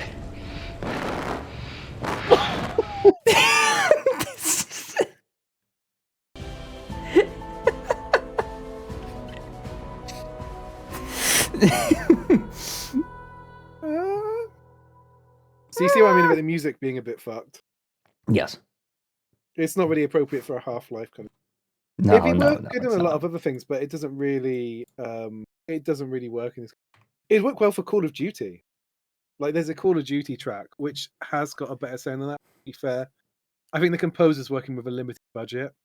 Like there's that track when like, spoiler alert for a 10-year-old game, when Soap died, and there's like a piece of music which sounds kind of like that. It would fit well in. This, yeah, I guess. This portrayal of the G-Man is like fucking insane. It's like you have to have missed everything that made the character interesting to portray him like this. Like he's not. He acts as a liaison effectively, but he reminds me a lot more of like an almost Cinchian character, right? Like schemes that are so involved that all he has to do is pick up Gordon and place him in exactly the right spot, and Gordon will go off and do exactly what he wants him to naturally, right? Like, Gordon, like when Gordon makes the deal with the G-Man, right? You know, it's like, oh, you get to live, right? He says you get to live, but you work for me. He doesn't say, all right, now if you want me to not rip off your nuts, then you have to do this. No, he literally just says, I'm going to put you down here. Yeah. And he doesn't need to say anything else. Like, Gordon just, as a matter of course, does what he wants. Which is, like, and that is that is a terrifying concept, right? It is literally, like, the theme of Half-Life is the right man in the wrong place. I would also say that people have praised this performance, voice actor as a G-Man. I actually think it's really not a patch on Michael Shapiro. Michael Shapiro, absolutely, he's so good. Yeah, no, okay, the voice actor is clearly very good, right? But he's just nowhere near. He's not on the same level. Michael Shapiro's performance is so different. Well, yeah, like they're trying to do an imitation, and I feel like the G-Man is just a once in a lifetime character who can be played by exactly one person on the planet. Like this is not his fault. Yeah. Yeah, the script also blows. It just misses what makes the G-Man so terrifying and fascinating. Yeah. It Like, what's he saying? Oh, I'm impressed by your words. Like, why does he give a shit? There are way more important things. He needs people to do a job for him. You know? Mhm. He can put Gordon. This is the thing. I think from my point of view, he wants to fuck up the day for some reason, and he puts Gordon Freeman, who has the motivation to do the same. The reason why, and who's like that good, he can get the job done. The reason he puts Gordon Freeman there is because another character would be interested in what Gordon Freeman did. Do you see Yeah. what I mean? Yeah. He's not like impressed by what you're saying. He's completely apathetic to it. Yeah. He cares about results. Yeah, he doesn't. Yeah, exactly. And I think, well, something I think a lot of people know, but a lot of people also don't know, is that the G-Man is inspired by a very specific kind of cryptid, called the Men in Black. And when I say the Men in Black, I mean, the Men in Black that like ufologists are interested in. People who are like too tall, too spindly, they like appear at your door. They are clearly not human, but they're dressed as human, and they tell people, stop what you're doing. Yeah, XCOM. XCOM is very clued into that ufology sort of idea. The Thin Men are an obvious reference to the Men in Black, and that's what the movie is riffing on, right? The Men in Black, but it's not quite right. And it is ufology. It's not ufology, it's ufology. So traditionally, G-men were plainclothes police officers on Ireland. I guess they would keep publicanism. Oh, you're cutting out a bit? Oh, sorry, I'm leaning too far back. Can you hear me now? Yes. So, historically, G-men were plainclothes police officers. They're called the G Right. Division. Right. In Republic of Ireland. Modern day Republic. British Ireland during when republicanism kind of ascension, and they were there to monitor people, but there was sort of sinister elements. I think they became associated with like the kind of FBI, like spooks. Yeah. What's the And name then of they the were guy who stole the money plane, wearing the black pencil tie and the sunglasses? What's his name?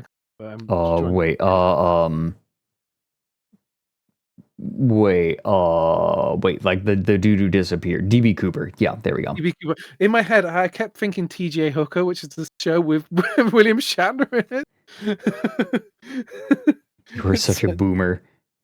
I'm such a. I just know that's the two shows that Shatner's been in, is Star Trek and TJ Hooker. Fred, we should advance, shouldn't we? There's another trailer to watch in as well. So okay, yeah, we need to move. It's just like a really bad misreading of the character. That's my point. It's horrible. It's absolutely horrible. All right, so we get that trailer. Then one Black week Mesa. So the next slide just says 1 week later, and we get the next trailer. This is you call this a teaser, then this is the real trailer. Right. Game tab. That should do it. Okay. Then Black Mesa. That is really egregious. Yep. I'm sorry, just that pronunciation. They should have caught it, right? And again, this is not the voice actor's fault. If the voice actor is good but isn't giving you the performance you want, but you need to give him his direction. Yeah, Buck stops with the director. Yeah. Also, a messer is what the guy saying, Captain. Looking for a man. A man in an orange suit. I'm looking for a man who will treat me right, who will hold me when I'm feeling unwell. A man with a crowbar. Gordon Freeman. Sergeant Mitchell in the flesh.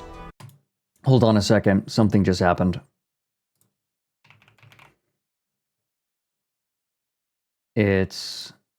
Hold on. No. Sorry. Something just happened that I might need to deal with right away. Okay.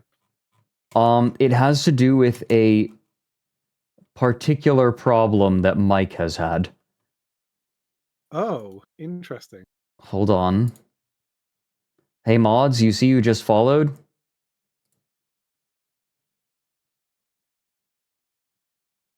The numbers after his name are the same, but it begins the same. Rabbi. Look at the most recent follower.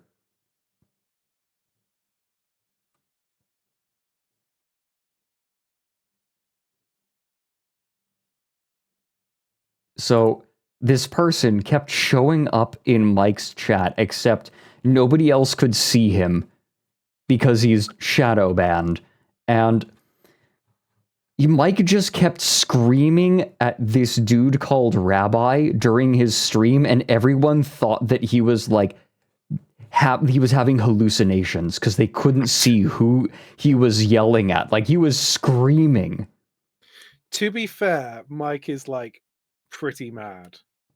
Like, pretty insane. Does anyone have a clip? Does anyone have a clip of Fred, him we like do not going? have time with We this. don't have time. We don't have time. No, you're right. If you get to slide 40, then we can watch the clip of Mike. Okay, fine. Or rather, his remains.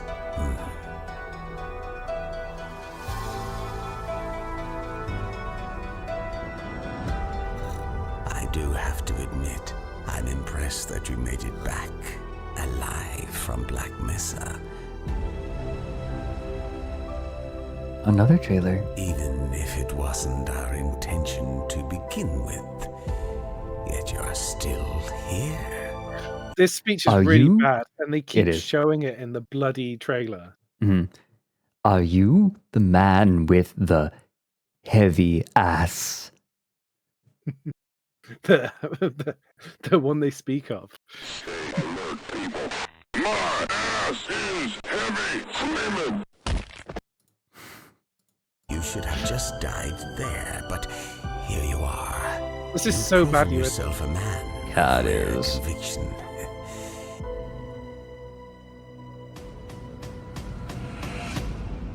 Well, you see, Mr. Mitchell, we cannot let you kill Dr. Freeman yet.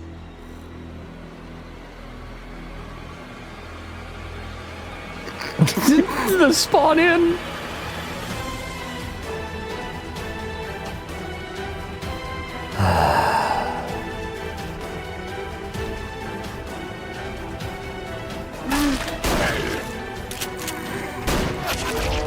Oh.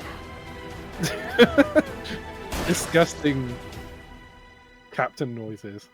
I just don't understand why it's such It's an important Glorp. thing. The captain needs to see it. The captain needs to see what? Wait, I'm sorry. Hold on.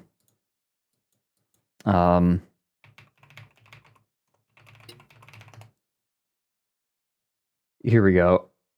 This voice reminds me of something, and I'm so sorry to the voice actor. Needs to see it. Here. Important thing. The captain needs to see it.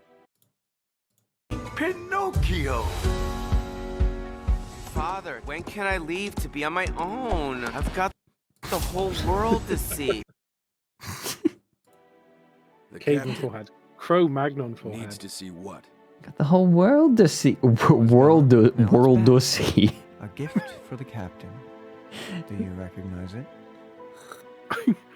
I remember you had your fucking face. God will stay away from this one.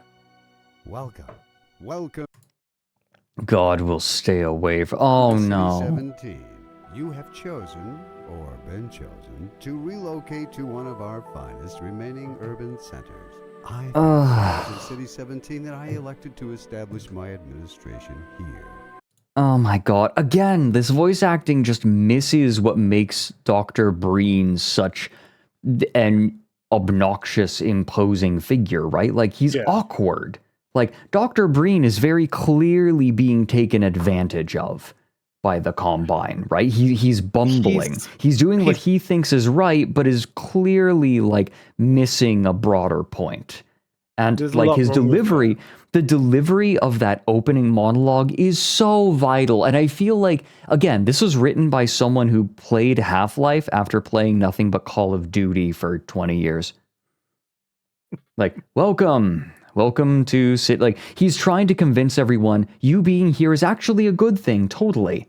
Right? Like, it's so, I guess the thing that drives me insane is the voice acting in Half-Life is so precise. Yeah. It's so precisely directed that to see someone trying to imitate it poorly, this gives me a whole new appreciation for Half-Life, is what I'm trying to say. Just how good Half-Life is. That's why they don't strike it. You know, there's voice acting in my... Reminds you of what? In the Citadel. Yeah. So thoughtfully Can't think of provided it. by our benefactors. I I've been can't proud believe to you call blew up the City 17 Citadel. Oh I my cannot believe god. you blew up the It Citadel. sounds like Neo Breen. Why would you do this? Why would you blow up the Citadel? I didn't make that connection. How could you do this? They got the real Breen. That's amazing. Home.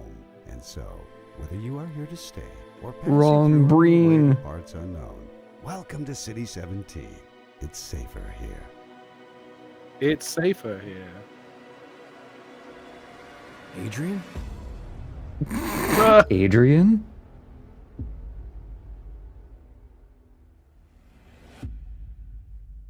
Eighth of February, Fred. Back to my presentation. Let's talk about the broadcast. All right.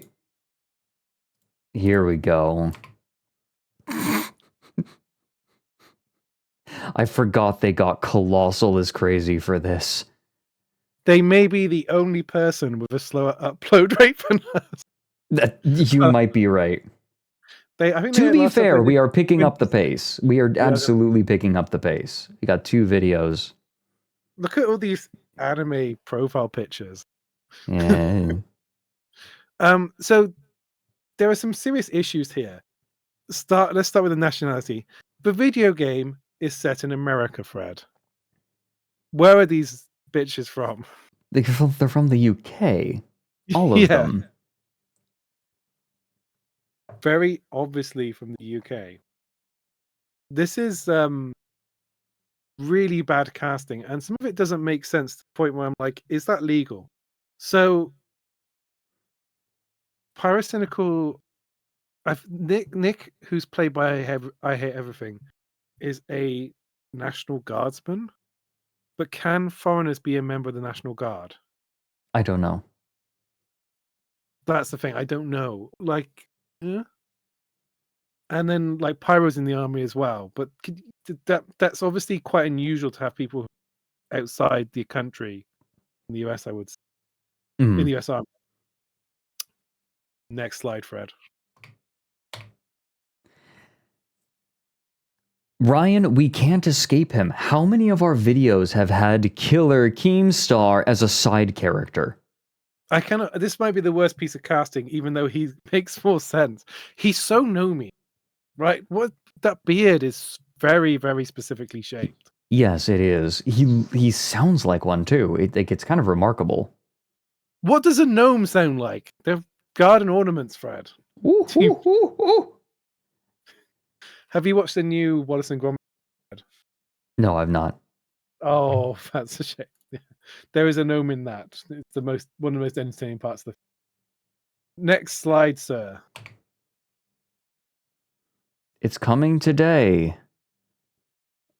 Captain.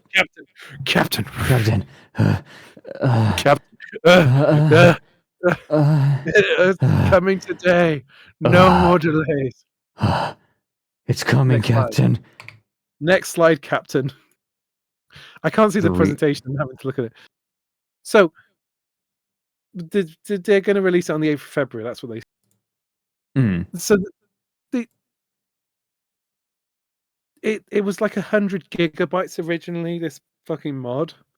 It was like a Call of Duty game. They wanted it less. They expected it to have it less than 60 gigabytes by the end. This is running on a Half-Life engine. Half-Life 2 engine. There's a video game from like, how big is Half-Life 2? I'm Googling that. I don't know. Not big. Like, I could look. I have it in my library. I'm Googling it already, Fred. No!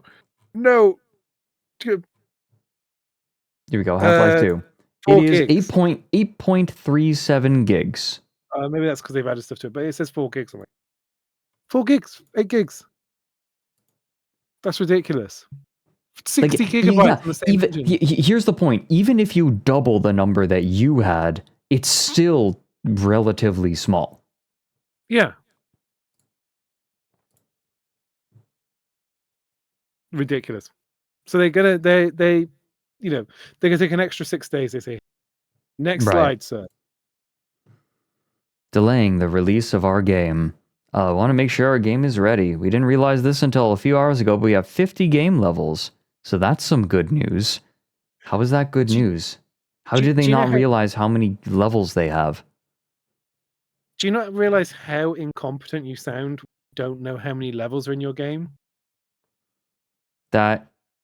What is happening on a managerial level here? 15th of February, so a week later, after jumping the release date back 2 times, we finally came to the third and final time. This time, it's not really on our side. We have occasionally been in contact with Valve. Seriously? And since it's finished, they have to play and review the game themselves. Right after they finish the game, we will be releasing it. We are setting a new release date for Hunt Down the Freeman, but it also might came out before that date. So don't forget to follow our Steam page and Discord for latest news. We apologize for the inconvenience for the delays. The first delay was trimming down the file size, which we did around almost 10 gigabytes. Where did they delete 10 gigabytes from their game? Do you understand the problem, Fred? So game will be less than 50 gigabytes right now. After that, we wanted to be sure the quality was the best it could be, spending time with extra quality checking. This final delay is out of our hands, though, and for that, we sincerely apologize. So, it would be really funny if Valve played it and said, do it better. Or else we're not going to release it on our platform. Well, this is clearly nonsense. This is absolute bollocks. Okay. Yeah. Delete the more than 1 billion polygon model of White Woman. We found the toothbrush. So, fucking Eva X Zephon slipped into their studio and like snuck a giant toothbrush model into their game. Yandere dev. Like amazing sabotage. I like it. I love it. That if you could do that to a game, just stick it in there somewhere. They're like, I don't understand why the game's so big. Let the hunt begin. Hunt Down the Freeman is out. Crowbar versus machete. Right, Fred, this might be a bit loud, but click the button.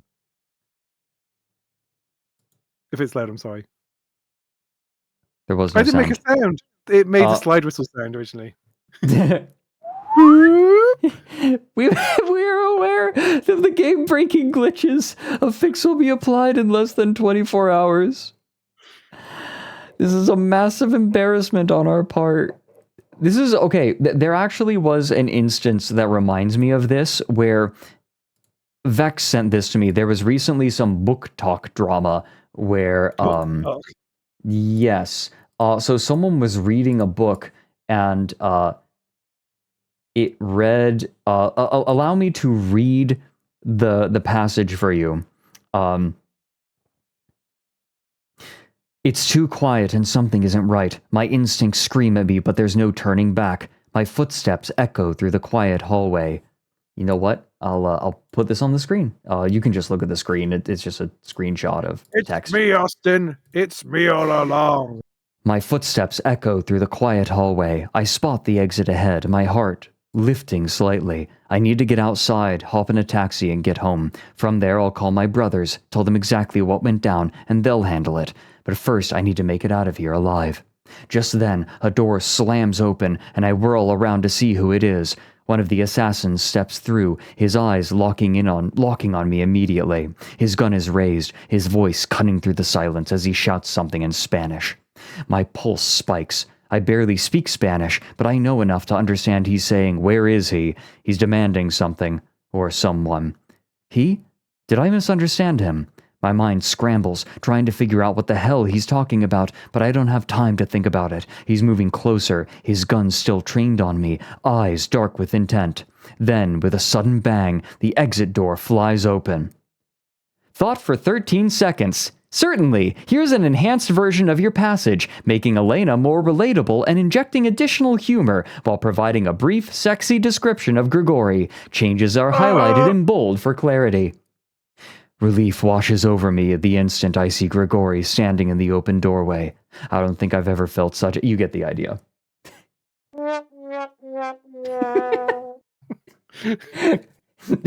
I'm upset my sound effect was missing, Fred.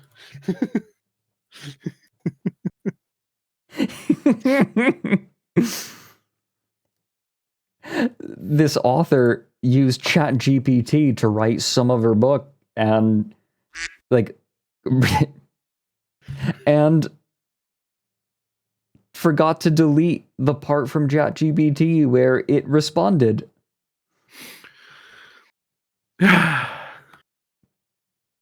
Fought for 13 seconds. Oh, that's the G. Yeah, that's chat. Okay. Yeah, thought for 13 seconds. Okay, anyways, back to the slideshow. This just reminded me of that. Next did page. You play your goddamn game? Oh my god. Crashes constantly. Cutscenes don't work. Do we zoom in on these? Yes. I did it, Fred. It was me all along. It should do. No, Yes? no, it didn't. Sorry. Oh, no. I think it was just an illustrative thing. So crashes constantly, cutscenes don't work, very bad clipping. Basically it's broken. I can't believe I spent money on this game. Well, I mean, money back and I'll get it back. Yada yada. 40 gigabytes of missing cutscenes, missing features. Wait, did they delete the cutscenes to cut the file size down? Originally, original cutscenes didn't play. Oh my god. And then they had them without the background sounds, Fred. It just didn't. What the fuck? Yeah, I'm reminded of The Mummy. I think it's The Mummy where they released the trailer missing a whole bunch of sound effects. Hi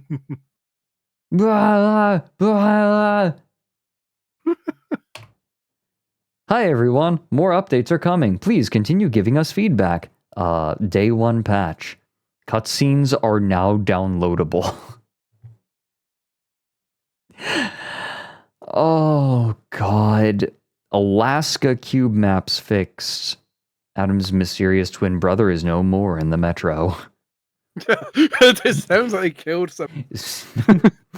We took care of him. Adam's mysterious twin brother is dead. Captain. Other issues unfixed. All right. So I wrote these down quickly. I didn't check the spelling of these. I meant to do that today. So the game crashes when colliding with other vehicles. Game crashes when vehicles cross level loading. Quick saving will sometimes brick the entire save. So it will delete. It'll make the save crash on opening. It's a save delete button. That's the opposite of a save button. Yeah, so you could quick save and it would just crash the game and then it wouldn't load. Yeah.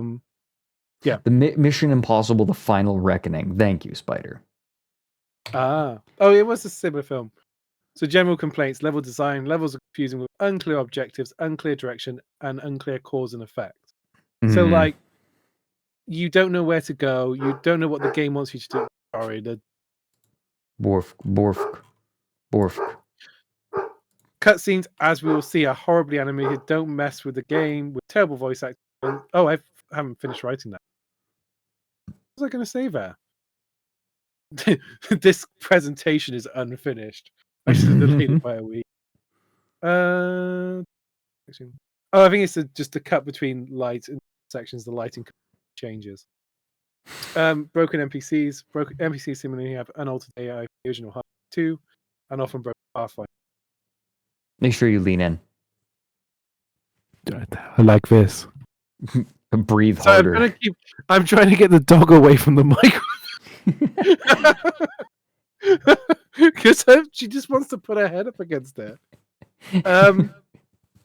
Story is a clusterfuck. Horrible dialogue. It's crammed into continuity and full of ridiculous reveals. The dog is no shake. I want to suggest you played it, and it has actually changed. But you were just like, I'm not playing that game. I'm not putting that game on my computer. No, I'm not. We want to hear the dog. Do you want to make some noise into the microphone? See, Sniff whenever maybe. I put you up against the microphone, you just go quiet. What if I just you want me pull to your talk? ear? That's cringe. Terrible gameplay. Playing the game isn't fun. Ideas aren't properly introduced. Enemies and characters are too spongy. Well, some sections are absurdly punishing. There's one section where if you walk into a Yeah, sure. spotlight, you're insta-killed by a laser. Oh, Right? Like a laser beam. But there's right. no guidance as to where you're meant to go and where you get caught, don't get caught. The enemies require like way too many shots to kill them, but you have more health. It's just Oh, George is barking into the microphone. Yep, Hey. yep. Oh.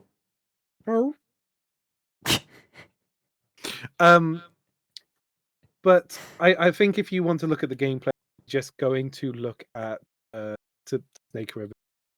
One of the things that's happened is the game has been altered since then to like be slightly different. People have continued developing, which was interesting. Huh. Weird. This is Birkin's statement. So he has an American name. He sits Fendina Freeman, Frank Duke. Frank the Duke. Yeah, he's has an American name which is Frank. Okay. And as you can tell by the English. Yep. We want to talk about Hunt Down the Freeman, what happened and what will happen. 2.5 years ago, Birkin had the idea to make a short film about Hunt Down the Freeman, and after that idea, he chose to make it into a Half-Life 2 mod. After that, he started to make a small project, which started to get attention. He pondered if he should make something bigger. The Indiegogo campaign was started and raised nothing. Excuse me? It raised $12. But he didn't want to give up on it. He had to make his idea a reality. He went and found an investor, a company, and a team. That is when the actual project started. After a development of almost 2 years of an ambitious project, when we came close to the end, we started to get huge pressure and receive harassment from the community. We also had lies circulate from the old team, as well as various other sources about our game. This pushed us to release the game as soon as possible to prove our innocence. On the day of the release, it was a big shock for all of us when we saw the game on streams and realizing it wasn't the game that we had on our end. We may have failed on file organization, as we are still trying to figure out the best way to put everything together and push a massive update. How do you do that? So what they're saying, Fred, is they uploaded the wrong version of the game. The wrong version. Oh my god. I don't know what source engines like to work with. I've worked with Unity on stuff, and Unity you have to you have the game you're working on, and then you have to make a executable of it. You don't just have multiple versions hanging around. I just, you know what I mean? I don't believe this. This is a lie, right? Well, it makes you sound like an idiot as well. Not you, but them. It's like, it makes them sound like an idiot as well. Best case scenario, you are incompetent. Worst case scenario, you are lying. Yeah. After the game's release, people started to harass us even more and generate more lies about us. No one has even contacted us to hear about our side of the story in a long time. To be honest, we don't actually think that people care about anything but the drama, since none of the responses that we've given have been shared with the community. Now what will happen? What? Okay. Now what will happen? Can't they just put out statements? What? Now what will happen is we will continue working on this project. We will release the actual version of the game we were supposed to release, and even after that, we will continue working on it with feedback from the community. At the end of the day, we are all Half-Life fans, and we all want to make a decent game. After we fix everything, we ask that you give us another chance. I don't know what game they're a fan of, but it's not Half-Life. We cannot express how sorry we are. We will do our best to fix it, and we will appreciate and take any help we can get from the community. We will not stop until Hunt Down the Freeman is the game that is supposed to be. That it is the game that is supposed to be. And just like we did not give up at the beginning, we will not give up at the end. Team. So I'll go back a bit. Okay. I would say a couple of reasons why there's so much drama is because you got voice acting from Pyrocynical, Colossal is Crazy, I Hate Everything, and Keemstar. Right. Both Pyrocynical and I Hate Everything made videos about their experience working on the game and the game itself. which got millions upon millions of views. Yeah. Colossus Crazy didn't make one because it doesn't make any. And Keemstar just ignored TL the whole hide thing. Mike hi. That's so mean. No, it's not mean. He hasn't made a video for nearly 10 years. How is he still a YouTuber? He's just He kind has, of like- around, isn't he? He has a podcast. Okay. Trammel, thank you for the 3 months. Hey. Welcome back in. Okay. Next one. Continue. So there Yeah. was a post, the truth behind hunting down the Freeman, and this was apparently a repost on. But it's worth kind of skimming through this, I think, and looking at what people the story behind the scenes. Okay. So I have a bit of information from friends, acquaintances, and other sources, including a recent series of posts from the Source Modding Community Discord that I picked up and may be interesting to read. Some of this is probably known already, but hey, now it's all together. I won't name names, but here's some of the things I've heard. Frank really doesn't know the amount of content in the game. A lot of the content made for it isn't even active in the game. That's how you get such bloated file sizes. Yeah. I will never forget my buddy, a childhood friend's friend, made a mod for Warcraft 3 that included, like, he just kept iterating on this mod, but instead of deleting things that he didn't want in the game anymore, he just attached them to a switch and turned the switch off. So every time they had to load the mod, they would have to wait like 2 hours to play a single game. Because it would have to load all of the unused content. I remember there was one point where there was a bug where, like, if he deleted, he had to, like, when he deleted something, one of the models would end up covered in pigeons. So he had to attach it to a switch and turn it off rather than just delete it.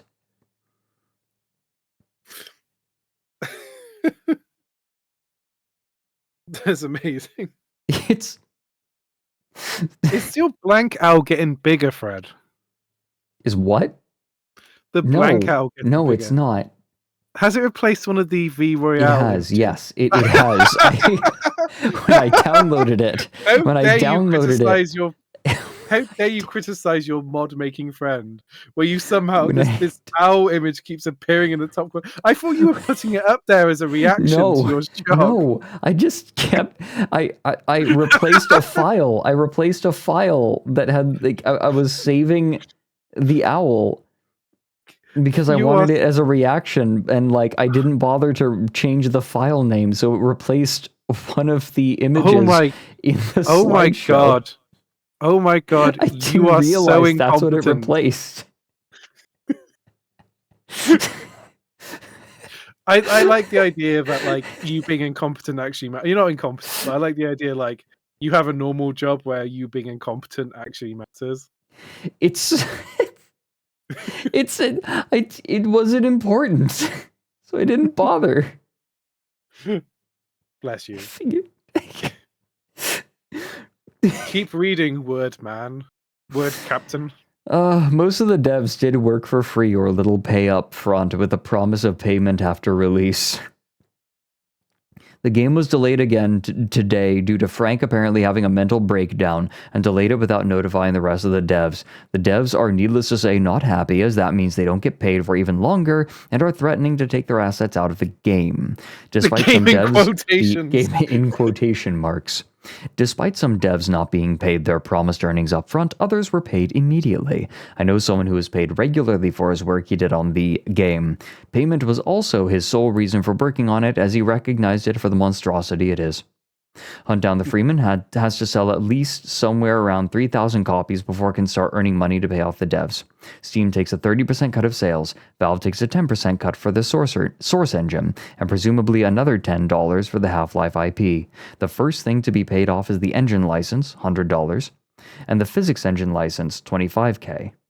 Then you have licenses for the Bink video and other software being used, and after that, Frank says he has to pay off investors, his dad, before these poor saps who were suckered into working on this project get to see a dime. Oh, I see. That's not great. No, that's not Particularly if he's great. not an investor. Particularly if His his dad. His dad. Like, counts as an investor, right? So Daddy much shit Duke. gets made because of like clueless parents. You know? Mm-hmm. It was planned to be released on Windows, Mac, Linux, Xbox, PS4, and sold in stores across America. As far as I can tell, Frank made proclamations of what he wanted, but without knowledge of what it takes to achieve such a feat. The Source engine at this time doesn't support PS4 or Xbone, so there would be even further developmental costs to do that, and that's disregarding Mac and Linux support for the game and its assets, and the fact he wanted it in stores, which would be a further nightmare. Frank also... people don't realize. Do you remember when we did Bolton Brown and he had developed free video game? You liar! You could just sell them in the stores.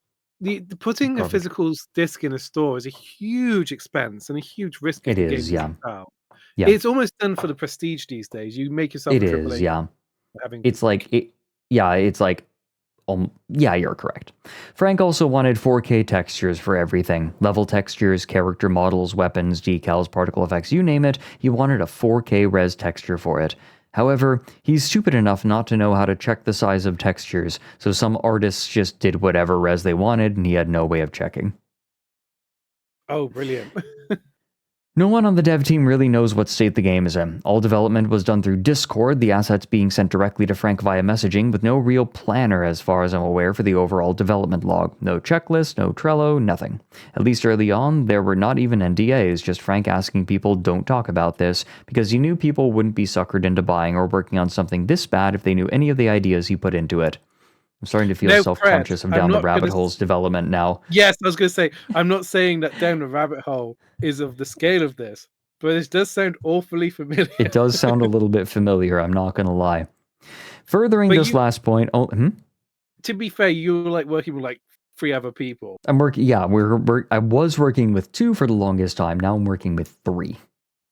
And, you know, if we blab, you know where we live. Right. We just start breaking skulls. Furthering this last point, only around 3 people have access to the game's source files and a copy of the game on Steam. None of the other devs have access, so no one else knows the extent of what is in the game, how it plays, how things work, or if it's even a game or just a haphazard heap of hamper junk.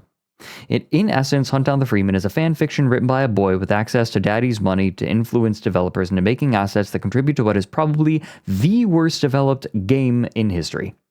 I almost worked on... I was going to say, this is actually... Some of this is a bit mean-spirited, but I think that's really well articulated at the end there. Just like what it is. Yeah, it is. We kind of called that, right? We were saying like this sounds like a dude describing his fan fiction, and it turns out we were on the money. I almost worked on this game myself, having been approached by Frank, but I jumped ship as soon as I saw... I'm sorry, I'm so used to hearing Mike call me Frank. But I jumped ship as soon as I saw the development process that had been laid out and the kind of story the game had. I want to say don't buy it, but at the same time, I just realized we've been listening in silence the whole time. I want to say don't buy it, but at the same time, saying that makes me feel sad for the developers who actually put their hours into this, who will, in all eventuality, never earn what they are meant to. Hee hee.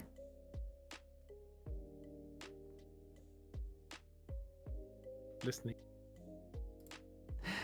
Edit, I got some inside info for one lad that worked with the game a good bit. He wished to be anonymous, so I kept his identity in secret. He told me the following.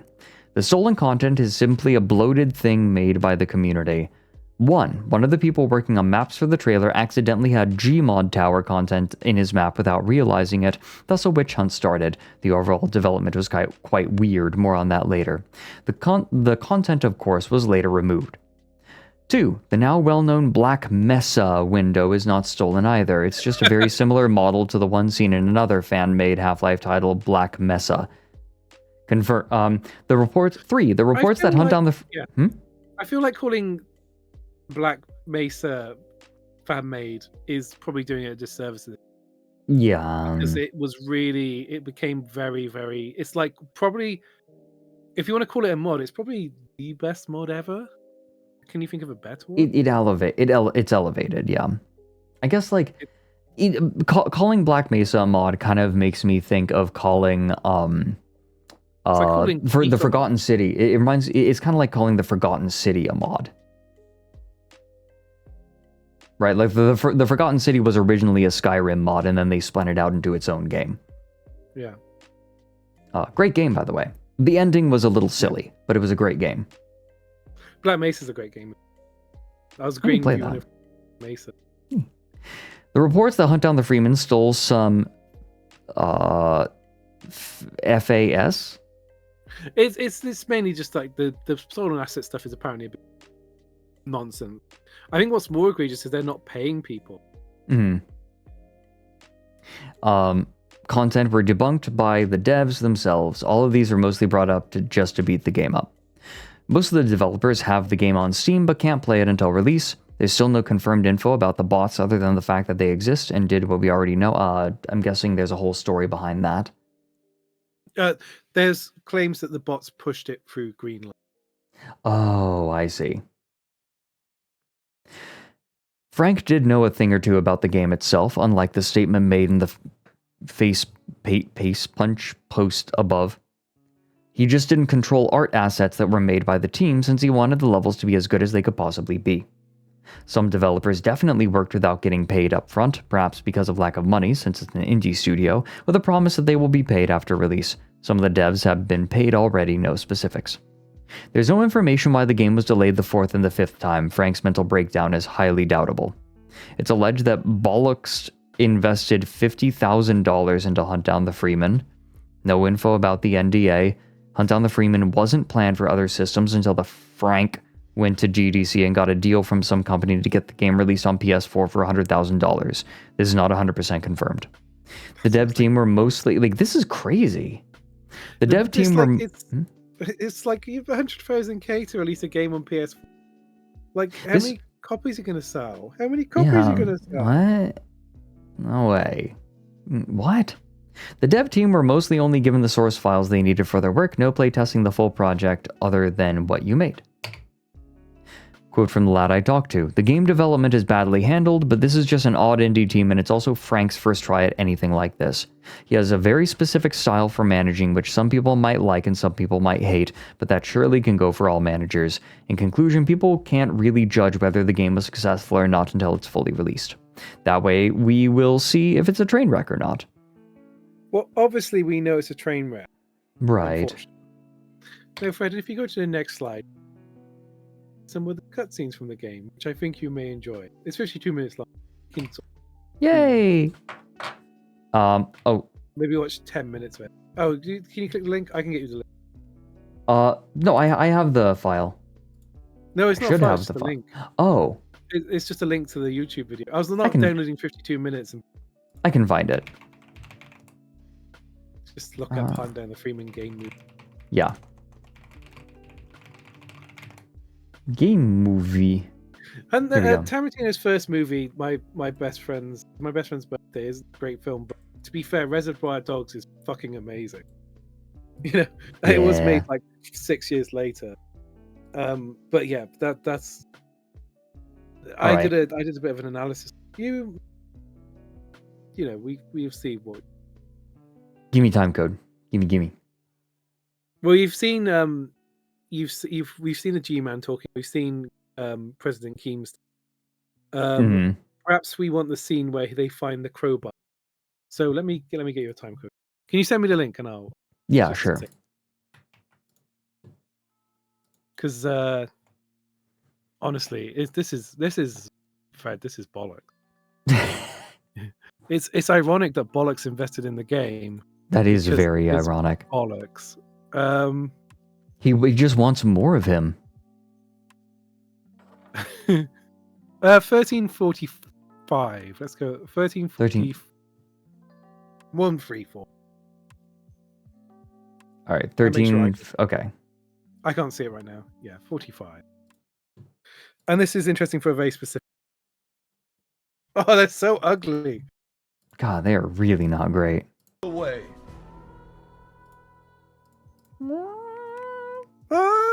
Sorry. Oh! Have you lost your fucking mind? Lower that thing. You're gonna blow us all up. Jesus, man. Calm down. Wait. That's a great sound alert. Lower that thing. You're gonna blow us all up. Jesus, man. Calm down. That would be a really good sound alert. Jesus, man, calm down. Don't fucking tell me to calm down. There's a gas leak that can blow half of us all the way to hell with a fucking match. Half the guys on the planet are stuck inside, and the other half became brain fucked zombies because they got a big ass spider with a huge vagina stuck on their head. And you expect me to be calm? Okay, you're right. Now help me out here, all right? Tell me, how do we get them out? This dude has appropriate ambience effects on his voice, but I think it's just because he was recording without any sort of... Like, I think that this is the raw audio. And he was just in a roomy sounding room. Oh, no. He just didn't have any soundproofing. Because listen to the hunter's voice. It is crisp. And this guy was recording in a bathroom. My cat just stood... Bathroom. Just by the way, my cat stood in front of my monitor until I pet her for a minute. She looked right into my face. She looked right into my face and was like, so, like, you're going to pet me now, right? Was it the same bathroom that Birkin did that interview at? Yes. There's two ways to get them out of there. The first is getting the generators on so that we get the power back on to open the doors. Speak up. Okay. What's the second Yeah, way? you're... The second way? I forgot, okay? I'm under pressure here. Give me a fucking break. First way, then. Remember, no weapons. What? Here, take this. A wrench? Why a wrench? Because I only got one crowbar, and I have no intention to give it away. Well, I got bad memories with crowbars anyways. Mitchell, by the way. Joe. But everyone calls me Boston Joe. Why is this both shot? Well, no, why is this shot, scored, and acted like they're about to kiss? We have to wait and see, Fred, won't we? We'll have Right, to Joe. wait and see. Let's save your friends from spiders with vaginas. Let's save your friend from vagina. Let's pause it, Fred. Yeah, he literally is like, let's save your friends from vaginas because we are gay and they must be saved. So, Fred, there's some context I need to give here. The next level is potentially bugged or something, so you can just use guns in it. Oh. That's what that whole cutscene's established. I think keep playing, because this is the scene where Colossal is crazy, who maybe does the worst job. Do not neglect to show hospitality to strangers, for by this some have entertained angels without knowing it. What? Hebrews 13:2. Welcome aboard, gentlemen. I am Captain Roosevelt.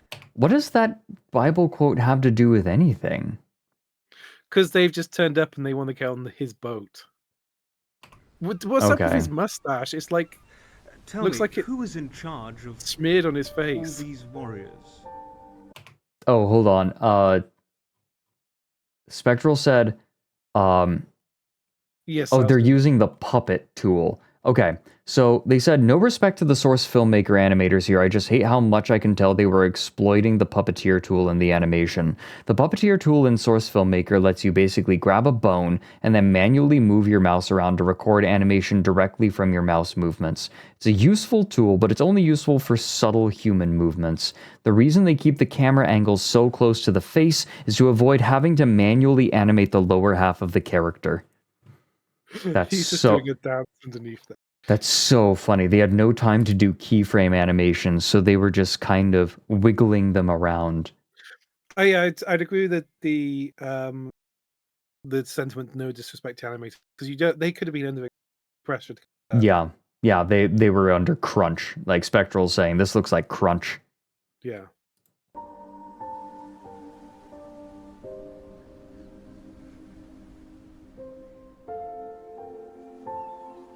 Please step up. I want a mod that changes this to have a funny word. It could be anything. It could just say fuck. right? Anything. Captain. Captain. He just put an M at the end. What does HECU stand for, do you think? Hazardous environment. I'm Sergeant. I have no interest in your rank. I think that's the Your actual real name. answer. I have no interest in your rank. He interrupted him too quickly. That's your only problem with this. Are you Okay, more than Mitchell. that. Mitchell? Huh? Yes, Mitchell. We have Captain Price. I thought of that A when I name saw with it there. many We have meanings. Captain Price at home. For some, the meaning is a gift from God. For others, who God. is like God?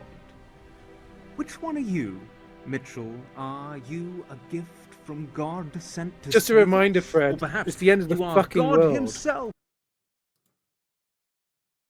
Like, this guy is not acting. Nobody's acting like it's the end of the world. No, they're not. Come to doom. Be like, our cast off the worthless ship, lives. fuckers. Perhaps. He's cursed. What kind of curse is this?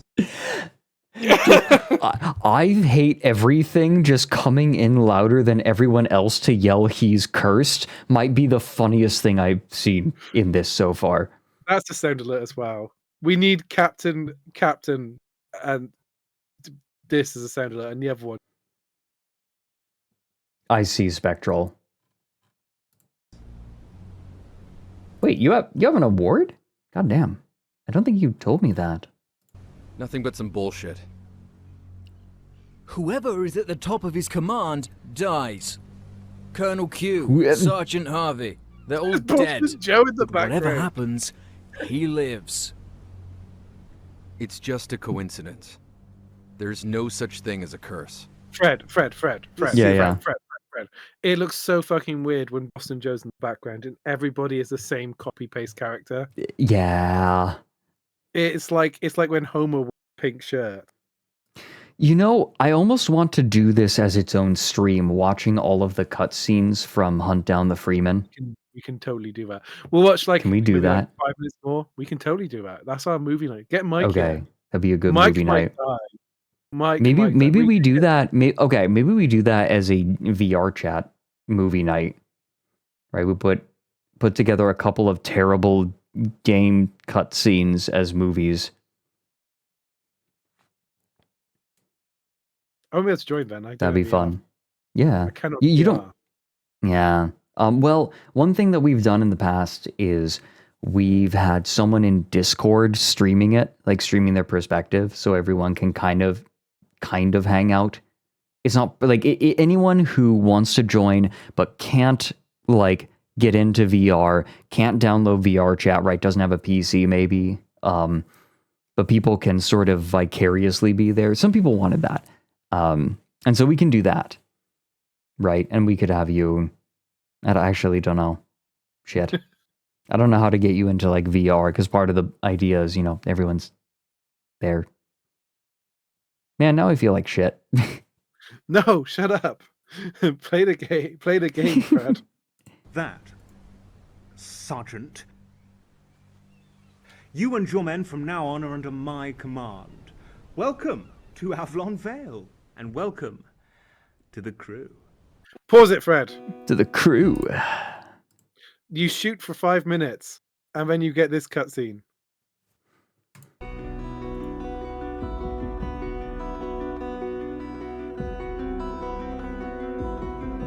I like this guitar.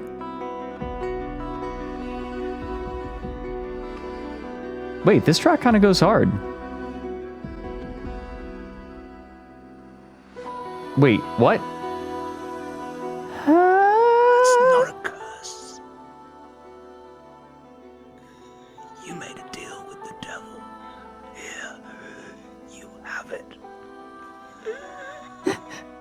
Oh, the audio mixing is so bad. Where are the sound effects? This one's stylistically Well, it looks like you're the captain now. Captain Mitchell. All right, so I'd suggest this cutscene, and then we would. A. Badger, Badger, badger, We want badger, badger, badger, badger, 24.50. mushroom, mushroom. Where like this scene makes no 24.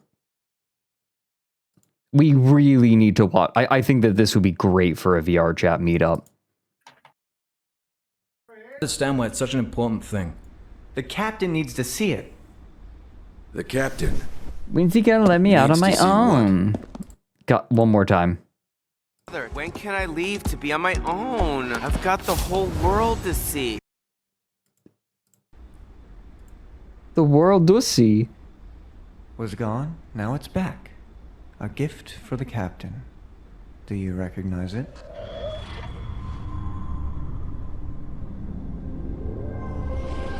His voice acting actually isn't the worst. Like, again, like, no, the voice acting is not all bad. No, it's I just the think mixing that does them dirty. Well, it's a lot of things. It's the mixing. It's the, but it's also the dialogue is really.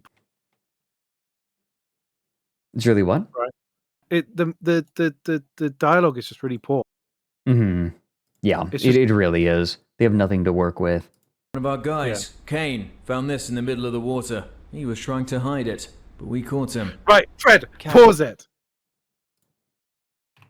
How did he find it in the middle of the water? Right, what? Just hear me. He found a crowbar floating in the middle of the crowbars don't float. No, crowbars they don't. Captain, crowbars don't float. Right. Okay, so what was he doing looking in the middle of the ocean? How did he spot it? On the fucking huge tanker. You can't spot it from the side of the tanker. You don't get in the ocean in the middle of the ocean, you die. Right? Right. Why was he hiding it? None of this makes any sense. He was trying to cover up the fact that he was keeping it for purposes. Objects that I've shoved up my ass. Vibrators. Crowbars. Fred. Yeah. One of the things people don't realize in the New Orleans, I ask you what the hell's going on at one point, and you shout, "I don't know," so loudly, it like super peaks the microphone. And if you look at the recording on Audacity, at that moment, it's just like a bar chart of you shouting, "I don't know." It's so loud, and it's like loudest part of the recording by about 5 decibels. Hadling, thank you for the 15 months. Sorry I'm gonna about that. ask you again. What the fuck is going on? How did he get this crowbar? Why did he find it in the middle of the oceen? This doesn't make any sense. No, it makes no sense. It's because they needed to, like, it's a plot device. Also, Spectral sent this to me.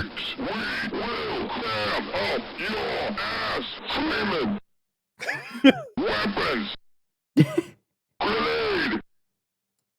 Hostiles! Incendiary weapons. Heavy weapons. Nuclear weapons! Weird alien weapons!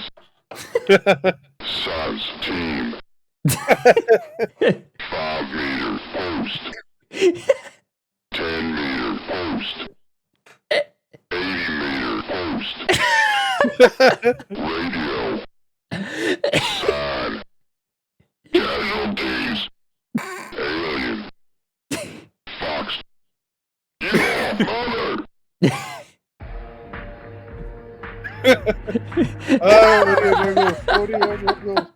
Thank you. That was amazing. Thank you, Spectral. All right, we can stop watching the movie. If you want to do the movie in the future, we'll. Yeah, please. But you get the idea. Like this is a horrible script, and it's amazing that something this is made because most of the time people are like, "Hey, Frank, this is fucking insane." Yes. Right.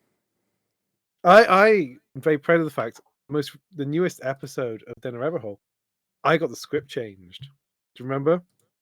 I was like, you should change that so it does this, and you're like, good idea. Yeah. I always think of you when you're like, you think I have a good idea. Do you remember in like Star Trek: The Motion Picture? This is the Star Trek reference. I don't think I've seen. I don't think I ever watched that one. It's the one where Kirk is competing with his like executive officer or something, Decker, and he does this bit where he like points at him, And he's like, I'm just pointing out, Captain, it's my role to suggest alternatives. Yes, it is. Yes, it That's how I feel when you're like, that's a good idea. So there's before the release, there's a very interesting we're approaching the end now. We are more than 2/3 of the way through. Next slide. So. Oh, that was a link to it. I see. Okay. Oh So, shit! pre-release. So Talvi was a the developer worked on the game, and they posted on Reddit about some of the other posts. There's apparently another developer who posted something slanderous. And next slide is what Talvi said. Okay. Subreddit for many years. Let's see. Completely prove that I'm on team. Very grateful to be on this team. For most of my life, I wanted to make video games. Oh, thank you for the raid, Leith.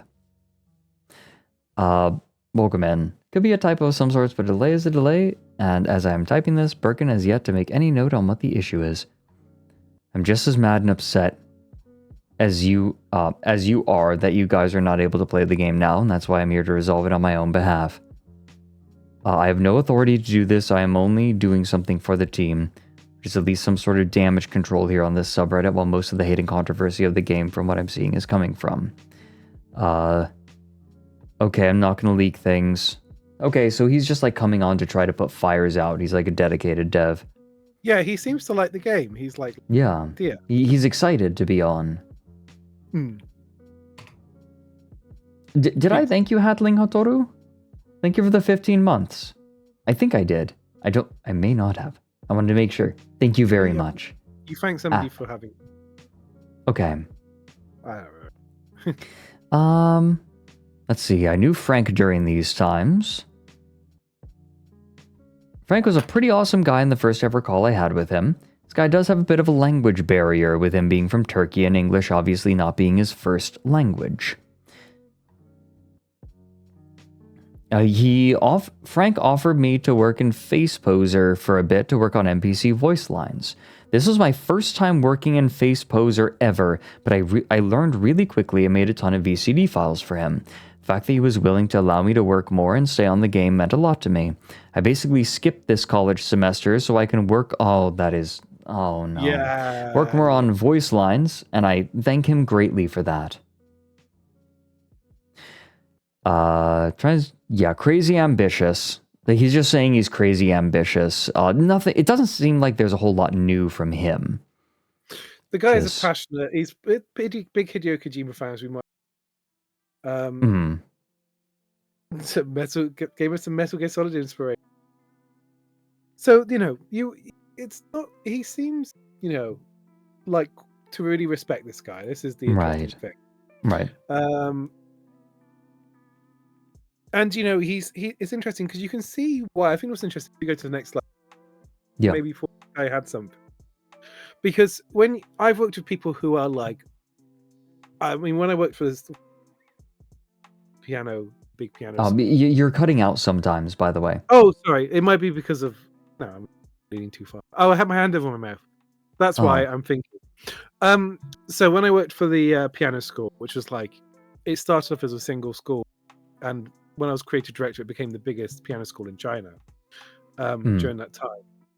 The person I worked with was like essentially a nobody. They had money to make the project happen. Right. They had made some money starting off their own business. They'd sold suits to a Chinese bank, and they had like, because the bank had like 200,000 employees, they made a fortune doing it.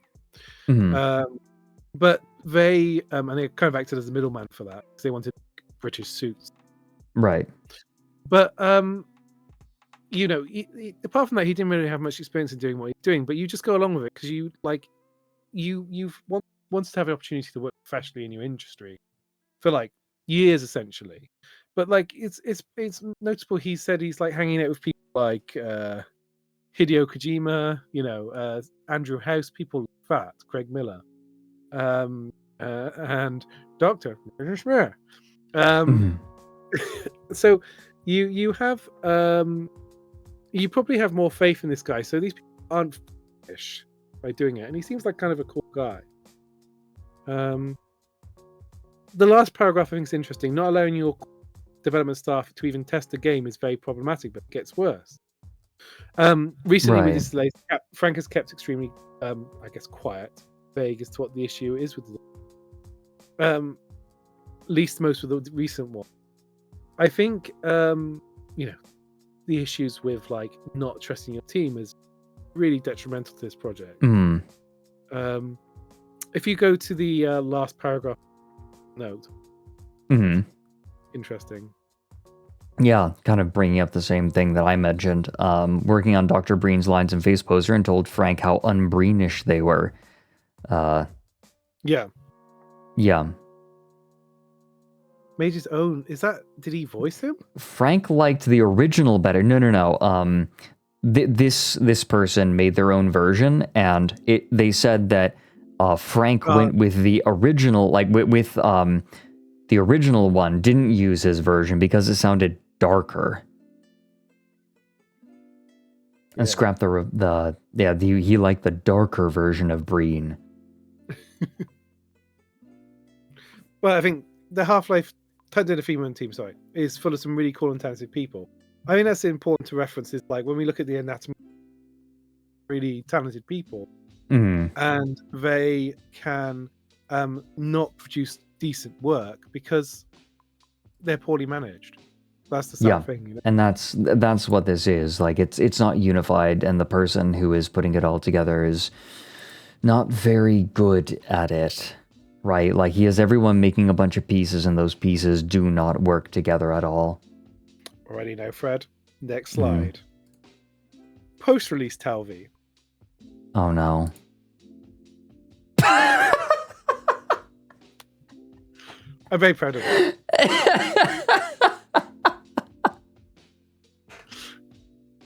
Oh, I should go to Breen, shouldn't I? Oh, it's Telvi again, the sound designer for On Down the Freeman. This is the part where I expose Frank for what he has done to my work. Oh my god. Me when Fred touches the EQ of my track. I have never touched the EQ of your goddamn tracks. You joked about it once. And I did joke about it once, it's true. I think if you wanted to change the EQ of the tracks, I would be fine. But if you did it without telling me, I'd be pissed off. I've only ever messed with levels. I've only ever moved the levels. You messed with the EQ of a track by Kevin. By Kevin MacLeod, I absolutely did. Yeah. I don't even remember which one it was. I'm sure I could go and like listen and figure it out. Cinema but I love the people posting Mike Ball. That's the Breenema. That is... Mike is not balding. That's the insane thing. Is like Mike is not balding. He's convinced that he is. They've managed to make him. It's like that stream where he was arguing with a guy that nobody else could see. They've convinced him he's bald.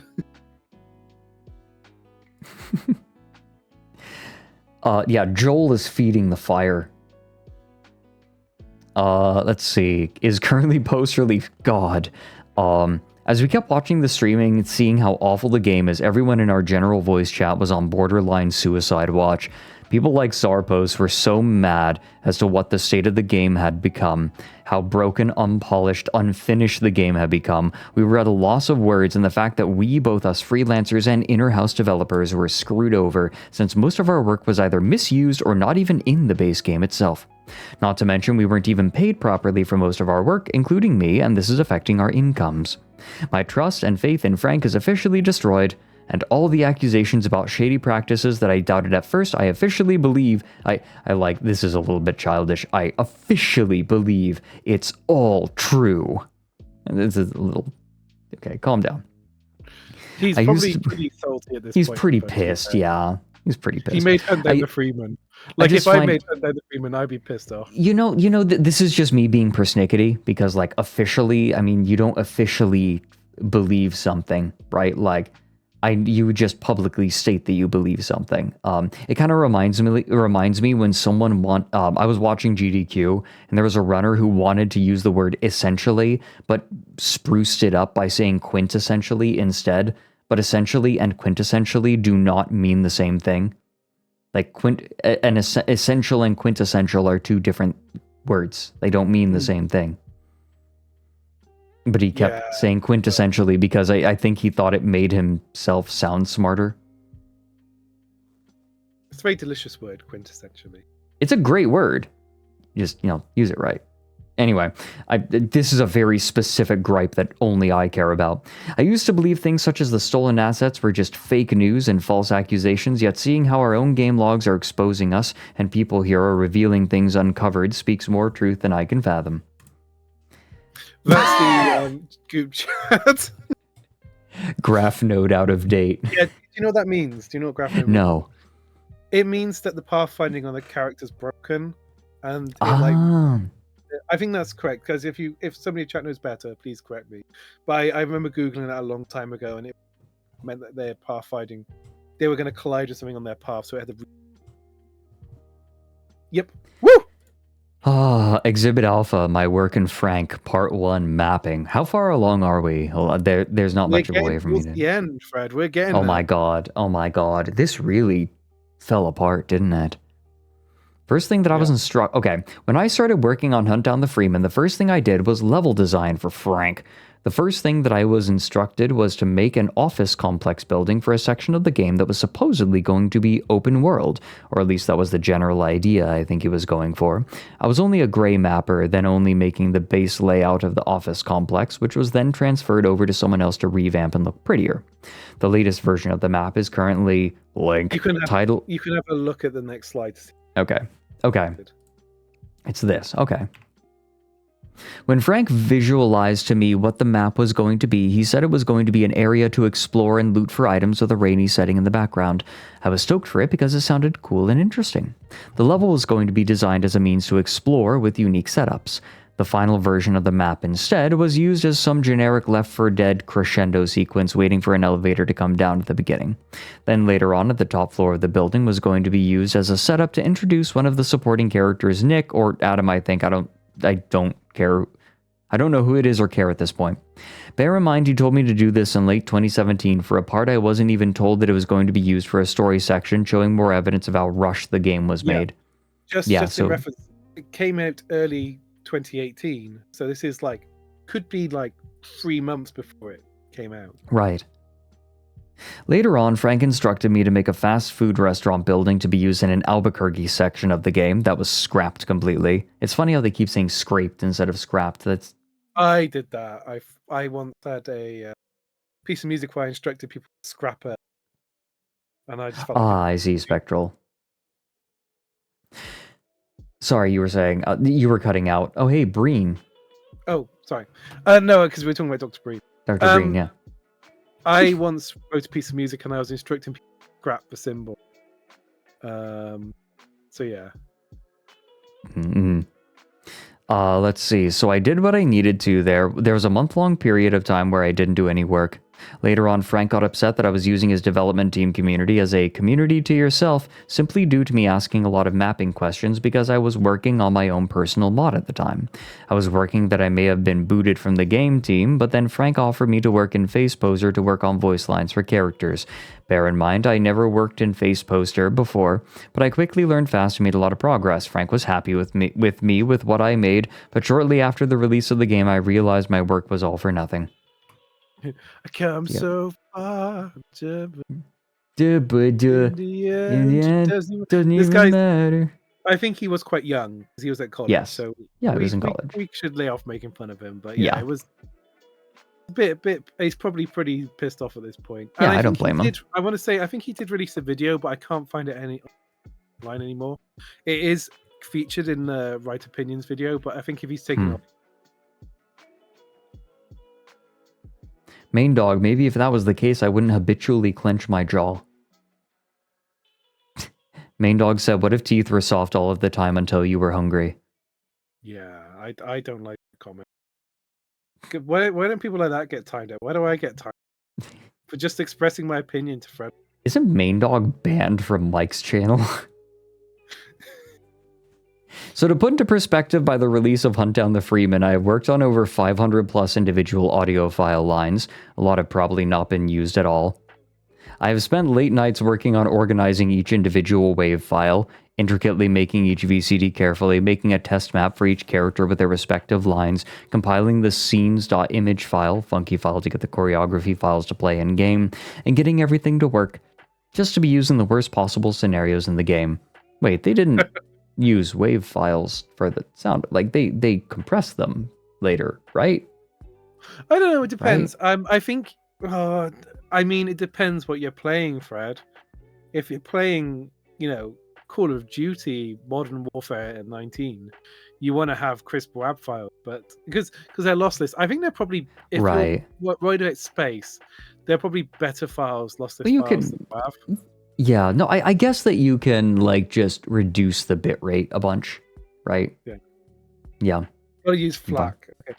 I bet Call of Duty use WAV files, for that detail nobody can see because they haven't got, like, a 39 meters wide television. Yeah.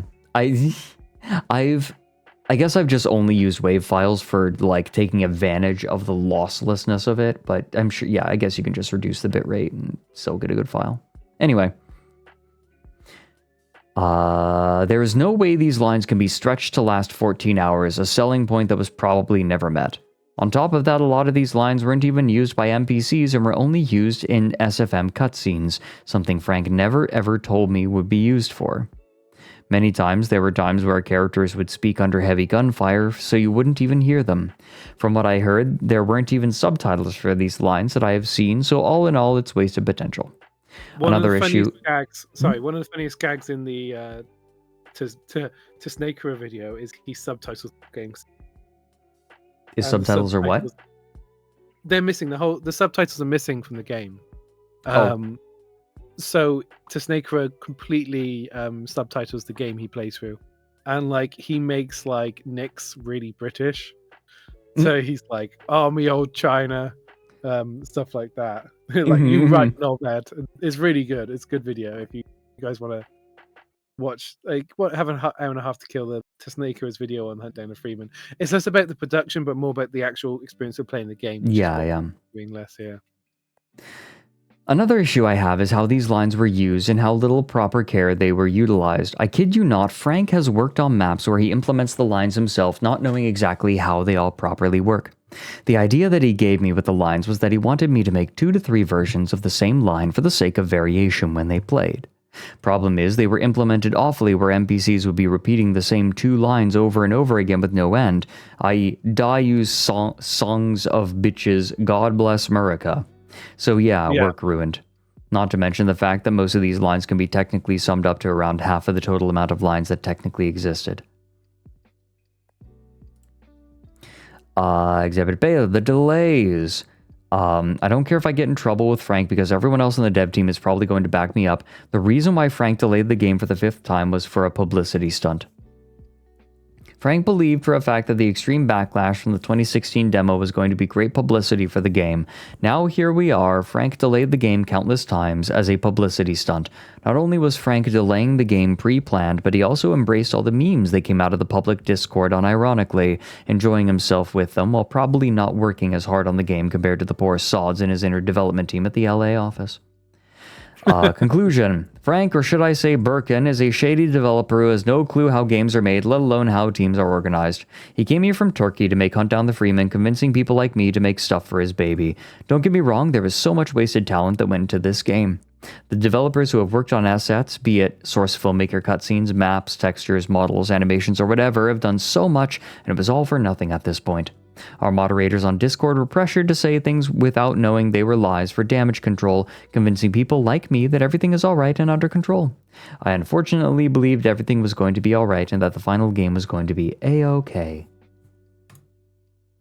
Let's see, spoke broken English. I'll skim through this real quick. Yeah. Yep. Working a bunch, yeah. Overworked people. I mean, that's classic. Yeah. It's like every It's like working on a AAA game. Yeah, the real experience. Yeah. If you are reading this, I do not wish to be your enemy, but I do not expect to continue working for you on any game anymore. I will stay on the dev team Discord server, but do not expect me to take any offers. Let's see. It takes 10 bad games to make one fantastic game.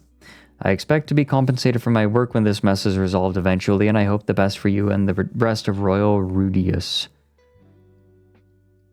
That's the company. I think I mentioned it already.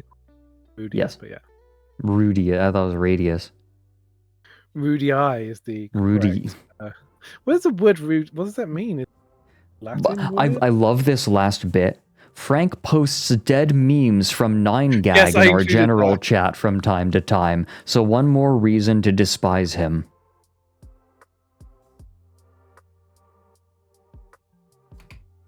Future.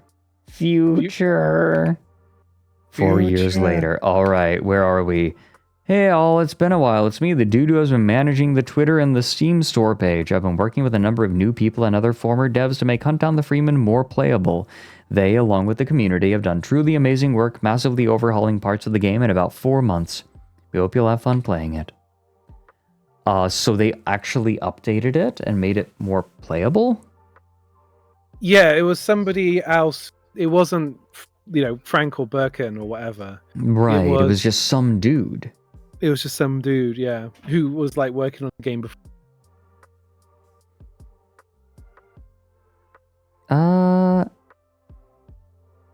I mean, you don't have to read this. You don't have to read this, but they did update it. And see some of the updates. New gun models, yeah. Weapons and such and such.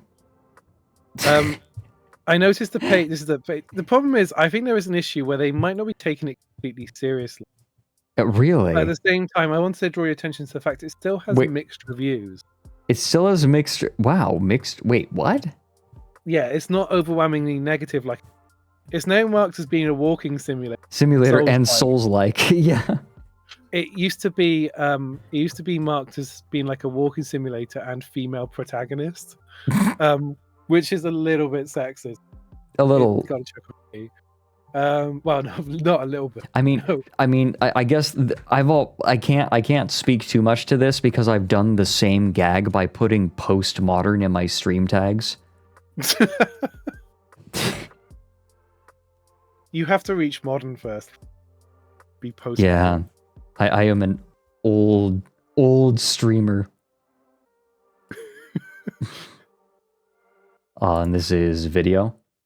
So this is the most recent trailer, and it sort of shows that there's still problems with the product. Okay. Whoop. Yeah, sure. And we can cap off with this. Rococo streamer. I like that. Rococo streamer. All of my art is all of the art of my character is like me looking up women's skirts while they're on a swing. The most, the painting of which I speak, yes. Yes, I do. Yes. I heard you're looking for a man. There's even a market for like a retro streamer who it's just like filmed using an old style camera and Cathode ray tube which is captured. I probably shouldn't have made that joke. Yes. I probably shouldn't have made that joke because no one's gonna get it. It was an art history joke. Don't worry about it.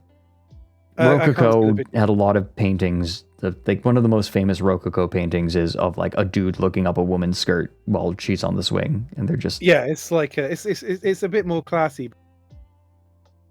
Very like frou-frou-y. I heard you're looking for a man. A man in an orange Capture the suit. video, Fred. Give me video. Wait, this isn't the right one. Yes, the wrong video. We already as well, looked at that one. Anyway. Let's see. Am I? Oh, I don't know where it is then. Oh, it's like a weird file format because I had to download it from Steam. Calf. It's like it's a .ts file. Can I? Oh God. I can I can open it. I can open it with VLC. VLC player could not start. Blah. God damn it.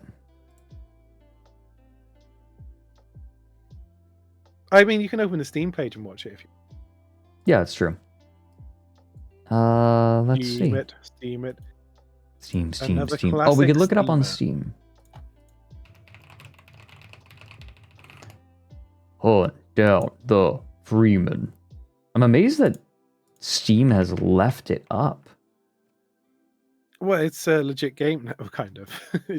I don't think it's there yet. That image is. Do you see that image of him pointing the sniper rifle at his face? Yes. Is actually part of it. Okay.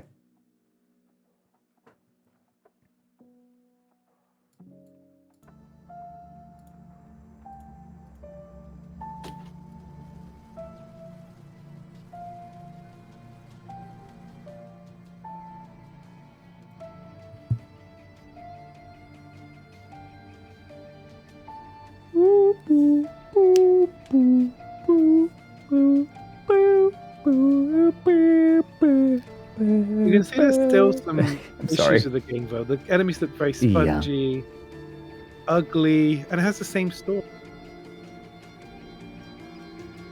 He hit that enemy with a grenade then.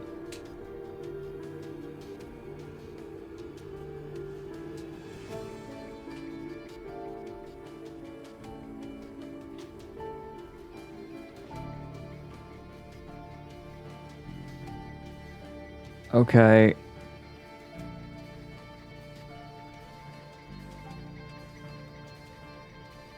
There's also something weird going with the tempo of this out of tempo hi-hat. Oh, yeah. Look at this AI. Look at this AI now. Ready? See what I mean? Yeah. They just keep coming. Right. Captain, they keep coming. Captain. So that's one of the issues with Half-Life AI. I wouldn't say it's a problem necessarily, but they you have to design levels around it. They just come towards you constantly. God damn it, the words. They move towards you constantly. Do you see what I mean? They kind of keep closing the distance.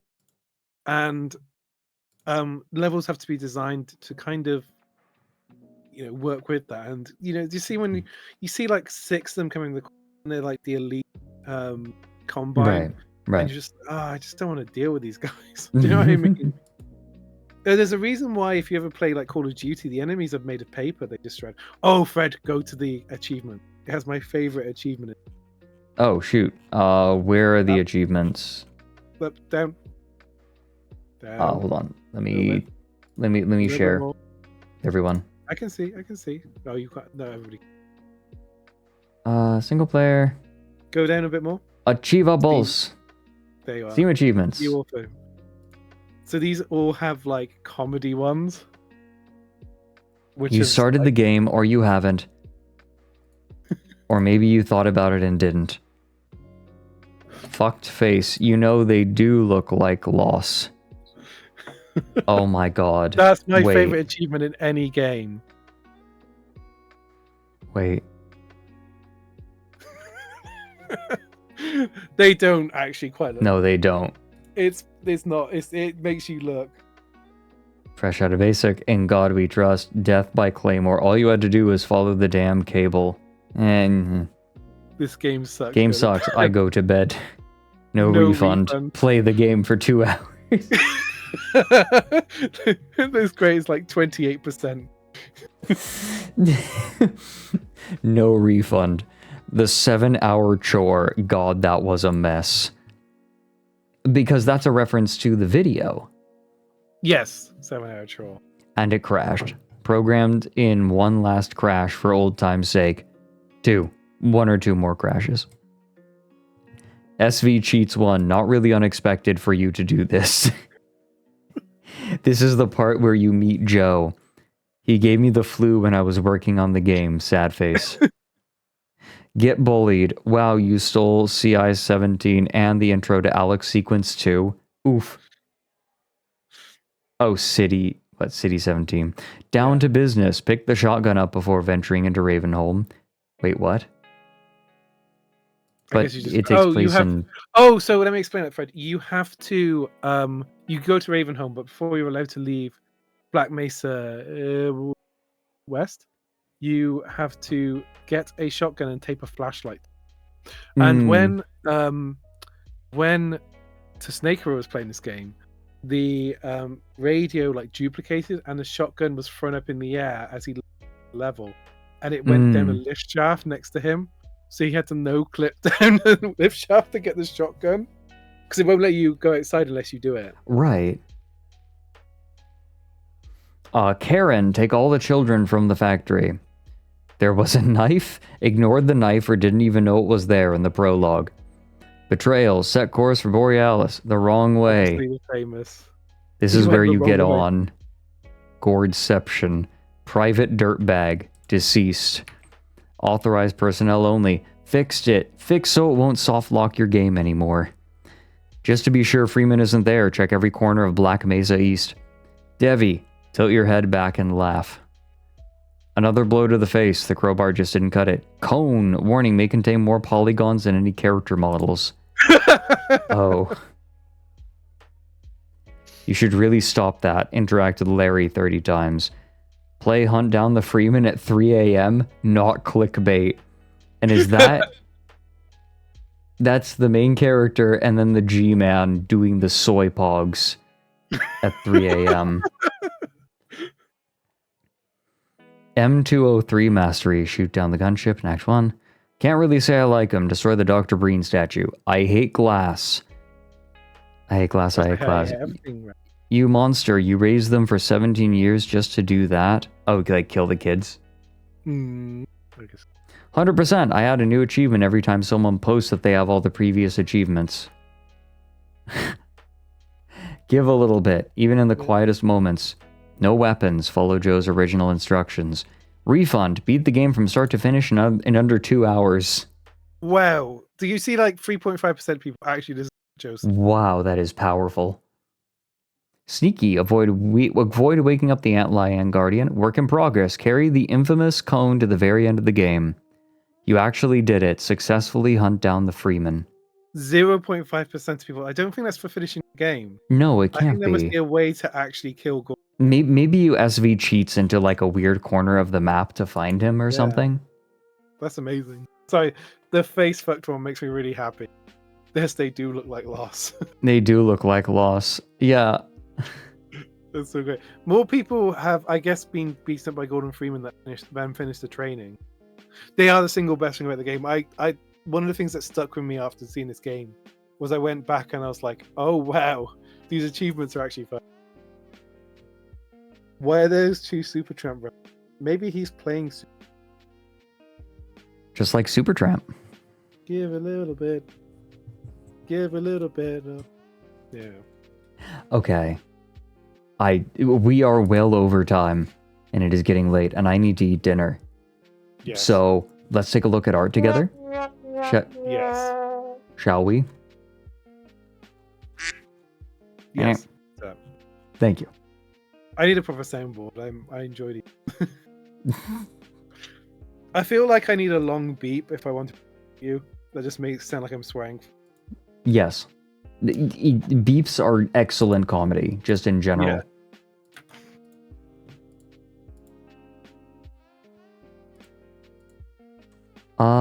The refund is pretty great. Play it for that is pretty good. They know, right? Whoever took this over knows. We do have a Starry Feathers sketch page. Oh dear. Oh dear.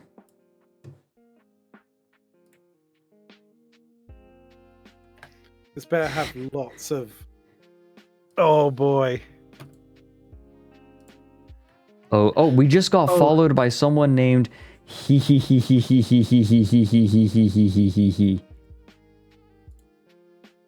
you for the follow. Good name.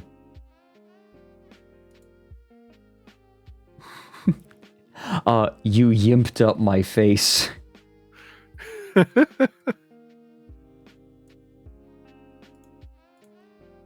Dynamic. Play the video, Aga, and I'm just Againg. I'm trying. I don't remember what that was me, but I realize it's Todd Howard. It's Todd Howard, yes. While my screen is Againg. Oh my God, hold on. He just posted in chat for the first time. Can you guess what they said? They just said, hee. Oh, great. The new clown pubes.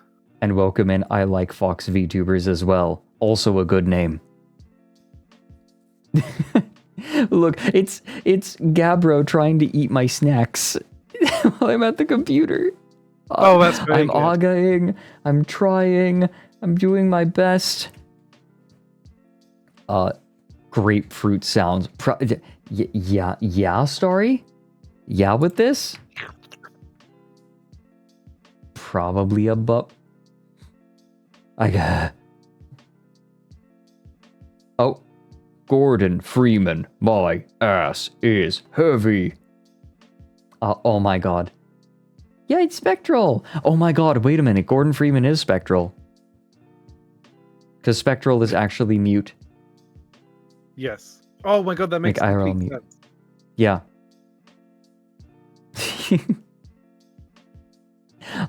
There's me having snacks. Yump. I was hungry. I'll have to get less crunchy snacks. The woman from the trailer. Oh God, yeah. I was trying to place that. I was like, that Trent Reznor. It's Clayface from the trailer. That how dare you? She is over 1 billion polygons, Fred. Still not as many as the cone, apparently. Also, dynamic entry. Yeah, because outlets enter by flinging themselves into the stream. That's why you have the Virgin TL arrive and you have the Chad TL throw.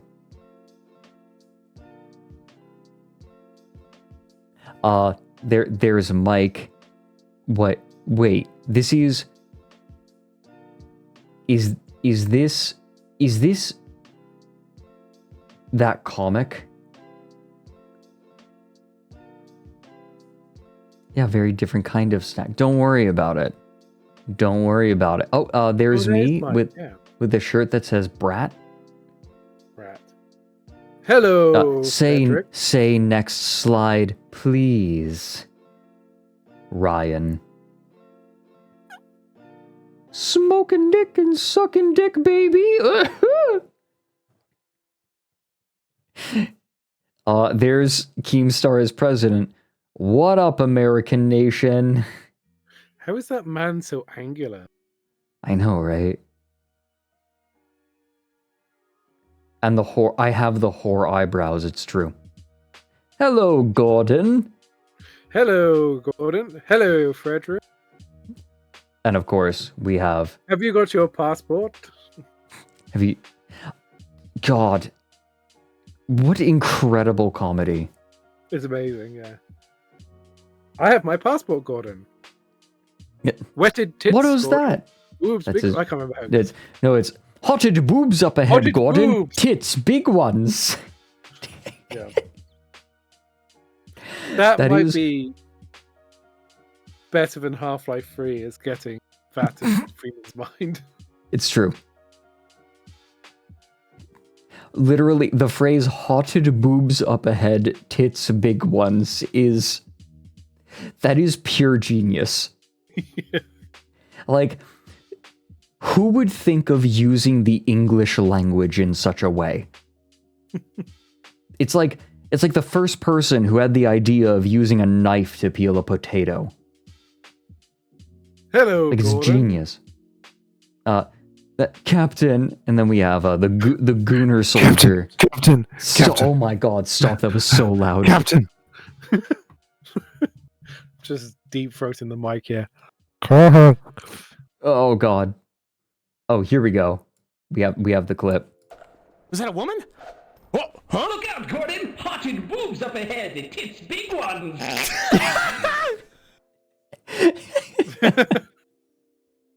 We're going to watch the Prince Care Guide. Up into the barnacles. One more time. Was that a woman? Huh? Look out, Gordon! Haunted boobs up ahead, the tits big ones! Haunted boobs up ahead, tits big ones. See, that's the thing, is tits big ones is all one sentence. I think that's just like, that's, so I spend a lot of time training myself and not say things in the order. I think that's just somebody who's just like, I'm just going to talk and whatever comes out, comes out. Right, yes. An incredible stream of consciousness. Also, I am going to contact Susu and see if she can give my crop top the word brat on it as a toggle. Susu's hella busy. Oh yeah, she is. She posted something on Twitter and it went mega viral, and now she's too busy to work for it. Oh, that's awesome. I think I missed that. Oh my god. Hold on, I'm looking. They went mega viral. I don't know if it went mega viral, but she was like, I have too many commissions. Please stop commissioning me. A picture of her. But which is one of the funniest pictures of. No, I'm so glad that Susu is doing well, right? Like, I feel like I'm very fortunate in that I have gotten to know so many people before they got big, you know? Before you came in blew first up. when I got big. When you're around me, I'm big. Ooh. Ooh. Ooh. You do a bunch of music for a bunch of YouTubers now. Yeah. But none of them are as cool as you. Aw, shucks. Except OK Atrocity Ordinary Thing. Oh my god, shut up. You know what? This has been a good stream.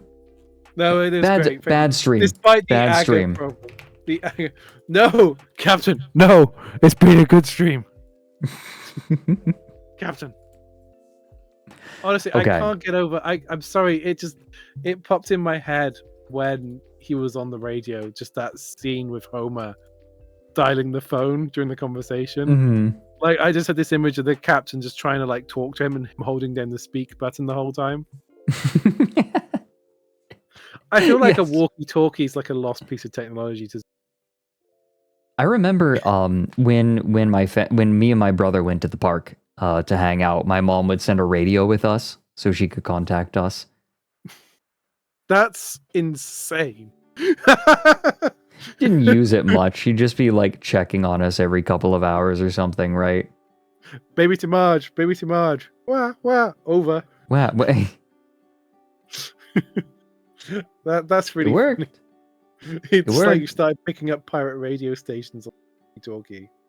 I think that happened once where we were hearing like something. Yeah. When I was a kid, my dad had an ex-military Land Rover, and it had a radio in it, and he used to like tune in to like, you know, lorry drivers have company radio where they like speak to each other. He used to tune into that and just like, I wouldn't say send them abuse, but prank call them essentially. And honestly, that was like one of my favorite moments as a child. It's just my dad like speaking to truck drivers and just like essentially just playing jokes on them. That's good. That is a good use of time. Yeah, absolutely. Okay. Fred, it's late. Fuck. I'm gonna sorry. get food. I'm gonna get food. Bless you, we're going sir. to raid into Alfie. Thank you very much, everyone, for hanging out and learning about Hunt Down the Freeman with us. Raid message is Captain breath noises. Yeah, Captain write heavy down the breathing. Hold on, I'm thinking. Ooh, what do we do? No, you know what? The raid message is my ass is heavy. Blank stare. Yeah, then blank. Alternatively, just TL blank. That also just works. Thank you very much, everyone. We'll be back tomorrow. We're going to have Kijit on to look at some of the weird garbage that's come out of the Consumer Electronics Expo. Yeah. It's going to be a nightmare. Going to be bollocks.